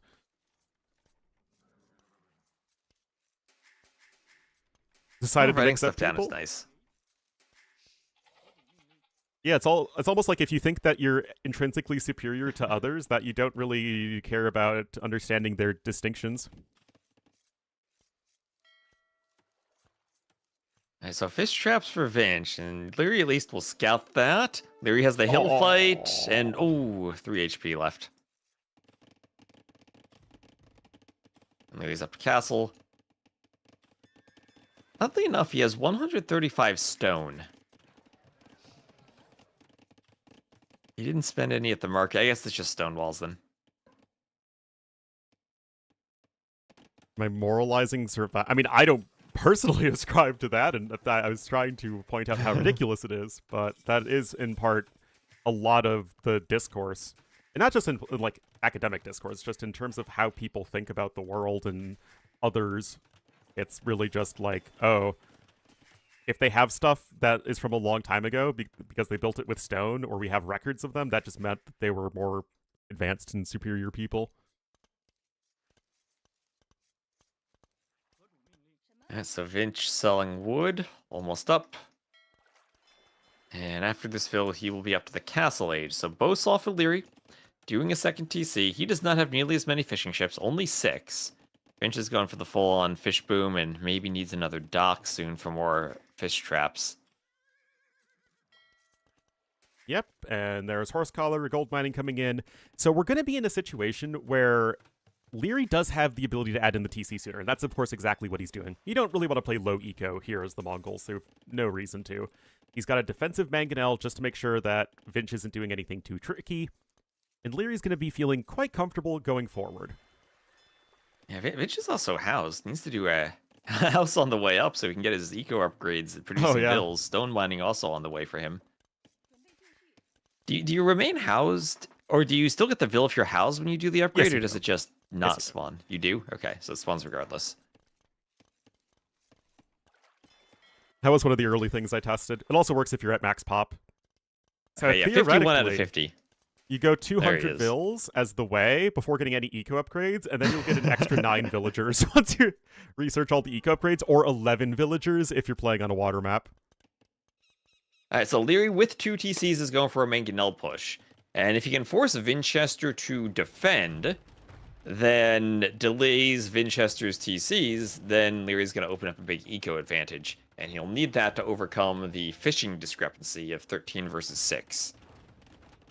Indeed, and now I have a corgi barking at me because he thinks it's time to go outside and get fed, Ruff. so that's fun. Give me a moment, T-West, I'm sorry.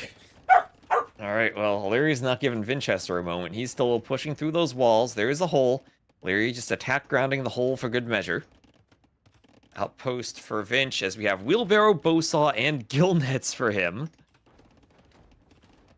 So more eco upgrades. Wheelbarrow especially will be nice for defending this raid. And he's going to make some Huiguang Cav to try to counter the mangonels. What do we push? There's no army. Is one Huiguang Cav enough? There are some vills. Will Leary wall behind this? No. There is a monk. And Vinch... Ooh, that is walled up. He might just pick the vill and delete. Oh, Leary still doesn't have loom. Yeah, and Vinch will delete. He doesn't want to get converted. But one Huiguang Cav for a vill. I'm sure Vinch will take that and avoid the conversion. Stop the push. And he's doing a second TC right on a gold. Workshop for him. And he's a good res collected advantage so far, but good might not be enough. As it's now 3 mangonels. Attack grounding the wall so they don't hit their own gate. Oh, I got the whoosh sound of that. Huiguang Cav always gets me. And, ooh, dies to a mangonel. Volley. And a bit of a wasted Huiguang Cav there. And Vinch would need a third TC. Catch up in numbers. It's always hard to know exactly how to react. If you wanted to react, Leary could potentially just be amassing tons and tons of knights to rush through, and then you get overwhelmed. But Vince's gonna continue booming, picking up relics, slowly but surely. Now, still even in vills, despite Leary's third TC. So the impact of those upgrades has been crazy for him. Even more extra vills from now Heavy Plow. And the eco upgrades, he'll just need, at least in the castle age, he can still get 3 more vills from handcart and the mining upgrades, and crop rotation and imp. Ooh, mangonel goes down. So defensive mangonel, but he does trade against a monk and a mangonel.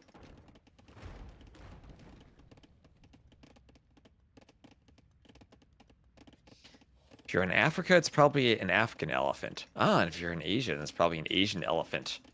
That is a great trick for telling them apart. So third TC for Vinch here on a little bush patch and a gold. Leary will do horse... Ooh, Leary did a lot of farms with that horse collar. And I guess he also was fish booming. But not too much. So Vinch's eco, 1k res collected ahead. The vill counts are just about the same despite not having the extra TC. Vinch will do a scout. The mangonels are trying to block the scout from getting to the monk.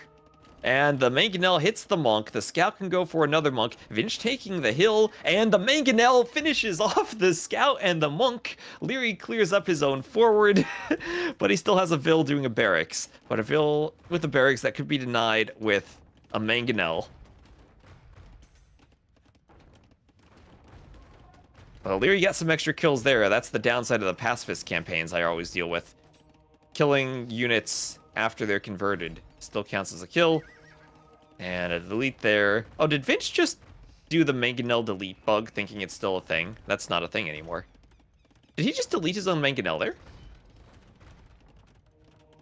That's a mistake. I mean, it worked, but he could still have a mangonel attacking the monks. Vince, you don't gotta do that anymore. It has no effect.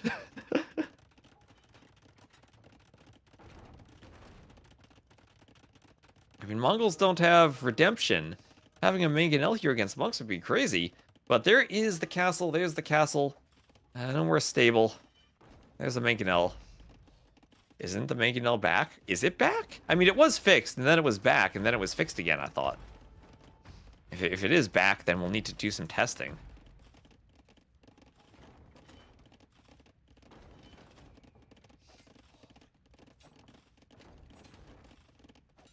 An Imperial Age for Vinch. There's 400 res collected ahead, but that probably isn't enough against the Mongols. What is the mangonel bug? Go to my YouTube channel, General Octo. You'll see 2 videos about deleting your mangonels. You basically got more attack when you deleted it. Those are some of my early analysis videos. It's not quite full damage spread, but it changes the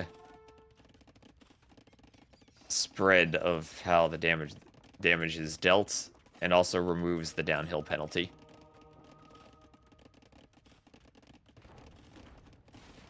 Oh, nice hit from Vinch. Leary's up to Imp. Not even a minute behind, though. Vil counts are still very similar. Vinch maybe needs a 4th TC2. Maybe he needs more farms. I'm sure getting more eco would be nice, but he needs to get the timing on the push. Why does Leary have walls on Vinch? Forward Bills in the Dark Age? Vinch didn't fight, just went for a lumber camp. Sorry about that. His Tunchin for Vinch. Yeah, we're just up to Imp. We've been booming. Leary mangonelled his own scout and monk after getting a conversion. That's unfortunate. Let's see, Thumbring coming in. More Shenbei upgrades. And to be fair, you could be in a spot where Leary doesn't have the time to research all the Mangadai upgrades. Oh, yeah. Right, because Mongols are weak in early Imp. If you're Wei, how do you push... can you cut through forests with traction trebs? Yes.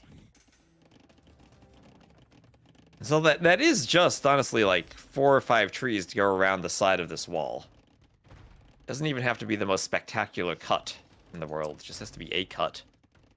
Our base is correct, though, in that it takes a very long time, because the traction trebs, on top of being very inaccurate, have a even slower reload time than regular trebs. Oh, that's true. Oh, they're the Mangadais. And that's gonna be the key for Leary, ensuring that he breaks, or that he holds the walls long enough to finish his boom and get all his Mongol goodies. So we will have to see. 4 traction trebs immediately queued up from the siege workshops.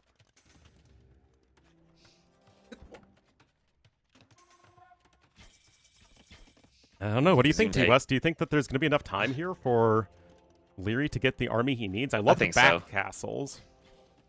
Yeah, I mean, he's got the back castles. He's got Bracer, Ballistics, and Conscription.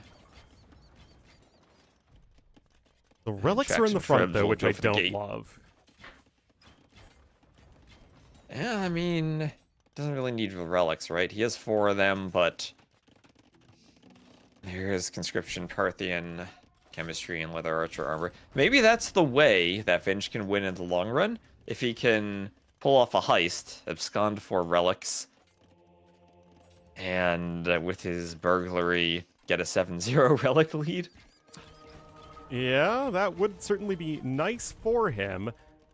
His army's also scaling much faster. Elite Mangudai coming on in, though. You got a Tiger Cav there. And there will be the monks out for Leary, and it looks like it's going to be time for another castle from Vinchester forward. I think Vinch really needs to be devoted, though. Let's see if he can take an early fight. Maybe stuff can snowball. There's the castle. It will be on a hill. So hills are nice. They are. Leary's Bring not Archer able to armor stop that. also coming in, and that is going to help a lot, right? Because although your damage is, of course, much lower than the Mangudai, and your HP is low, I mean, it's a much worse unit pound for pound than the Mangudai is. Having that extra armor does still help. The relics are about to be ejected. And they also are garrisoned on the wrong side there for Leary.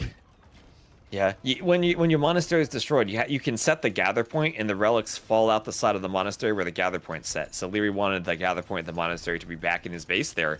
But now this legit could be 4 relics for Vinch.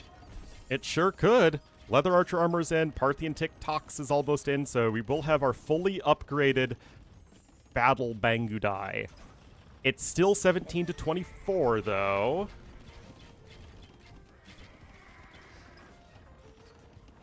And here's the thing, the Shinbei Raiders are made from ranges. We have now 8 ranges from Vinch to pump this unit, and he wants to do an early imp push before Leary gets the upgrades. And it's working so far for him. Yeah, where are his monks? Oh, his monk is idle. His monk is idle. He needs to grab some relics, maybe even a forward monastery just to grab him and bring him to the back. Now, Traction Trebs are not going to want to be involved in a close fight against Mangudais. Oh, Leary! Then again, do you see that micro? Mangudais are going to be strong. Mangudai? I don't know. I don't think this is enough at all. What is Vinchester doing? He's not spending his resources, T-West. I mean, it's wood and food, right? I mean, he has 8 ranges. He's doing Elite Tiger Cav. Is that the play? Does he just need Skirm right here? I mean, the Tiger Cav are a better unit, of course. But, I mean, would the play just be, like... I know he has 8 ranges, but just keep adding them. Like, 4 more ranges, Elite Skirm, and then push with the Skirms, since he has upgrades already. Yeah, I mean, there certainly isn't time in such a push for Leary to switch into either Siege or Hussar yet, although he is doing so right now. He is slowly but steadily getting to what he wants. Oh, the micro from Leary. How many Traction Trebs does Leary kill here? How many? Does he get all of them? Mangudais are crazy good against them. He's swapping into Hussars. And maybe we're missing the period of time where Skirm would have been effective. Leary just dancing and taking out the Traction Trebs so easily. Mangudais are crazy, and no Skirms headed in to kill the Mangudais, so it's only the Shinbei Raiders. I mean, the Shinbei Raiders are doing all right, but that just took all the wind out of Vinch's proverbial sails. Yep, because the Traction Trebs don't really have sails to begin with. They need those samurai flags, really. Yeah. At least they're cheap, but not cheap that you can lose them like that. Oh, the monk even gets picked up by the Mangudais. Vinch maybe lost his opportunity to grab the relics, and did not have enough. Those Jinbei Raiders, 60 HP versus the 80 of the Mangudai, 8+4 attack versus 5+4. Yeah, there's a charge attack gimmick, but there is still not Mangudai. See, what I don't understand, though, is why Vinch isn't just already at 200 population, right? Just full-blown, like, 40 to 50 Shenbei Raiders versus 30 Mangudai. And now Leary's got his trebuchets here. I mean, it might have just been a small eco distribution mistake from Vinch that he didn't have enough Vils on gold. I don't know. It feels like he should have been able to do better there than he actually ended up doing. And if the traction traps come forward, Leary just immediately charges forward and punches them down with the Mangudai. Yeah, now Vinch has 33 military, but I'm not quite sure where they are. And he's not even able to get away with the relics either. Oh, man. Tiger Cav are just going to get mowed down. Like, this just feels like it's such a misplay here from Vinchester. Yeah, Tiger Cav are not good in Imp. He's throwing so much wood and food. But, like, again, all of this should have been... It feels like when Leary should have been at, like, 150 pop, Vinch should have been at 200 pop. And it'd be, like, all Shenbei Raiders with full upgrades. Yeah. I mean, that, with Skirms added in and more archery ranges, I think was the play for him. But now he's getting pushed back. The Mongols are starting to Mongol. That castle looks like it's going to fall. And with the castle falling, that'll make this much harder for Vinch to continue the push. I mean, there won't be much of a push at that point. Leary now at 32 Mangudai, more on the way. The light cav Hussars are almost fully upgraded. They just need Blast Furnace. And it's a little frustrating, right? Because it feels like there was very much an opportunity for Vinchester this game. It does, but then also Mongols are Mongols.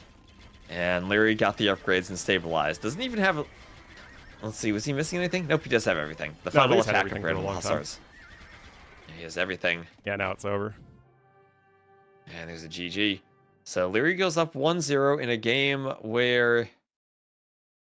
I don't know, I feel like it's easy to say from our point of view because we know exactly what Leary is doing. Where Vinch, he added 8 archery ranges. It's not like that's a small number, but it still wasn't enough. And maybe it was just the Mangadai micro, Leary dodging shots. Well, But it's Vinch not Vinch producing with the from his Shinbei ranges. Raiders wasn't enough. Vinch added 8 ranges and then stopped producing Shenbei Raiders because he wanted to switch into Tiger Cavalry. Yeah, and the Tiger Cav, I mean, Tiger Cav and Imp are never a good choice against archer units because of the lack of the final armor. Yep. In Castle Age, sure, they'd be great against Mangadai, but not in Imp. And you can see that, how he's up 37 to 25 military. In early Imp, they're both adding numbers. Vinch takes a small fight, is still ahead in numbers. They both drop, and Leary's production skyrockets in a way that Vinch's doesn't. That might have been the Tiger Cav swap. And the crazy thing is, that was the 2nd pick for Vinchester, the 6th pick from Leary. And right now, we're going to go right to Ring Nomad, the home map of Leary. Right. So, Vinch lost his way in the Black Forest. Right. Hold down the fort, Ornlu. I'll be right back. Yep. Elite does give you 1 extra Pierce Armor, but it doesn't scale very well relative to missing the last armor upgrade.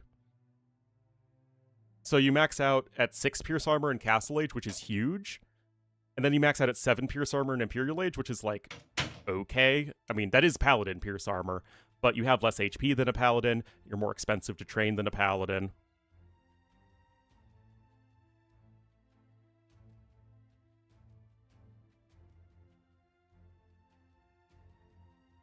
I think people were really not, I think, appreciating how good an experienced ACCM is. I mean, I gave Sebastian the slight edge, but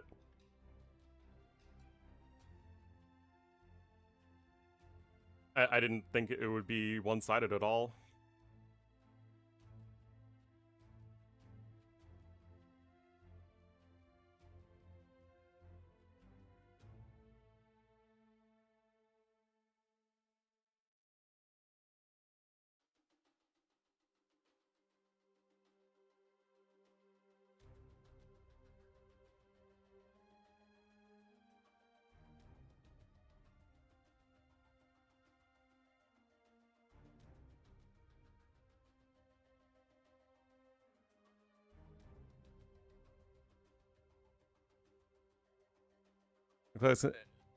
Yeah, exactly.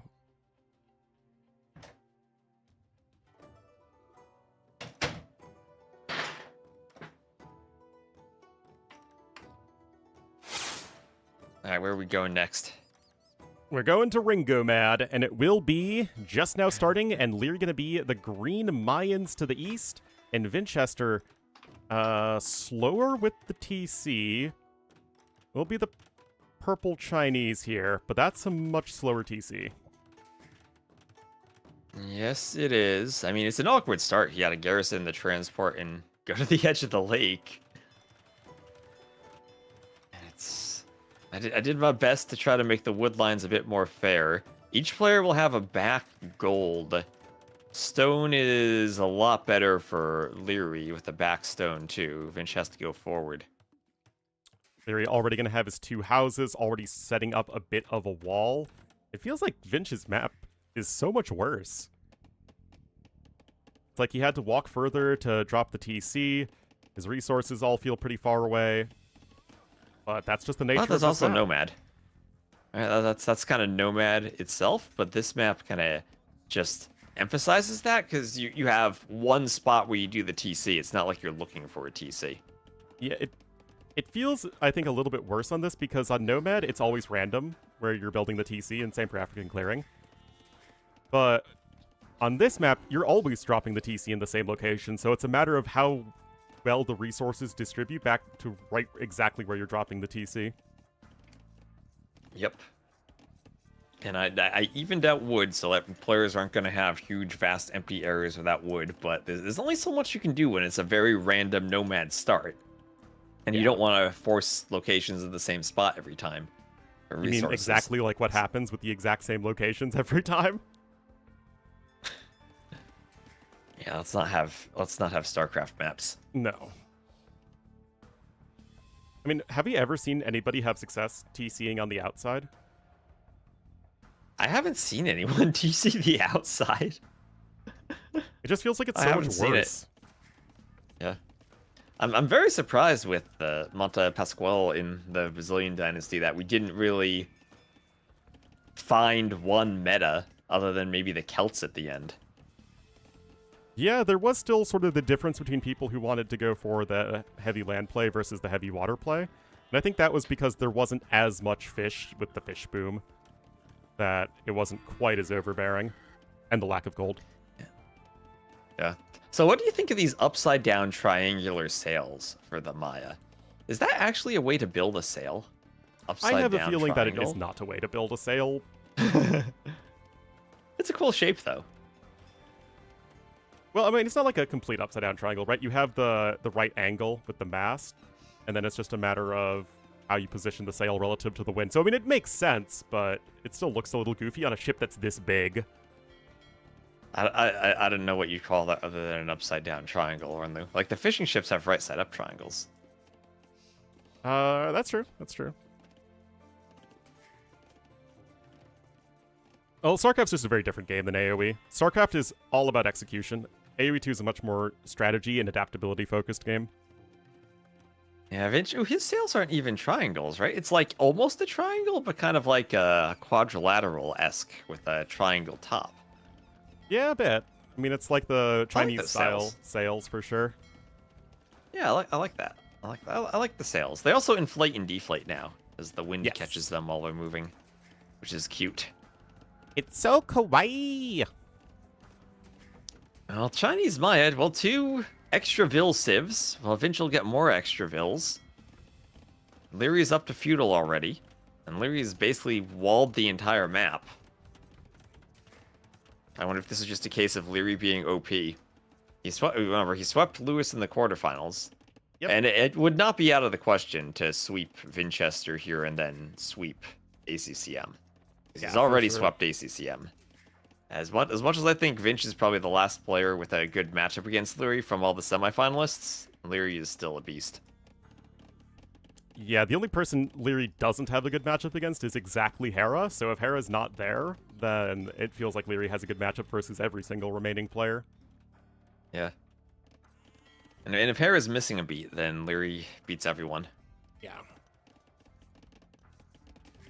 My question is, why is it that Lyri's ahead in resources when he's Mayans versus Chinese, and Vinch also is slower up to feudal age? Those feel like two things that should immediately give the Chinese player the advantage in resources. Maybe Lyri did a better job blocking with the transport ship on the fish. It's pretty I don't know, 'cause crazy. Lyri also walled. Lyri also walled up. Yeah. I mean, he had the faster TC, and it feels like his resources are in better spots, but it's not like Vinch got off to a bad start. This is just crazy. We already have the Hulks on the way. No, And the this- way are not in this game, Ornlu. That's true. Well, the Chinese are in the game. The Chinese are the way, so... Okay, true. Close enough. But it feels like Vinch isn't going to be able to get a fast castle off of this. He doesn't have the food income for it. He's got 2 Hulks on the way as well, but this is also you doing the same thing as your opponent, but worse. Again, he's up later and has 2 fewer fishing ships.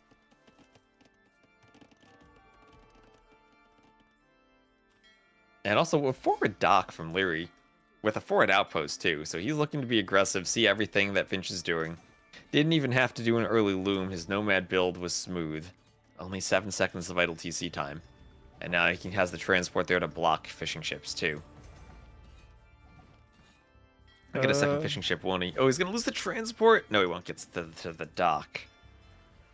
Well, still 1 fishing ship going down, but again, T-West, I can't help but feel like this is just you doing the same thing as your opponent, but worse. The Chinese player doesn't have a Vil advantage right now, in part because Lyri, I guess, didn't have to get Loom right away. Vinch is trying to add in an archery range, but Lyri's already basically fully walled. I guess it can't be fully walled because of the shallows. But he's in a good position if he needs to drop a defensive tower quickly.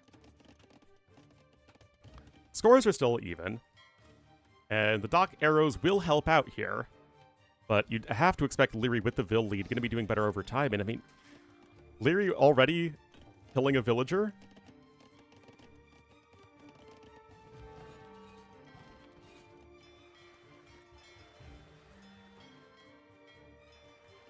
And, I mean, it feels like a good Hulk fight for Leary, too. He has the numbers. Well, I mean, he was up faster. And what's Finch's scouting? Why does he have the score lead?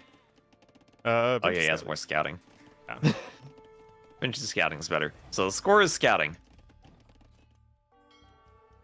I mean, honestly, this is why it feels so helpless for most players against Leary, because his early game is so much better than yours that sort of the pros and cons of each individual opening feel like they all go away, where Leary just can do literally everything all at once. Yep. It's a weird thing, because I feel like there is a point when you're like playing AoE 2 where, I don't know what elo, it's maybe like 15 to 1600 on DE, where you've gotten the Dark Age in the opening down well enough that for the most part you're playing the game against other players, and it's not just, oh, someone's Dark Age is so efficient that you just lose because you can't click the buttons fast enough. But then you get to Leary against literally every other pro player, and it feels like it's that type of difference. Yeah, where exactly. he knows the Dark Age, and the other players just can't keep up with him. It invalidates... It doesn't, like, invalidate, but it kind of invalidates the rest of any sort of aspect of AoE 2 gameplay, when it's just one dude is so far ahead from the jump. And Leary's already on his way up to Castle Age. Yeah, thank you, Jota Zara, for the follow. I'm guessing the 7's a Z. Is that how letters work and numbers online? Can 7s be used for Z's? Is it? Felt like I could say it that way. I thought 7 was T. Oh, Jotatar? Maybe it is. I don't know. Oh, hey, that's right. I did see an account named 7 West once. So Ah. maybe it does mean T. I thought 7 was a V7. Yeah, like Leet Leet. talk. Oh yeah, 7 it is a T. Leet. Yeah, yeah. It is a T. There we go.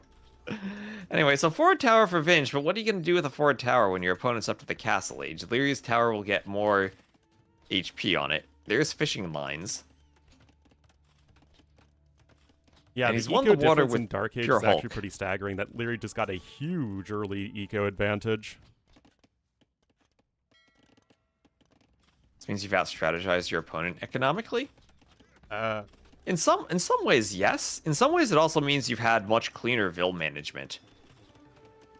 I think that's a large part of it. I think that's Cleaner Vil most of it. management. Like, especially if two people are doing the exact same build. Like, Dark Age management, especially I think at lower levels, it definitely is about understanding what is an efficient build, but if both people are doing what is basically the same build and one dude is just better at it, then that's just all management.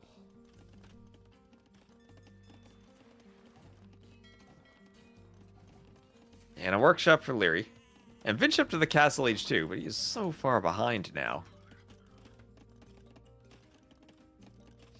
Yeah, Leary's This eco... is, I mean, really impressive to watch from Leary, but it's like, it's impressive at a point before you even start playing the game, because he's kind of won without even getting any army out. He's just gotten to the up faster, so he makes more Hulks, Yep. and he wins water with more Hulks. I mean, there's a lot of good decisions he makes of when and how to take the fights. Maybe a bad decision even, because he lost the transport ship at one point. But all he's had to do was make Hulks, and just completely dominated everything. Oh, he's a castle now. Yeah. Do you like plumed archers, Ornlu? Plumed Archer is gonna be pretty good here. Pretty darn good. I mean, he's got a Mangonel out too.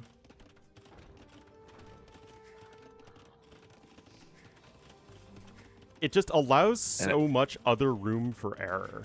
Like, Leary doesn't make many mistakes in general, but when you're this far ahead, Leary just has to do anything remotely sensical, and then wins the game.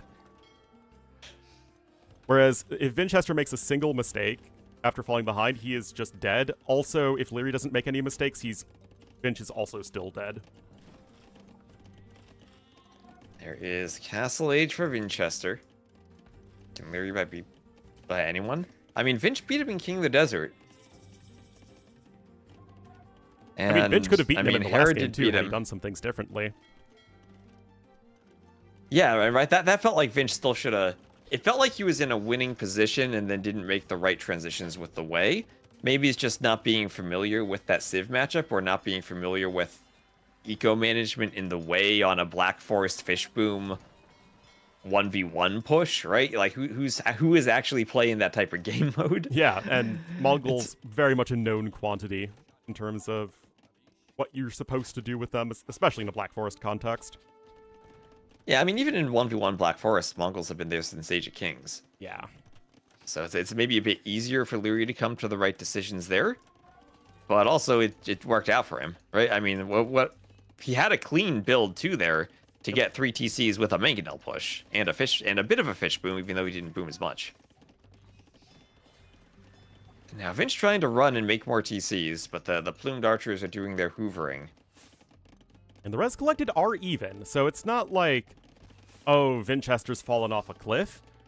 He also has the horse collar upgrade, I guess, which is a little bit of an advantage. 9 fishing ships to 0, though, because Leary won water. I think on these hybrid maps especially, it really is just exacerbating Leary's execution advantage. Yeah, just small eco advantages from getting the fish.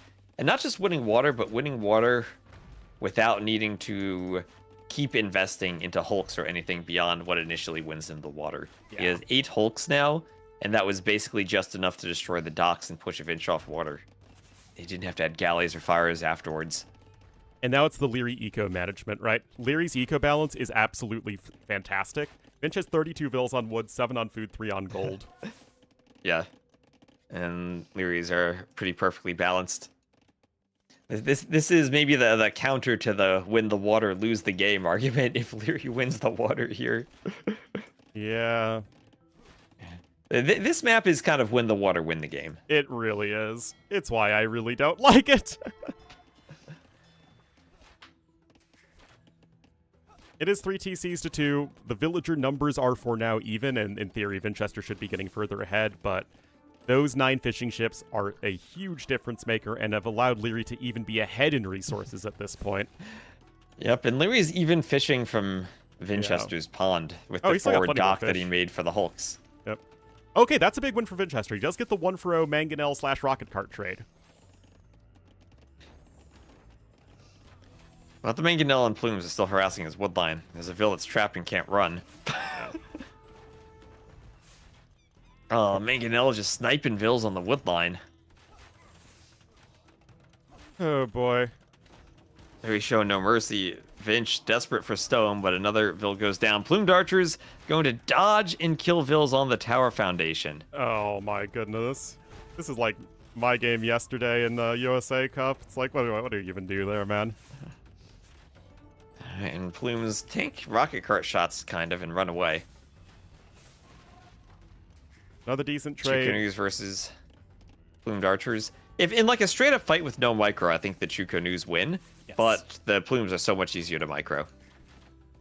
They are indeed much, much easier to micro, and their reinforcements are much faster, so generally speaking, Mayans feel pretty decent versus Chinese. And just look at the idle time as well. Like, Leary's at 27 seconds still. Vinch is just ballooning his idle time like crazy. Well, he does have more TCs, right? He's adding a 4th TC to the south. But Vinch is on 4 TCs. Leary is on 1. And Leary is up in vills. Well, I mean, Leary's killed 18 eco 18. units this game. Some of those were fishing ships, though. As that idle time is running up quickly. Yeah. One of Leary's TCs is at 100% efficiency. Oh, he's on 2 TCs. I didn't see that one hiding behind the castle. Yeah. 2 TCs, pumping out vills, doing a 3rd. Just microing against rocket carts.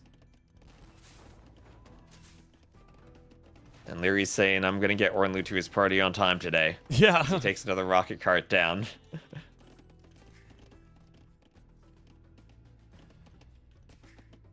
Oh boy, 23 vills on. I mean, Leary's just gonna click to imp, not that long at this point. Yeah, basically he is. He has the workshop for mangonels to pressure Vinch. Everything's so clean for Leary.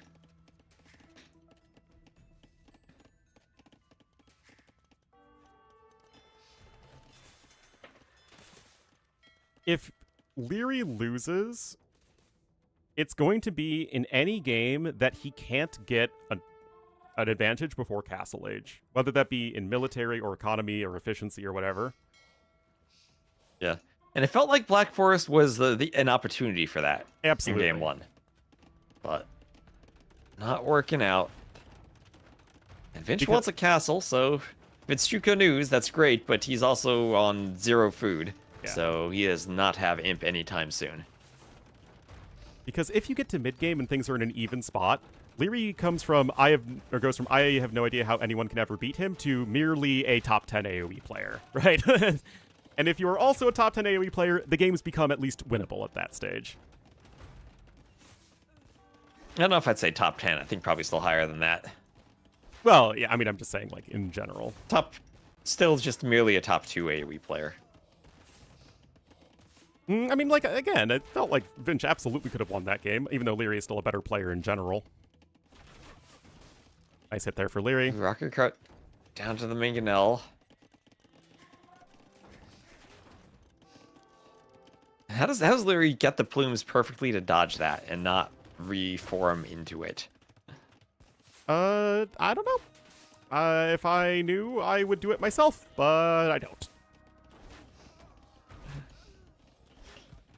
Mangonel still attacking the workshop. And that workshop's going to go down, so that'll cut rocket cart production. Yep. There's Imp for Leary. And Wimble Wumble, thank you for using your yeah. Prime sub. Oh, don't rocket cart your own castle? Okay. One tile gap. Oh, and Hawkor also with the sub to T-West. Thank you, Hawkor.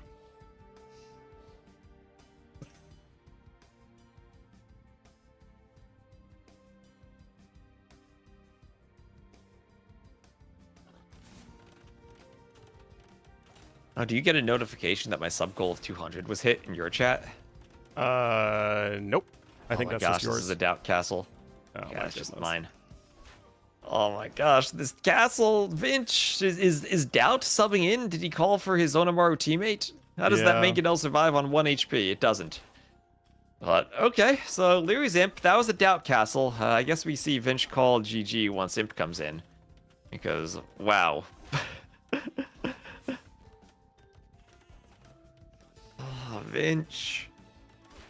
This was the map he picked to play, too, thinking that maybe the Chinese would give him a good civ advantage over anything Leary had, but not the case here with the Maya against the Chinese.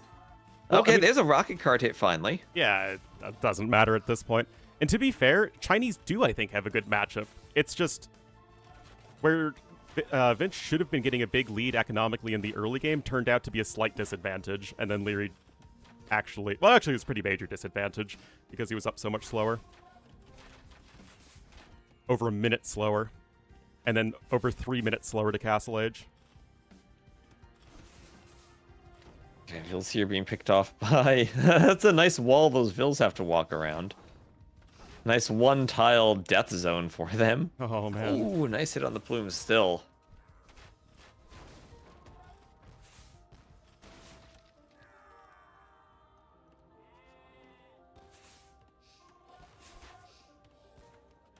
Oh, So boy.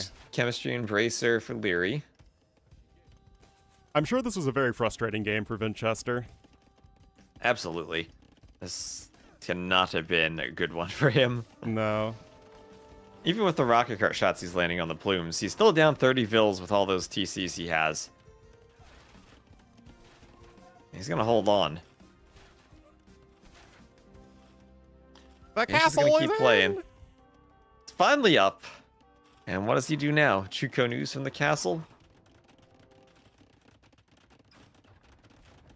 Oh, he's got Trebs out already. Yeah, it's There we go. Leary, quick 2-0 in this matchup, and It is definitely worrisome that we could see a bunch more games in the rest of the tournament that look exactly like that. You could see 2 more here, and 5 tomorrow that look like that. There's nothing more crushing than an AoE 2 tournament finals that's one-sided and is also a way too long of a best-of series. Best of 5. Or best of 7. Or best of 9, 5 games. Yeah, Yep. it'd be like a 5-game. Well, those are the first 2 Civ Fix Revenge. Leary still has Wei, Persians, Koreans, and Georgians left. Yep. Well, Tefiti will be next, and Vinch definitely going to need to start Okay. getting some points on the board. So, Tefiti. And Koreans for Leary.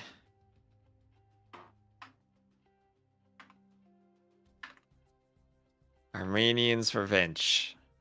Are Koreans a better Civ here? What I like is that, for Koreans here, is that they tend to do well versus heavy castle age pressure, which is kind of what like Armenians are known for, whereas Koreans tend to be weaker against like the quick age up advantages.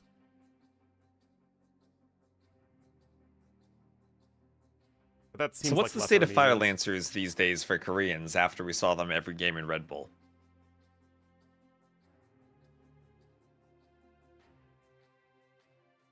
Balanced place or still OP? What's still OP? Sorry. Fire Lancers for Koreans. Oh yeah, they're definitely OP. Well, I guess maybe we just want to watch Leary's Dark Age real quickly this game, see how good of a start he gets off Yeah. to.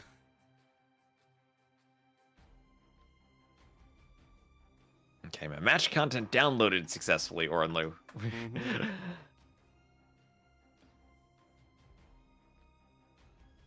That's when you know things are getting serious. That'll be more interesting with Hera out. Well, with Hera out, there's no one to stop Leary. Yeah. With Hera and Leary out, things get, I think, extremely interesting. But that ain't happening anytime soon. All right, so Vinch, the purple Armenians to the west, Leary, the green Koreans to the east, everything going Leary's way so far. And he hasn't even had to use his first picked Wei Civ yet.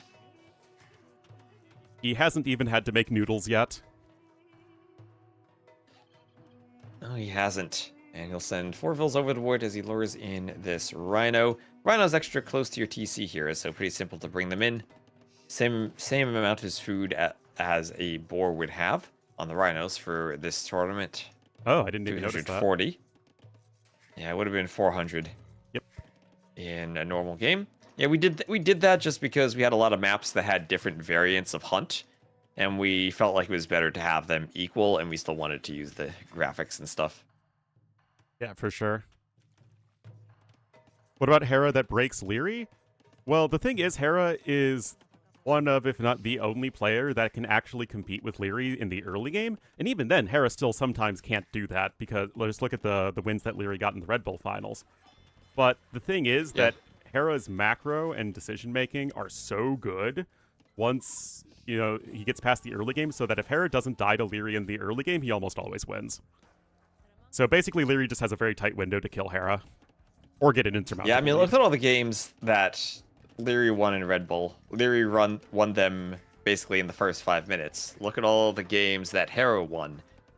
Leary won them in the first 5 minutes, and Hera was holding on to come back, basically. Yeah, exactly. Especially those last 2 games, right? On Loch Ness and that Burgundians-Vikings match in reverse order there. Yeah. That 75-minute score victory, where Leary had the score until minute, like, 73. But also, Leary... I honestly think that if Leary was another player, he probably would have ended that sooner. But I don't think another player ever gets into Leary's position, where he's that far ahead of Hera anyway, so it's like... It's tough. Is it still Hera, Leary, everyone else? Maybe it's the triangle. Hera beats Leary, Leary beats Lewis, Lewis beats Hera. It's hard to say because Lewis and Sebastian both still have some rougher edges around their gameplay, whereas with Hera and Leary, it's just like a well-oiled machine. Did Hera throw? No, Hera never... Well, Hera threw one game against Sebastian. Yeah, the Ballista Elephant game. Yeah, that game was... But after that, Sebastian won a clear 3-0. Yeah, after that, Sebastian won very just decisively. Versus Lewis, Hera just did not play up to his usual standards. So it's not like he really threw, he just didn't play as well as we know he can. And also, Lewis played a very good set where he practiced. And I think that's one of Lewis's keys, all the practice he gets. Yes. Would Leary first 25 minutes switch to Mr. Yo rest of the game be better than Hera? Maybe. Possibly. I think the team game tournaments will be interesting to see how Yo and the Chinese team performs and how Onomaru performs. And Wait, what type of roster Wonders fields. Why didn't Leary just attack the villager? Did he not see? Like, The one in the south? I guess he didn't. I don't know. Doesn't have Loom. Maybe Leary just wants scat HP. Kind of odd, but sure.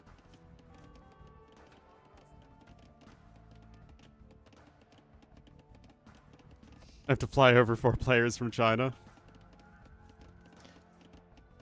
Yeah, well, yeah, that's the thing for the Garrison, right? The finals are going to be there. What if it's players who don't actually double up and also qualify for the Garrison who make it to the league? Yeah, that's true. That's true. Yeah, you might have Team Australia with Soxy and Nos Zombie coming out of nowhere to qualify,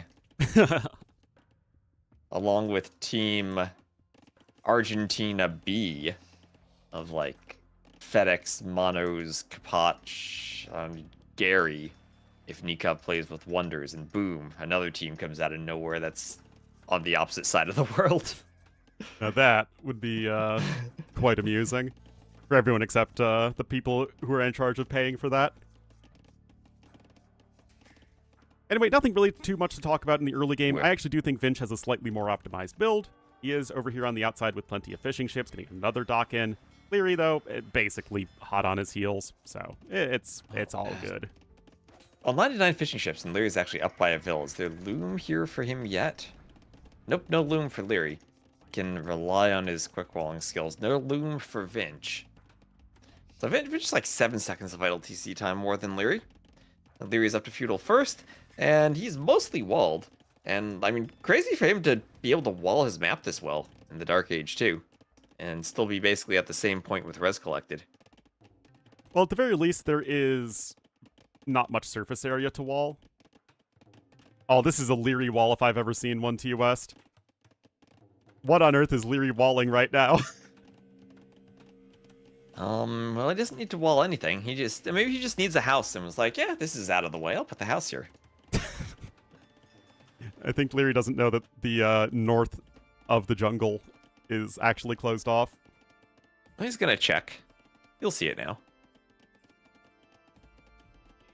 Or one place. Yeah, he gets a wall where he actually needs one. And now I'll see it with the Vil walking around the side. He's fine. Scout will do a passage walkthrough. Ah, there we go. Okay, cozy little home deep in the forest. Think of the mosquitoes, though. Millennials That would be a get- disaster. I mean, Ornlu, in our generation, we take whatever house we can get.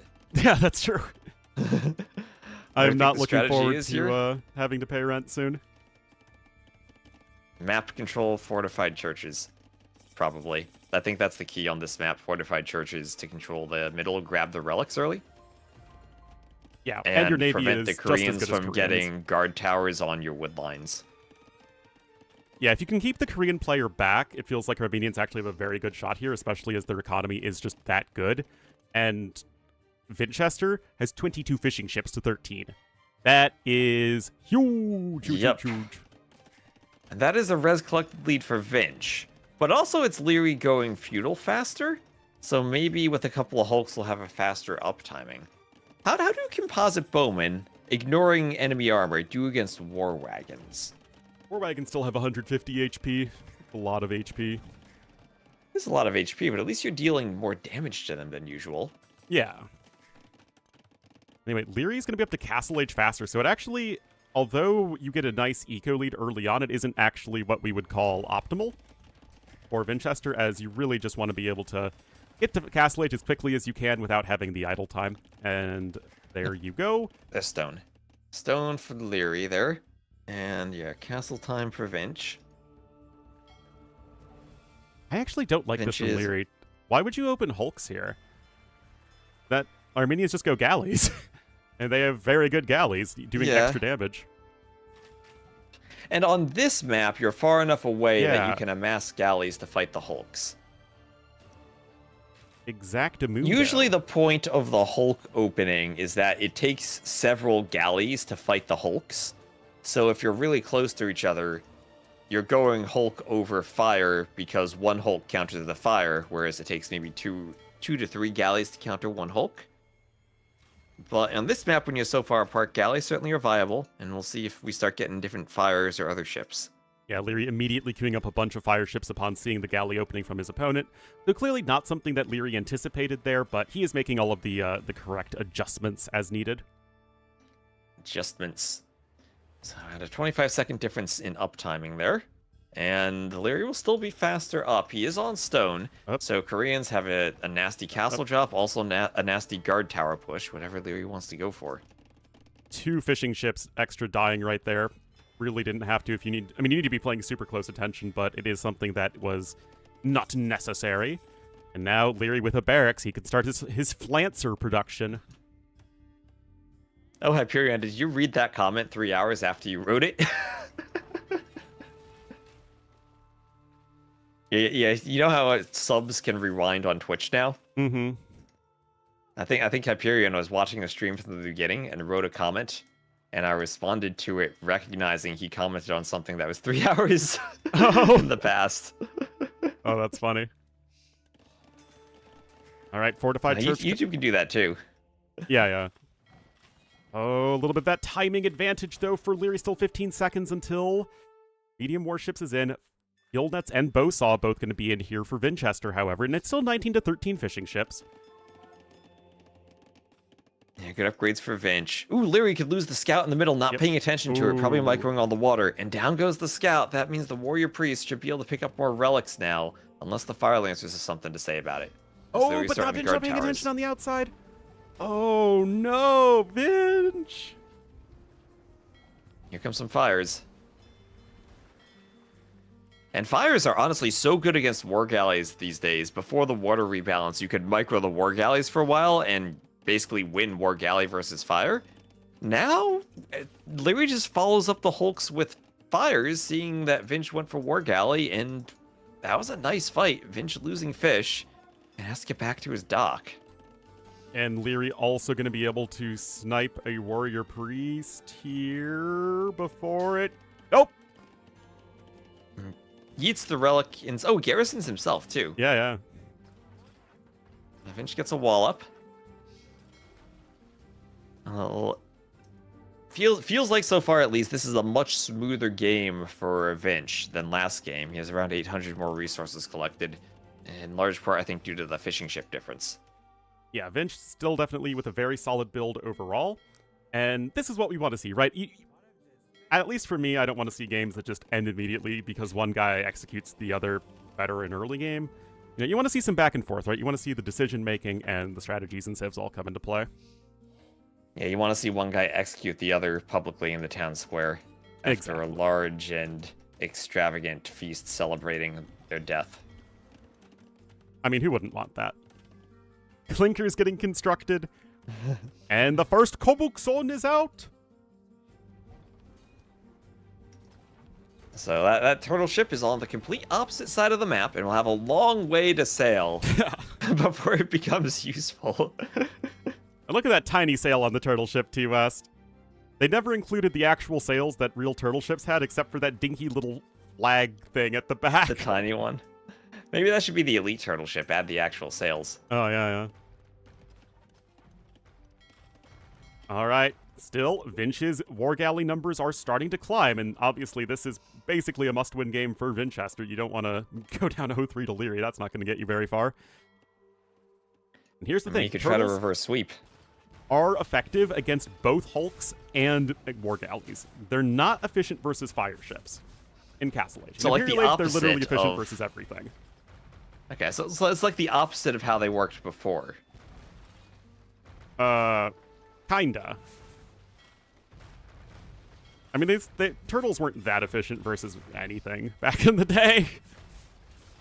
Castle Age fires, they were decent. They were all right. Anyway, Hulks are on the way. I really hope for Vinchester's sake he knows that Hulks do not counter turtle ships, especially without those attack upgrades, because turtles do have 2 base melee armor. Leary didn't have Loom up until all this time, but I guess he hasn't lost a villager, so it doesn't really matter. Yeah, 8-0 Eco KD in favor of Leary. He didn't need Loom. Loom not important. Don't get it till you need it. There you go. And yet, as things stand, it feels like it's... Oh my god, Leary's clicking up to imp. Holy cow. How do things stand, Ornlu? He's going to have a middle castle and Trebs. He's just going to 1 TC imp this map. Vinch doesn't have much eco on the outside. Everything he has for his vills are in the middle. Maybe he could transport, but he can go imp too if he markets and buys his way up. And he might just be doing that. We might just have Treb Wars in the middle as Vinch is going for a forward castle. And if he's 1 TC fast imp, maybe he'll be surprised to see Leary doing the same thing with the Koreans, who usually aren't known as a fast or eco-friendly civ. And Vinchester is ahead in villagers and resources collected by a lot. He's also ahead in resources destroyed. I mean, this is just... In Leary's also behind in food collected. Like, this is so crazy to me, man. Now here comes Leary. He knows the castle's there. Yeah, I think this is Vinch fine, will though. see this castle. Yes, I mean, as long as he constructs the castle, he'll be great. And those vills he has, he can just transport them to the back where he has a transport already and take gold on an island. A tower to defend it, and he's fine. Yeah, he's totally fine right now, is Leary. What he does need to be very careful about, though, is not losing his warships before his upgrades come in. And turtles still do have their own elite upgrade, right? You can't just get heavy warships to upgrade your turtle ships. Correct. What, do you prioritize elite turtle over heavy warships, then? I He's think got so. 4 of them. And do they have a unique tech still that affects them? Yep, Shinkichan still gives +1 range and additional projectiles to them. Yeah. Is that how I say it? Shinkichan? Shinkichon. Like a long O, like ocean, but otherwise, yeah. Oh, like ocean. Shinkichon. Alright, so Leary up to imp. But, And nice well, job here from Vinchester, sniping the ships before any upgrades can come in. Yeah, and those turtles will sink to the bottom of the Shinkichonshin ocean. Exactly. Sink to the bottom of Jinhai Bay. Vinch now is trying to get relics. He has 4 relics. I guess he took one from the outside to put in the middle, putting it in a fortified church. And he's up to imp, but he's so much slower in trebs. There's the first treb out for Leary. They don't have a hill advantage even against Vinch's castle. Vinch will do a mule cart and mine gold, but Vinch now pushing the outside. Leary taking the inside as heavy warships comes in for Leary. And he'll destroy the fortified church, eject those relics, and start besieging the next castle. And has Vinchester at this point, do you think you just go full outside? We see outside control typically win over inside control. That said, remember that this is Drummond's versus Korean keeps, potentially. That said, Leary could be really short on stone. But, I mean, if you do go full outside, we have seen that approach work. You do have more res collected if you're Vinch. And the score is still heavily favoring him, and he's not too far away from Imperial Age itself, and he needs to start transporting some extra vills to the outside, which is doing just fine. And it's not like Leary can really afford all that much in terms of a navy. But you need to be super careful. He has keeps and trebs. Does he really need much more? Look at that. He's building the towers to circle around the middle. It's crazy. I actually don't love this. You need the towers near the shoreline. Well, I mean, he can do both, right? But he doesn't have much stone left, especially if, in theory, Vinch is going to be winning water here on the outside very shortly, which he Fair should enough. Well, does Leary need upgraded turtle ships? Should he have just gone normal ships without Korean wood discount? I mean, turtle ships are fantastic. It's just that Leary didn't have the eco to invest onto the outside.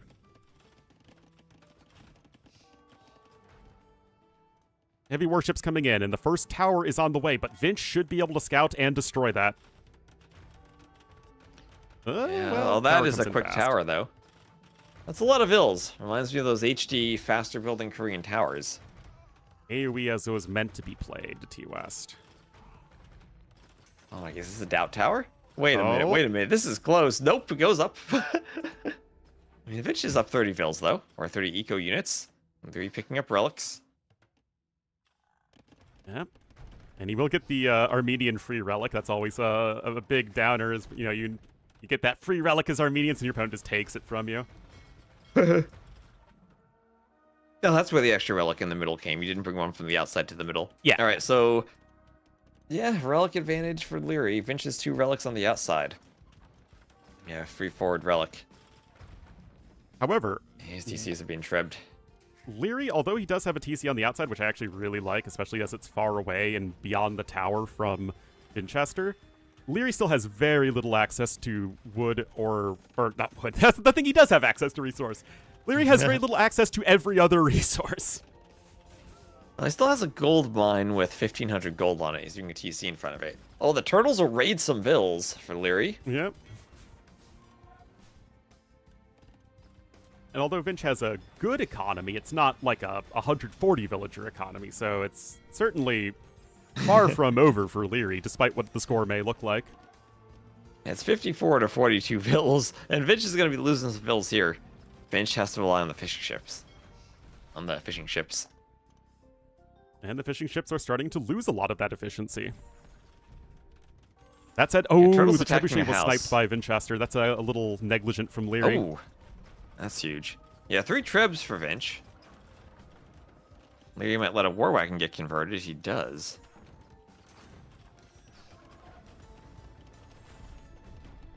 Monk. There's only one monk. So that's not going to be an issue just yet. But Vinch never completely giving up the middle.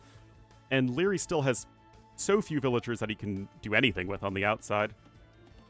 And even some Leary competent grabbing bowmen in the middle still relics. going to fight right back. And honestly, Leary might actually be dead, which is crazy to say. But it's like, why is this game even happening when Vinch is over double the population? But that's how this map works. Yeah, it is. I mean, Leary also is Koreans, but if Vinch can make this 1-2, I think he's really going to look back and then regret that Black Forest game again, because it feels like he should be 2-1 Vinch. It really does. And it just goes to show that Leary is the second best AoE player right now. I think most people would say that. But he's not a perfect AoE player. And if the other top 10 players can, play smart and play to their strengths, they can totally beat Leary. And actually, let's be honest, T-West, this game hasn't been very close whatsoever. No, it feels like Leary's peak. Like he peaks higher than anyone when he's playing his best. But that's just kind of due to the domination of kind of like one aspect of his game. As good as he is everywhere else, players can avoid that, then they can win against him. Yeah, I mean, everything is relative, right? It's like everybody at this level is extremely good at everything. And when we're saying, oh, Leary's good at this and not as good at this, it's really just relative to the other very best players in our game. And there's GG. So there's a GG. Honestly, that was right. extremely dominant from Winchester. Able to leverage the early eco advantage. He had a bit of a better build. Yep. And then That's Leary's it. push wasn't good enough. It felt like that was it, the better build. And Leary able to go he went for the 3-minute faster fast damage treb push. And I mean, he got a lot of damage from it. It's not like he got nothing from it. But it's hard to get that to measure up properly against the water control, right? So if you get your water control, even if you're winning and you don't have it at the right setup, then you're not spending your resources properly. So there's Vinch running Tafiti, and we got this down to a potential 4 remaining games. Wait, TOS, are you still in Capture Age? No, why? Because for some reason it says Winchester researched 26 technologies out of 100 available to Armenians. Vinch researched 17 technologies of 77 available to Koreans, which, considering that's not even possible, I have no idea how they're getting to that. Oh, you might want to report a bug to the Capture Age team. Yeah. Koreans fell off, and it was turtles all the way down.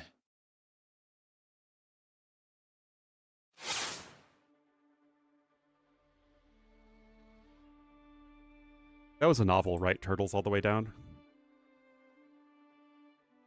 I mean, it's an expression. Might have been used as a novel title. Ah.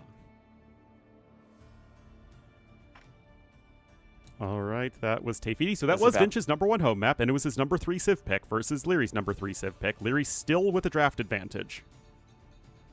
Have you never heard that, Ornlu? The world on top of a turtle? Oh. Yeah, I mean, that's the world turtle. Yeah.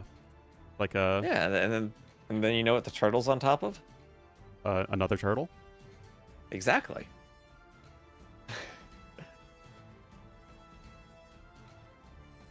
All right, it's the Isthmus. The Isthmus. This is one of the maps I'm a bit worried about the generation due to whale locations. Sometimes they can be a bit unfair. I tried to improve it.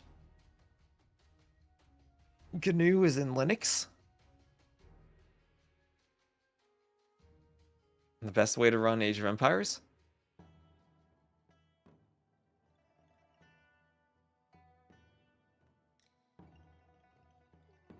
And alright, Isthmus with purple shoe for Vinch and green Persians for Leary.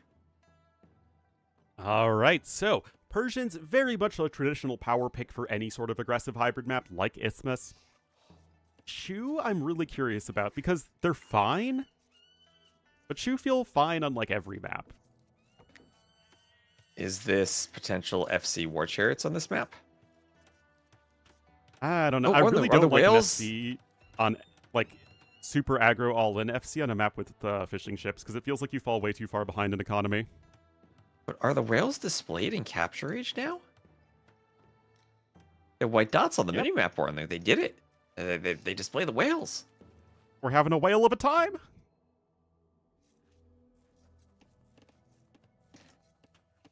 Ladies and gentlemen, Alright, they did it. we got them. We got white dots on the minimap for whales.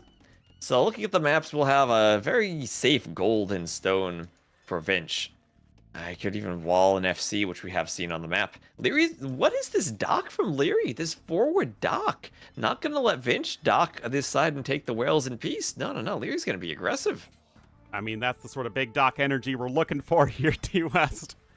Always a good time to use that one. And yeah, it's really interesting. I think that really shows how much Leary wants to take an aggressive approach. He is going to be right next to a whale as it happens, but there's no way he could know that ahead of time. Yeah, he's the Persians, not the way. So also in the middle of the map, there are these very handsome Arabian wolves. So Leary, not wanting to go straight up the middle with the Vil if he wants to do any type of forward, has to go along the coastline anyway. So now he has that Vil in position forward near the dock to do anything else he wants to do with it. But I don't think you want the whale early, right? So, I mean, the Marlin's not too far away, so I don't think it's going to be like too much of an issue, but there is that little bit of randomness involved. And yeah, Leary's just going to go right to the Marlin. I mean, I'd assume he was scouting and just trying to find what to take, but maybe you don't see that far. Yeah. No, he did not see before the dock was completed that the whale was there. But my question for you, Handsome T-West, is that Marlin more useful than the Florida Marlins? The Marlins are great at knocking the Mets out of the playoffs, so I'm Oh, gonna say I thought the You know Marlins were what? terrible. they are. That's what makes it ironic. Oh, no. But you know Oh. what, Ornlu? They're not even called the Florida Marlins anymore. They're called the Miami Marlins. Oh. They used to be called the Florida Marlins, though, right? They did. Okay. They did. They rebranded. I don't know why, but they did. why represent a whole state when you can not? I mean, it is Florida. Yeah. Oh, that's right, because you have the Rays in Tampa Bay. Yep. And you correctly said they're the Rays and not the Devil Rays. Oh, is that a big no-no? No, they used to be called the Devil Rays. They renamed to the Rays. Well, yeah, I mean, probably some Christian group was against that. Oh, we are... I'd imagine. Yeah. All right, we're good. Sorry, we dropped a few frames, but we picked them up. All right, yeah. Press F5 to pay respects in Ornlu's chat. Yeah. Yeah, Vinch is just going to wall off. He's got a fast castle. I've seen fast castles on this map before. He's got 23 villas with more on the way. And Leary with the forward dock, if he wants to try to break the walls of the forward barracks and men-at-arms, he can do it. But so far, it looks like he's content just to go feudal. And he'll do a dock on the western shoreline, too, to further contest Winchester and this Castle Age attempt from him. We will have to see. Slurrable whales. You had a I'm Florida all- Marlins hat as a kid? Make great fish marlin hats. No, that would be good. Just to have the really derpy-looking AOC fish on it. That'd be great. No, like the top of the hat would have to have like the fish jumping out of it. Oh, yeah. Anyway, this has to be for the War Chariot play. I don't think anything else makes any sense at all. I don't actually think this is going to be that good for Winchester because I'm really worried that Leary's eco is just going to be too supercharged by the fishing ships. But we'll have to see. Yeah, I mean, no stone, so it's not going to be white feather guards. And if you want to go forward for the war chariots, like I said, you have to be careful of all these handsome wolves in the middle of the map ready to eat your vills. Yeah, lots of wolves right there. War chariots are pretty fast, though, at least for a siege unit, so you don't necessarily need to go forward with them. But there we go. They call him Stonewall Leary, and that is how you play AoE 2 right there, chat. Yep, and the shoe bonus for the water is simply generating food while chopping wood. You have so many vills on wood when you go water that you get more food for it. US, he's not going FC. Vinch? Vinch has 4 vills on food and 300 food in the bank. He's not going FC. Was he relying on fish and the fish just got stopped by Leary? But that would make no sense. Also, I think Leary's showing his inexperience right here. He really needed to add a fire ship as a second ship, or even his first ship. Destroys the docks in so the Dark much faster, Age. especially in Dark Age, because docks have no melee armor in Yeah. Dark Age. Yeah, in the Dark Age, the fires take down docks more quickly. But maybe he just wants the Hulks to be amassed to be ready for feudal. Yeah, that is I mean, is this possible. double bit axe? It's not a fast castle. Yeah, no, It's just a very slow feudal. Is this just the slow, deliberate What? feudal age? Oh, fishing ship will escape. I mean, it's going to be 3 docks to 1 over here to the west. Leary still has 12 fishing ships of his own, and he's still able to freely fish boom to the east. Persians, of course, have a fantastic eco. That said, Leary is investing a lot into these stone walls. Yeah, that he is. Leary's worried about the fast castle, too. What is Vinch's scouting? I think he lost, or... No, he didn't lose the scout. That's just in his base. So he doesn't see the full stone walls. Leary is anticipating FC war chariots, and is just like, I'll stone wall to keep it out. And Vinch is just like, feudal boom. Why not feudal boom? I mean, that's fine. I mean, if you're just playing a game of AoE 2 where both players are even on the fish boom, then it's just Shu versus Persians, which is a perfectly fine Civ matchup. So Leary could still be faster to Castle Age. I don't see a market from him. That's a lot of stone he's having to use. Yeah, scout fight now. Vinch should win that scout fight eventually. Do Shu have fire lancers? No, they don't. No, the Shu They have predates Huiwang the Cav, though. discovery of gunpowder by a good 600 years. Yeah, just as they predate AoE 2. They predate AoE 2 by 200 years. And now with some hulks on the water, Vinch will grapple a villager and kill her. What a jerk. White Feather Guards are effectively a Fire Lancer. Well, they are both anti-cavalry units, but White Feather Guards are just big, chunky utility units. They're emu units. Emu units? Yeah, emu units. White feather guards. But emus are like, I thought blue or gray feathered. No, emu likes the white feather guards. Worst type of unit. Basket's nose. Just like the emu trebs or the emu scouts or the emu vills. The emo units. The units that listen to a lot of Linkin Park. So Vinch will be castle faster on the map. He has stabilized his fishing eco. Not as smooth or streamlined as Leary, but it is at least stabilized now. But I mean, check this out. Vinch is ahead of the Persians in economy right now. I mean, she were said that have a that's good crazy. eco, but not a Persian eco level good. No. Is that... Let's see. They both have fishing lines. Well, Leary just finished that. And I mean, look at all those fishing ships that Leary has. But Vinch is actually ahead and pulling ahead. Maybe the dock was a bit too aggressive for... Ooh. Mess up there for purple, though. Ran right very. into the Hulk.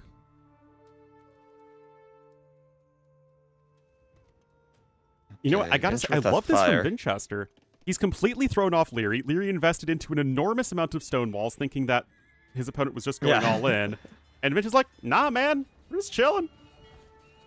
And now if you just wall and boom for Vinch, how does that do against Persians who can boom themselves, but then you're playing maybe map control in the middle for a castle and some archers, probably like Archer Halb? They get Halb, right? Yeah. Yeah, you get help. Versus maybe they can do that better than Persians? Maybe traction trebs are better than bombard cannon? Aren't Savara problem? I mean, you get to a bunch of White Feather Guards, like, you're fine. But the whole thing about Shu is you're going to hit 200 population significantly faster, but Persians are going to have a more cost-efficient and pop-efficient army.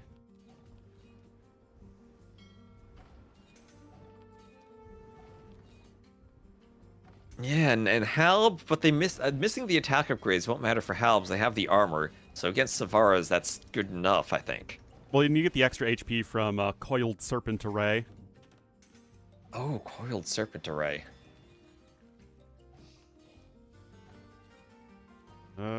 Leary sailing around with all of these damaged Hulks. The scouts are coming forward. I mean, Leary just is trying to figure out what the heck is going on. He is. He's confused. I don't blame him. Billy is that Chinese streaming platform.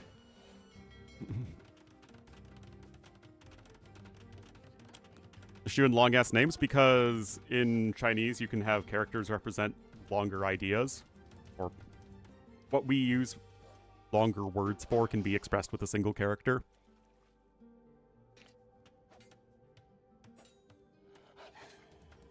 It feels efficient.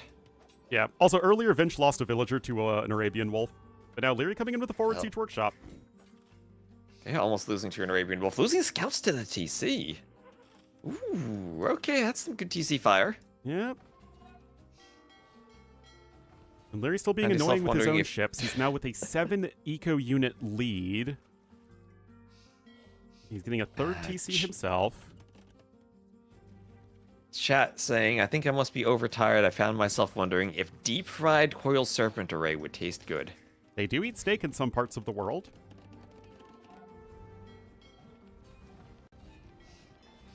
Leary, could he grab the center relic, or is Leary gonna go for a side relic? Try to win a foot race there against Vinch? Yeah, he is. He's being greedy. He's going for a very forward relic. Yeah. Now, the War Chariot is just going to be awful here. Like, straight up terrible. I can't actually think of a worse unit in this situation than the War Chariot. Yeah, it just dies to mangonels. Dies to knights, dies to mangonels. Like, at least if a single unupgraded feudal age skirmisher isn't much of a resource investment. Yeah, the Shu are literally an irredeemable civ. Just like all of the 3K civs. I mean, Wu actually do have the technology redemption. They're just a different type of irredeemable. Yeah, no redemption for the Shu, so no converting mangonels even with the monks.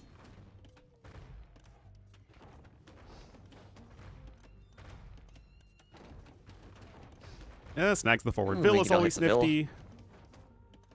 nifty. Do you dive there anyway? Leary says no. Oh. Winner of this map? Nope. Winner of this map just gets a better score in the set so far. Winner Wait, of Vince the gets set one more goes hit to off. the finals. Okay. Ooh. Leary gets a monk, though. Now, I am a big fan of the faster Ooh. movement speed for the shoe. Yeah, it does help. Like, I'm... You can catch the mangonel if it's trying to run. Like, that doesn't feel like a, oh, you're just recycling drill, because it's, like, it's a very smaller value at a different stage of the game. What on earth? Leary doesn't even have devotion yet! How on earth did only one unit get converted? What the heck? Monks have been nerfed over time, Ornlu. They're not what they used to be. I mean, it'd be one thing if he had devotion for that fight, but he didn't.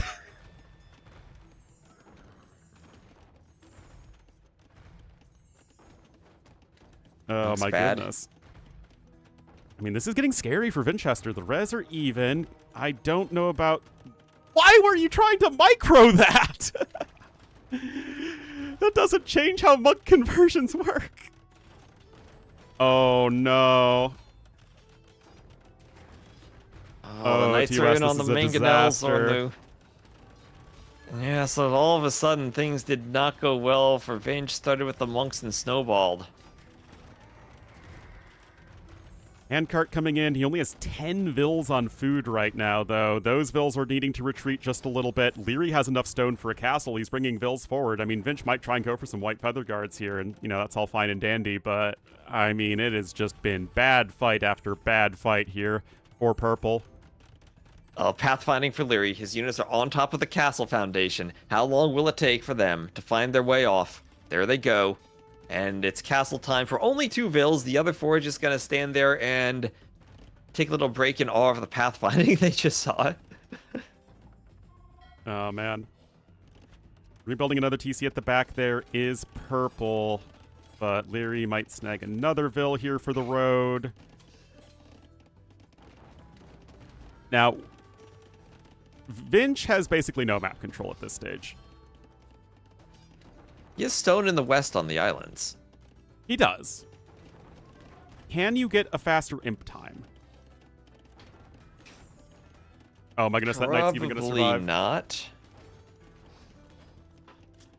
Don't think faster imp time is an option for Vinch. And what would he even get from it? Just the Arbalest line, I guess? No, the tracking traps. I mean, what are they going to do? You're against a castle that's really far away. Well, it still feels like you need something.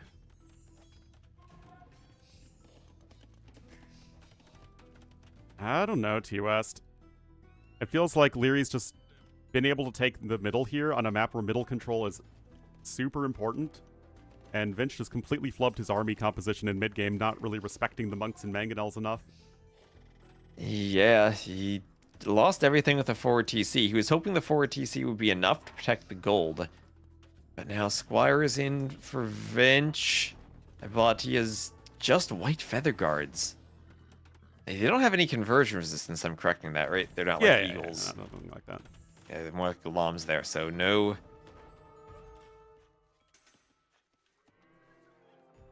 This feels a little resistance. reckless from Leary, I'm not gonna lie. Oh! Yeah, like, Oh, it that was require an attack some round. Ornlu level micro for Vinch to not kill basically everything here. And the white feather guards have 95 HP, so they even tank a mangonel shot and even 2 mangonel Yeah, shots like- that are just slightly off. It's not like Leary's gonna throw the game with that, but that was I have no idea what Leary was trying to do there.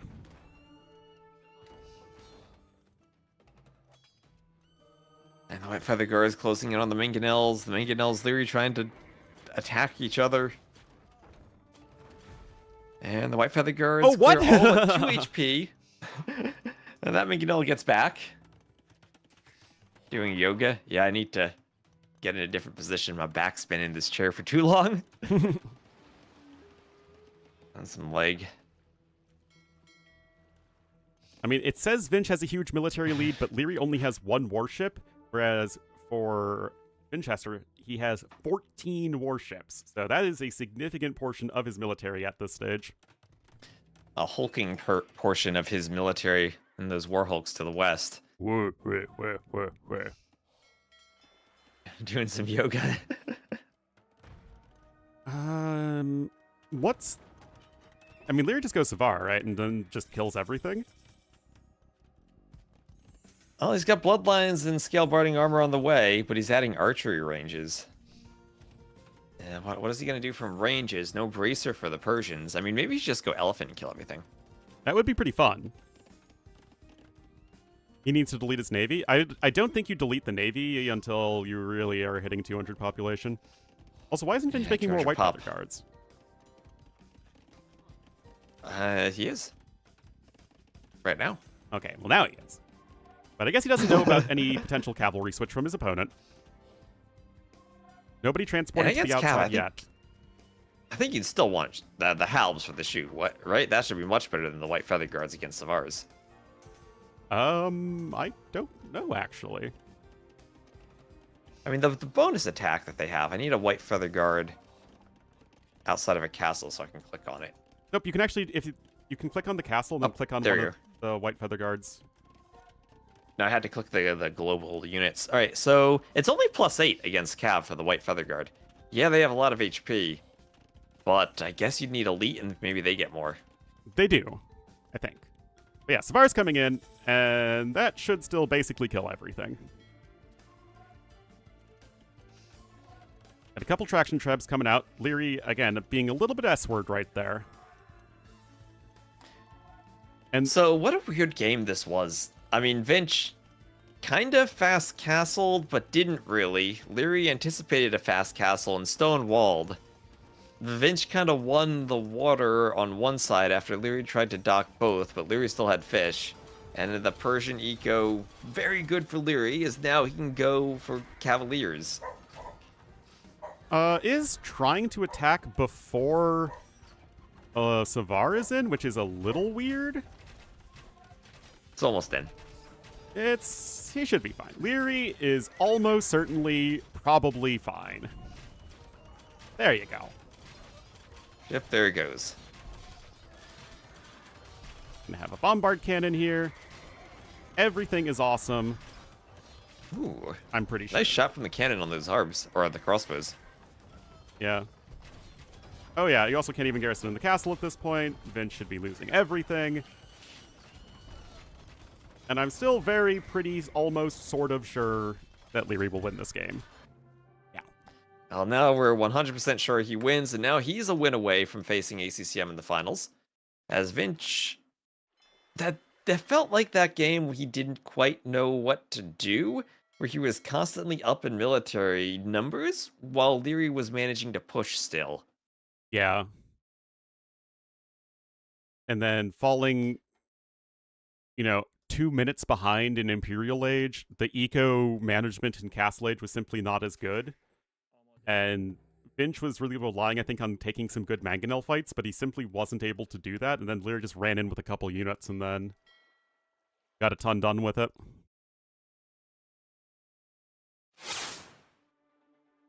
So sadly we didn't see War Elephants, but Leary still has the way for Kilimanjaro. Yes, he does. Or Crownwood. Or he still has Magyaros for Crownwood, way for Kilimanjaro. And Georgians or Britons for border dispute. Yeah, that'll be pretty darn good. Losing to Persians.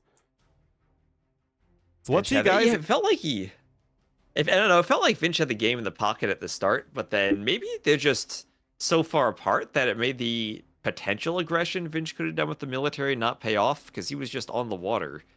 And I guess booming versus Persians is just usually a sentence for losing the boom.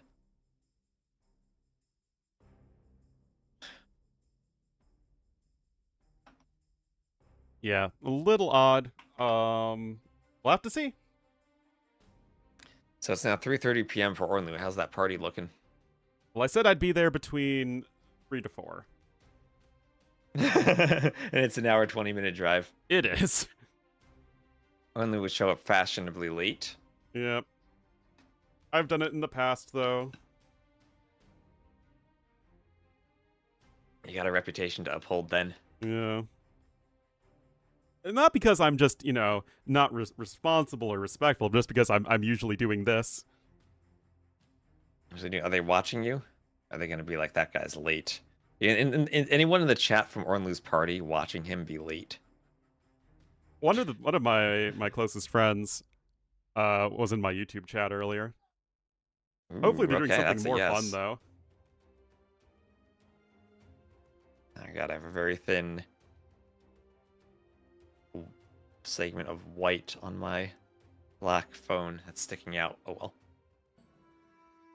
Have to get something to get it out with later. They'll be spamming that emote. What's that emote? Ornlu a sheep or Ornlu asleep? Yep. We need Party attender here. party attender here. All right. Vinch going to be in the purple as the Romans to the southeast and to the northwest. One win away from another grand finals. It will be Leary as the Georgians. With a forward dock once again, T-West. Look at this. On game load in. There we are. And, alright. Forward dock from Leary. He likes his forward docks. He likes to be aggressive. It is border dispute. Players will have back lumber camps. And, well, Georgians Romans. That's another capture age thing. It takes time to load in all of the buttons or the icons on it. You hover over the tech tree. Do you get that, Ornlu? Does it take you a split second for stuff to load in? No, I never have any issues with that. Oh, maybe that's because my VRAM slider's down. Going to the same party. I mean, it's much later for Leary than it is for Ornlu. Yeah.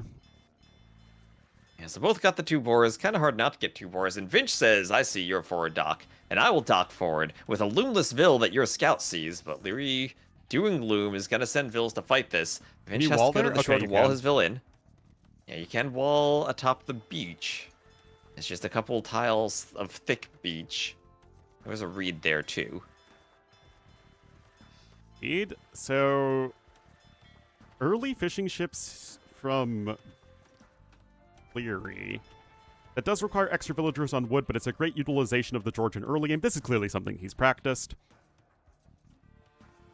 Yep. And we saw this quite a bit, if you remember, from Brazilian dynasties on Araucarias, where players would pick the Georgians for an instant dock and have the mule cart for the wood line. Which one was Araucarias? That was the triple tunnel Black Forest yes, Taboob one. Yes, that was definitely something we saw a fair bit there.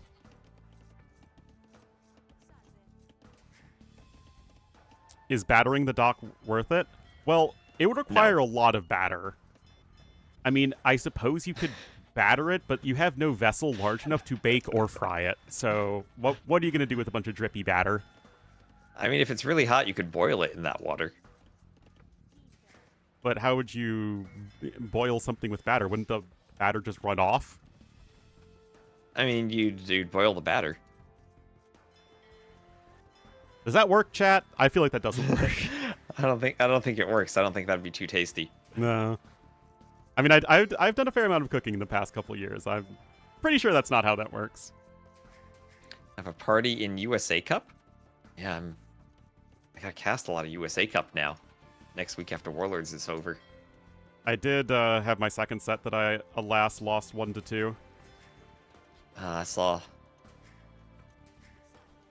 couple games. One of the games I lost because I just didn't know the map at all. See that's why I didn't sign up. I figured I wouldn't have time to prepare for it the way I'd like to.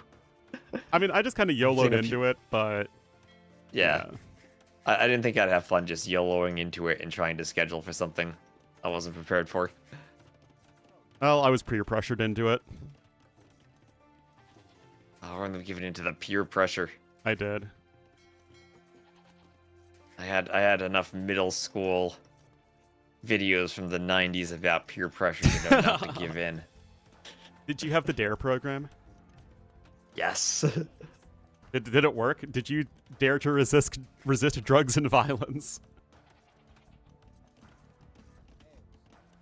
For the most part. There you go.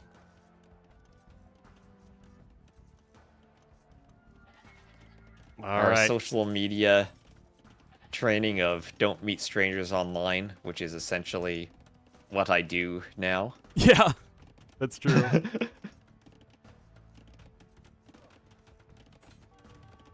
All right, good quick balls there for Vinchester, but he is slower. And he's also not really ahead in eco either. So again, this feels Okay. much like, what was it, the Ring Nomad game? Where Yeah. he should be in a much better spot economically as Romans with a later uptime. And yet, of course, he's not. Well, I mean, the Romans, other than taking shorefish, they're not really specialized for this map in the Dark Age like the Georgians are. You can pull off a unique build for them. Yeah. A unique build for them with the fishing ships. So that's why Leary's at the same res collected, despite being against the Romans. He has the fishing ships out so much earlier. Well, that's because Georgians have an interesting bonus in the early game that opens up unique prepared build options, whereas Romans, it's just you smash your face into the keyboard and then you somehow have more resources. Okay. But I'm not bitter. Never once.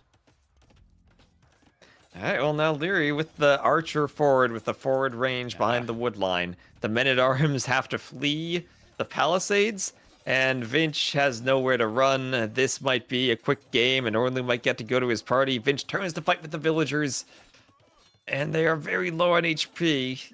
Kills Leary's scout, but loses his own scout, and now the archers are there forcing a tower. And oh, that was ugly for Vinch. It really was. You never want to see someone go out like this. And I mean, it's still a good tournament for Vinchester. Semifinals is not an unimpressive result at all. But this is rough, and I fear we could be seeing something similar tomorrow.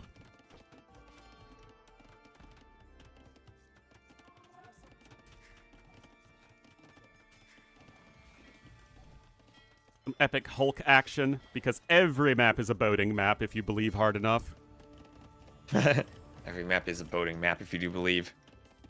Is there a third place game? I don't believe so. I think it's just third and fourth get the same prize pool. That is correct. Yeah, well, a lot of players don't really like third place matches, and honestly, I don't think anyone really does. No, there's... The only reason third place matches exist is to bring in viewers and give them content before the finals. Yep. 16 GMT final, and we'll have, I guess, a 45-minute long talk show before it. Yeah, that feels very likely. And by Fletching coming in, issue... Leary has 16 vills on food right now, T-West. That is crazy. Vinch has 0. Yeah, he sure does. Or doesn't.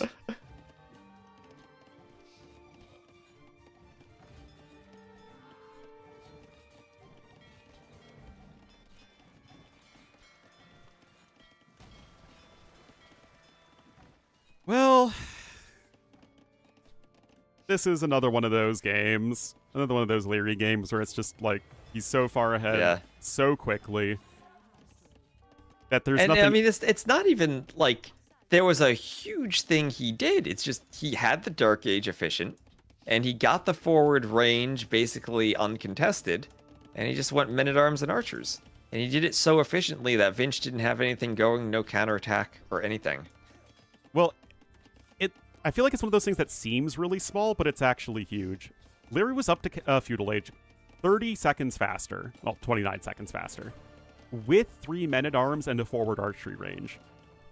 Yeah, right. That's crazy how you manage the eco for that. I mean... Well, one of the reasons Georgians are picked for the maps like this is because you can do that with the dock, so you skip the mill, and then the mule cart, and that's your Dark Age building right there. But on top of that, Leary also had an eco advantage. Like, normally when you do that build, it's like super, super aggressive. You can't afford double bid axe, and you basically just need to make something happen immediately. Leary did that, and it was also ahead in eco, so it's like there's literally nothing that was negative about Leary's opening. Everything was positive about it. Yeah. And now Vinch on the back foot. It's weird to see how huge of an advantage Leary has when it's, I mean, 38 to 37 vills, but almost 1,000 more resources collected. There's another vill kill. I mean, it's all about the worker efficiency right there. Leary, 700 food collected ahead specifically. Of course, we referenced the earlier much more villagers on that resource. Leary's going to click up to Castle Age soon. Vinchester doesn't even have gold income yet.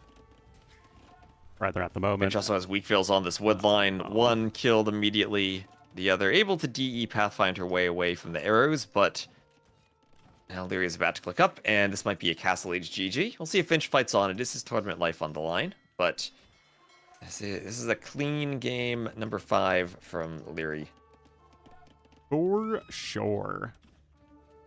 So when we look at Leary's wins, again, assuming Leary doesn't massively throw this game, which Leary tends to not do against anyone not named Hera, is we had 2 games that Leary won just by game number 1 and then the last game, just by having, you know, good transition. Like, he had a really strong early game, but also just had some good transitions, and then 2 wins where Leary just completely smacked around his opponent in the early game.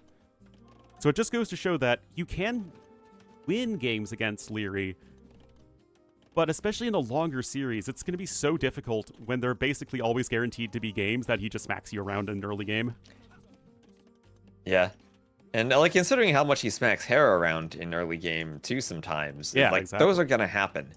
And you can't let stuff like that Black Forest game slip away from you if you're Vinch. Exactly. Or that Isthmus game.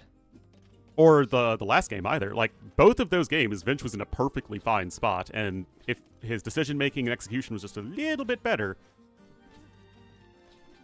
he could have been... Yeah, that was the Isthmus game, Ornlu. What? That was the Isthmus game. That was the last game. Yeah. Yeah. Yeah. I have no idea what I'm even talking Anyway. about now. Vinch going for the stone. He's up to the Castle Age. At least he clicks up, so maybe he won't resign as long as he's up. But he still has to deal with that range. And, well, he will go heavily onto the stone. So, is that for Centurions, then? YOLO afford Castle Centurions, see if it works? Well, considering Centurions cost approximately 1 Imperial Age to build, you know, give or take a few resources, it feels like a single monk from the fortified church that Leary is guaranteed to build as the Georgians is going to be enough to stop that. Leary wins, it would be the first S tier RM1v1 tournament. Hasn't he won King He of the won Desert KOTD. before? Yeah.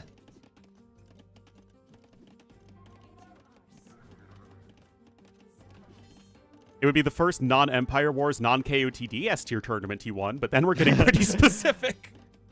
Now we're getting specific, yeah. He hasn't won a LAN event, though. I think that would be the big thing for him. Yeah, that's correct, because the Red Bulls he won were the online editions. Or 2 And he of the won online KOTD, editions. wasn't that against MBL? That's what chat's been telling me today. Yeah. First mixed map. But I think KOTD is more prestigious than a mixed map tournament. You think As are so? the Red Bulls, maybe. Oh, definitely, definitely. I mean, I I don't don't think it's really even have a close. strong opinion there on one way or the other.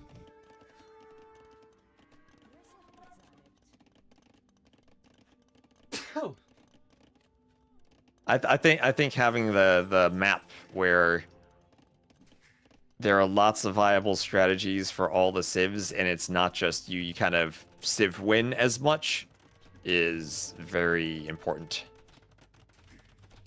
Yeah. I mean, 'Cause even I throughout the games we've casted today, there have been a few games where it's just like, you know what, that's a civ win. And that doesn't happen as much on Arabia. It still can, there are bad matchups, but they're very rare. yeah. What if it was a mixed Not map the tournament regularity you of see. only standard maps? I mean, that's kind of what this is, right? Warlords is very standard as far as the maps go. They're all, like, base game maps.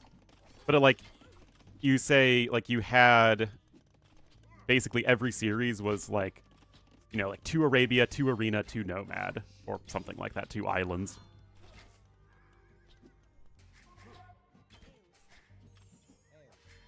Maybe, but still, I mean, Nomad has some very severe civ wins with, like, picking Spanish, right? Arena has severe civ wins. I mean, if you ban the top civs on Arena, right, you get past maybe Turks Way, Burgundians. Bohemians. Bohemians, then you have a competitive map. Yeah.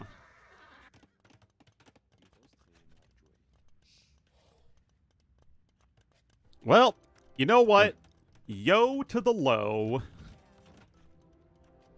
Okay, Yellow Castle. Well, this is what Hera does when he's down, right? Yep. It worked against Leary in that Vikings Burgundians game in Red Bull. So forward castle for Vinch. Will that hit the TC? Okay, Ornlu range indicator. It is adjacent to the TC. Does that mean it hits the TC? I'm pretty sure it does. I could be wrong, With but I'm Bodkin, like, he'll hit it. yeah. If it's Yes, it does. bumped up like that, it usually means it hits it. Okay, and now what do we do now? Well, if you think back to that Ramparts game where Hera did the same thing against Leary, that was a castle in a spot that like bisected Leary's economy. This is just Leary having to delete some farms, which is annoying for sure, but like it doesn't really change anything, and he's just adding another TC to the west. We're getting a Centurion. So that's something. Yeah, you can make like 2 Centurions, and they're gonna get immediately converted. Oh wait, do we have a? Oh yeah, Imperium. Nearby militia line units move and attack faster. Oh, we have a pause. And that actually does affect them, right? Or do they need a tech for that? For the aura effect? Yeah. It's intrinsic to the unit. Okay. They don't need committed tenseis for it. That's just the chargey attacks for the infantry. And the faster train speed. Well, paused by Winchester. I don't see a reason for it. Just pausing to Lagri. pause. I think that's what he's gonna say. Lagri. Lagri. No more Lagris. Yeah, look up pick spelled backwards as a tournament. There is one.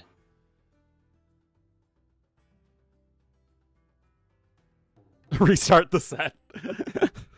Or you make Ornlu really late to his party. Yeah, seriously. Isn't it worth it to make like 1 or 2 Centurions to buff your units? Well, then you need units to buff. Right now, Vinch has 1 Monk, 1 Centurion, and 49 Vills.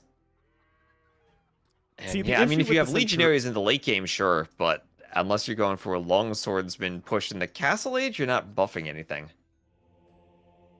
Well, the thing is, like, yeah, Centurion plus Legionary is like a really fun late game army for single player, but in a multiplayer context, it just dies to Cav Archer civs or heavy siege civs, which is like Yeah. any decent late game civ. I mean, it's any counter to the Romans, because you usually don't want to go infantry against the Legionaries. Yeah. So we saw Leary try that against Hera in TTL, and the Berserks just died. Yeah. Yeah, well, I think part of what makes that such a hard matchup is Hera is so good at not dying, that whereas Leary has a huge advantage and kills other people, Hera somehow manages to boom and get to the late game. And we saw it even when he played Classic Pro in that game he lost. Oh, the game is over and Vinch is victorious. Did Leary drop? Did Leary drop? Oh my goodness, is this guys. a lag re? Oh my gosh, do we have drama? Is this a lag re? Could Leary lose due to bad internet? Let's go 3-2. I think it's happening, chat. He resigned. It's all over.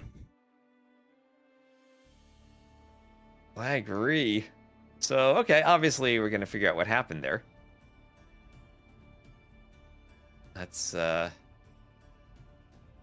just get ads out of the way so we don't have them during the game if we reload properly. Yeah, get your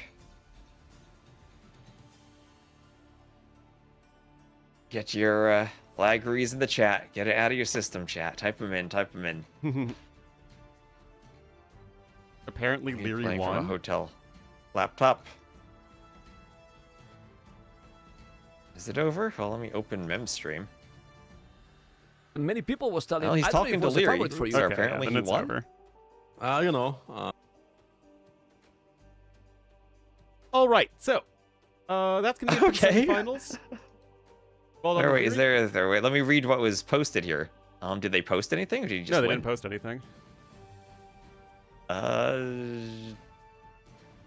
Okay. Anyway, I'm gonna get going. T-West, thanks for the co-cast, and I will see you tomorrow.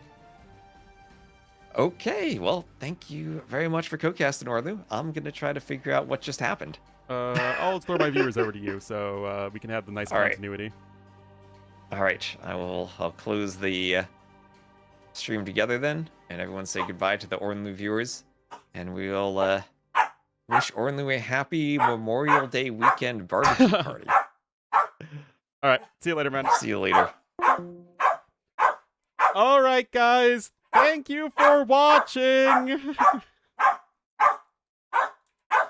I'll be back tomorrow.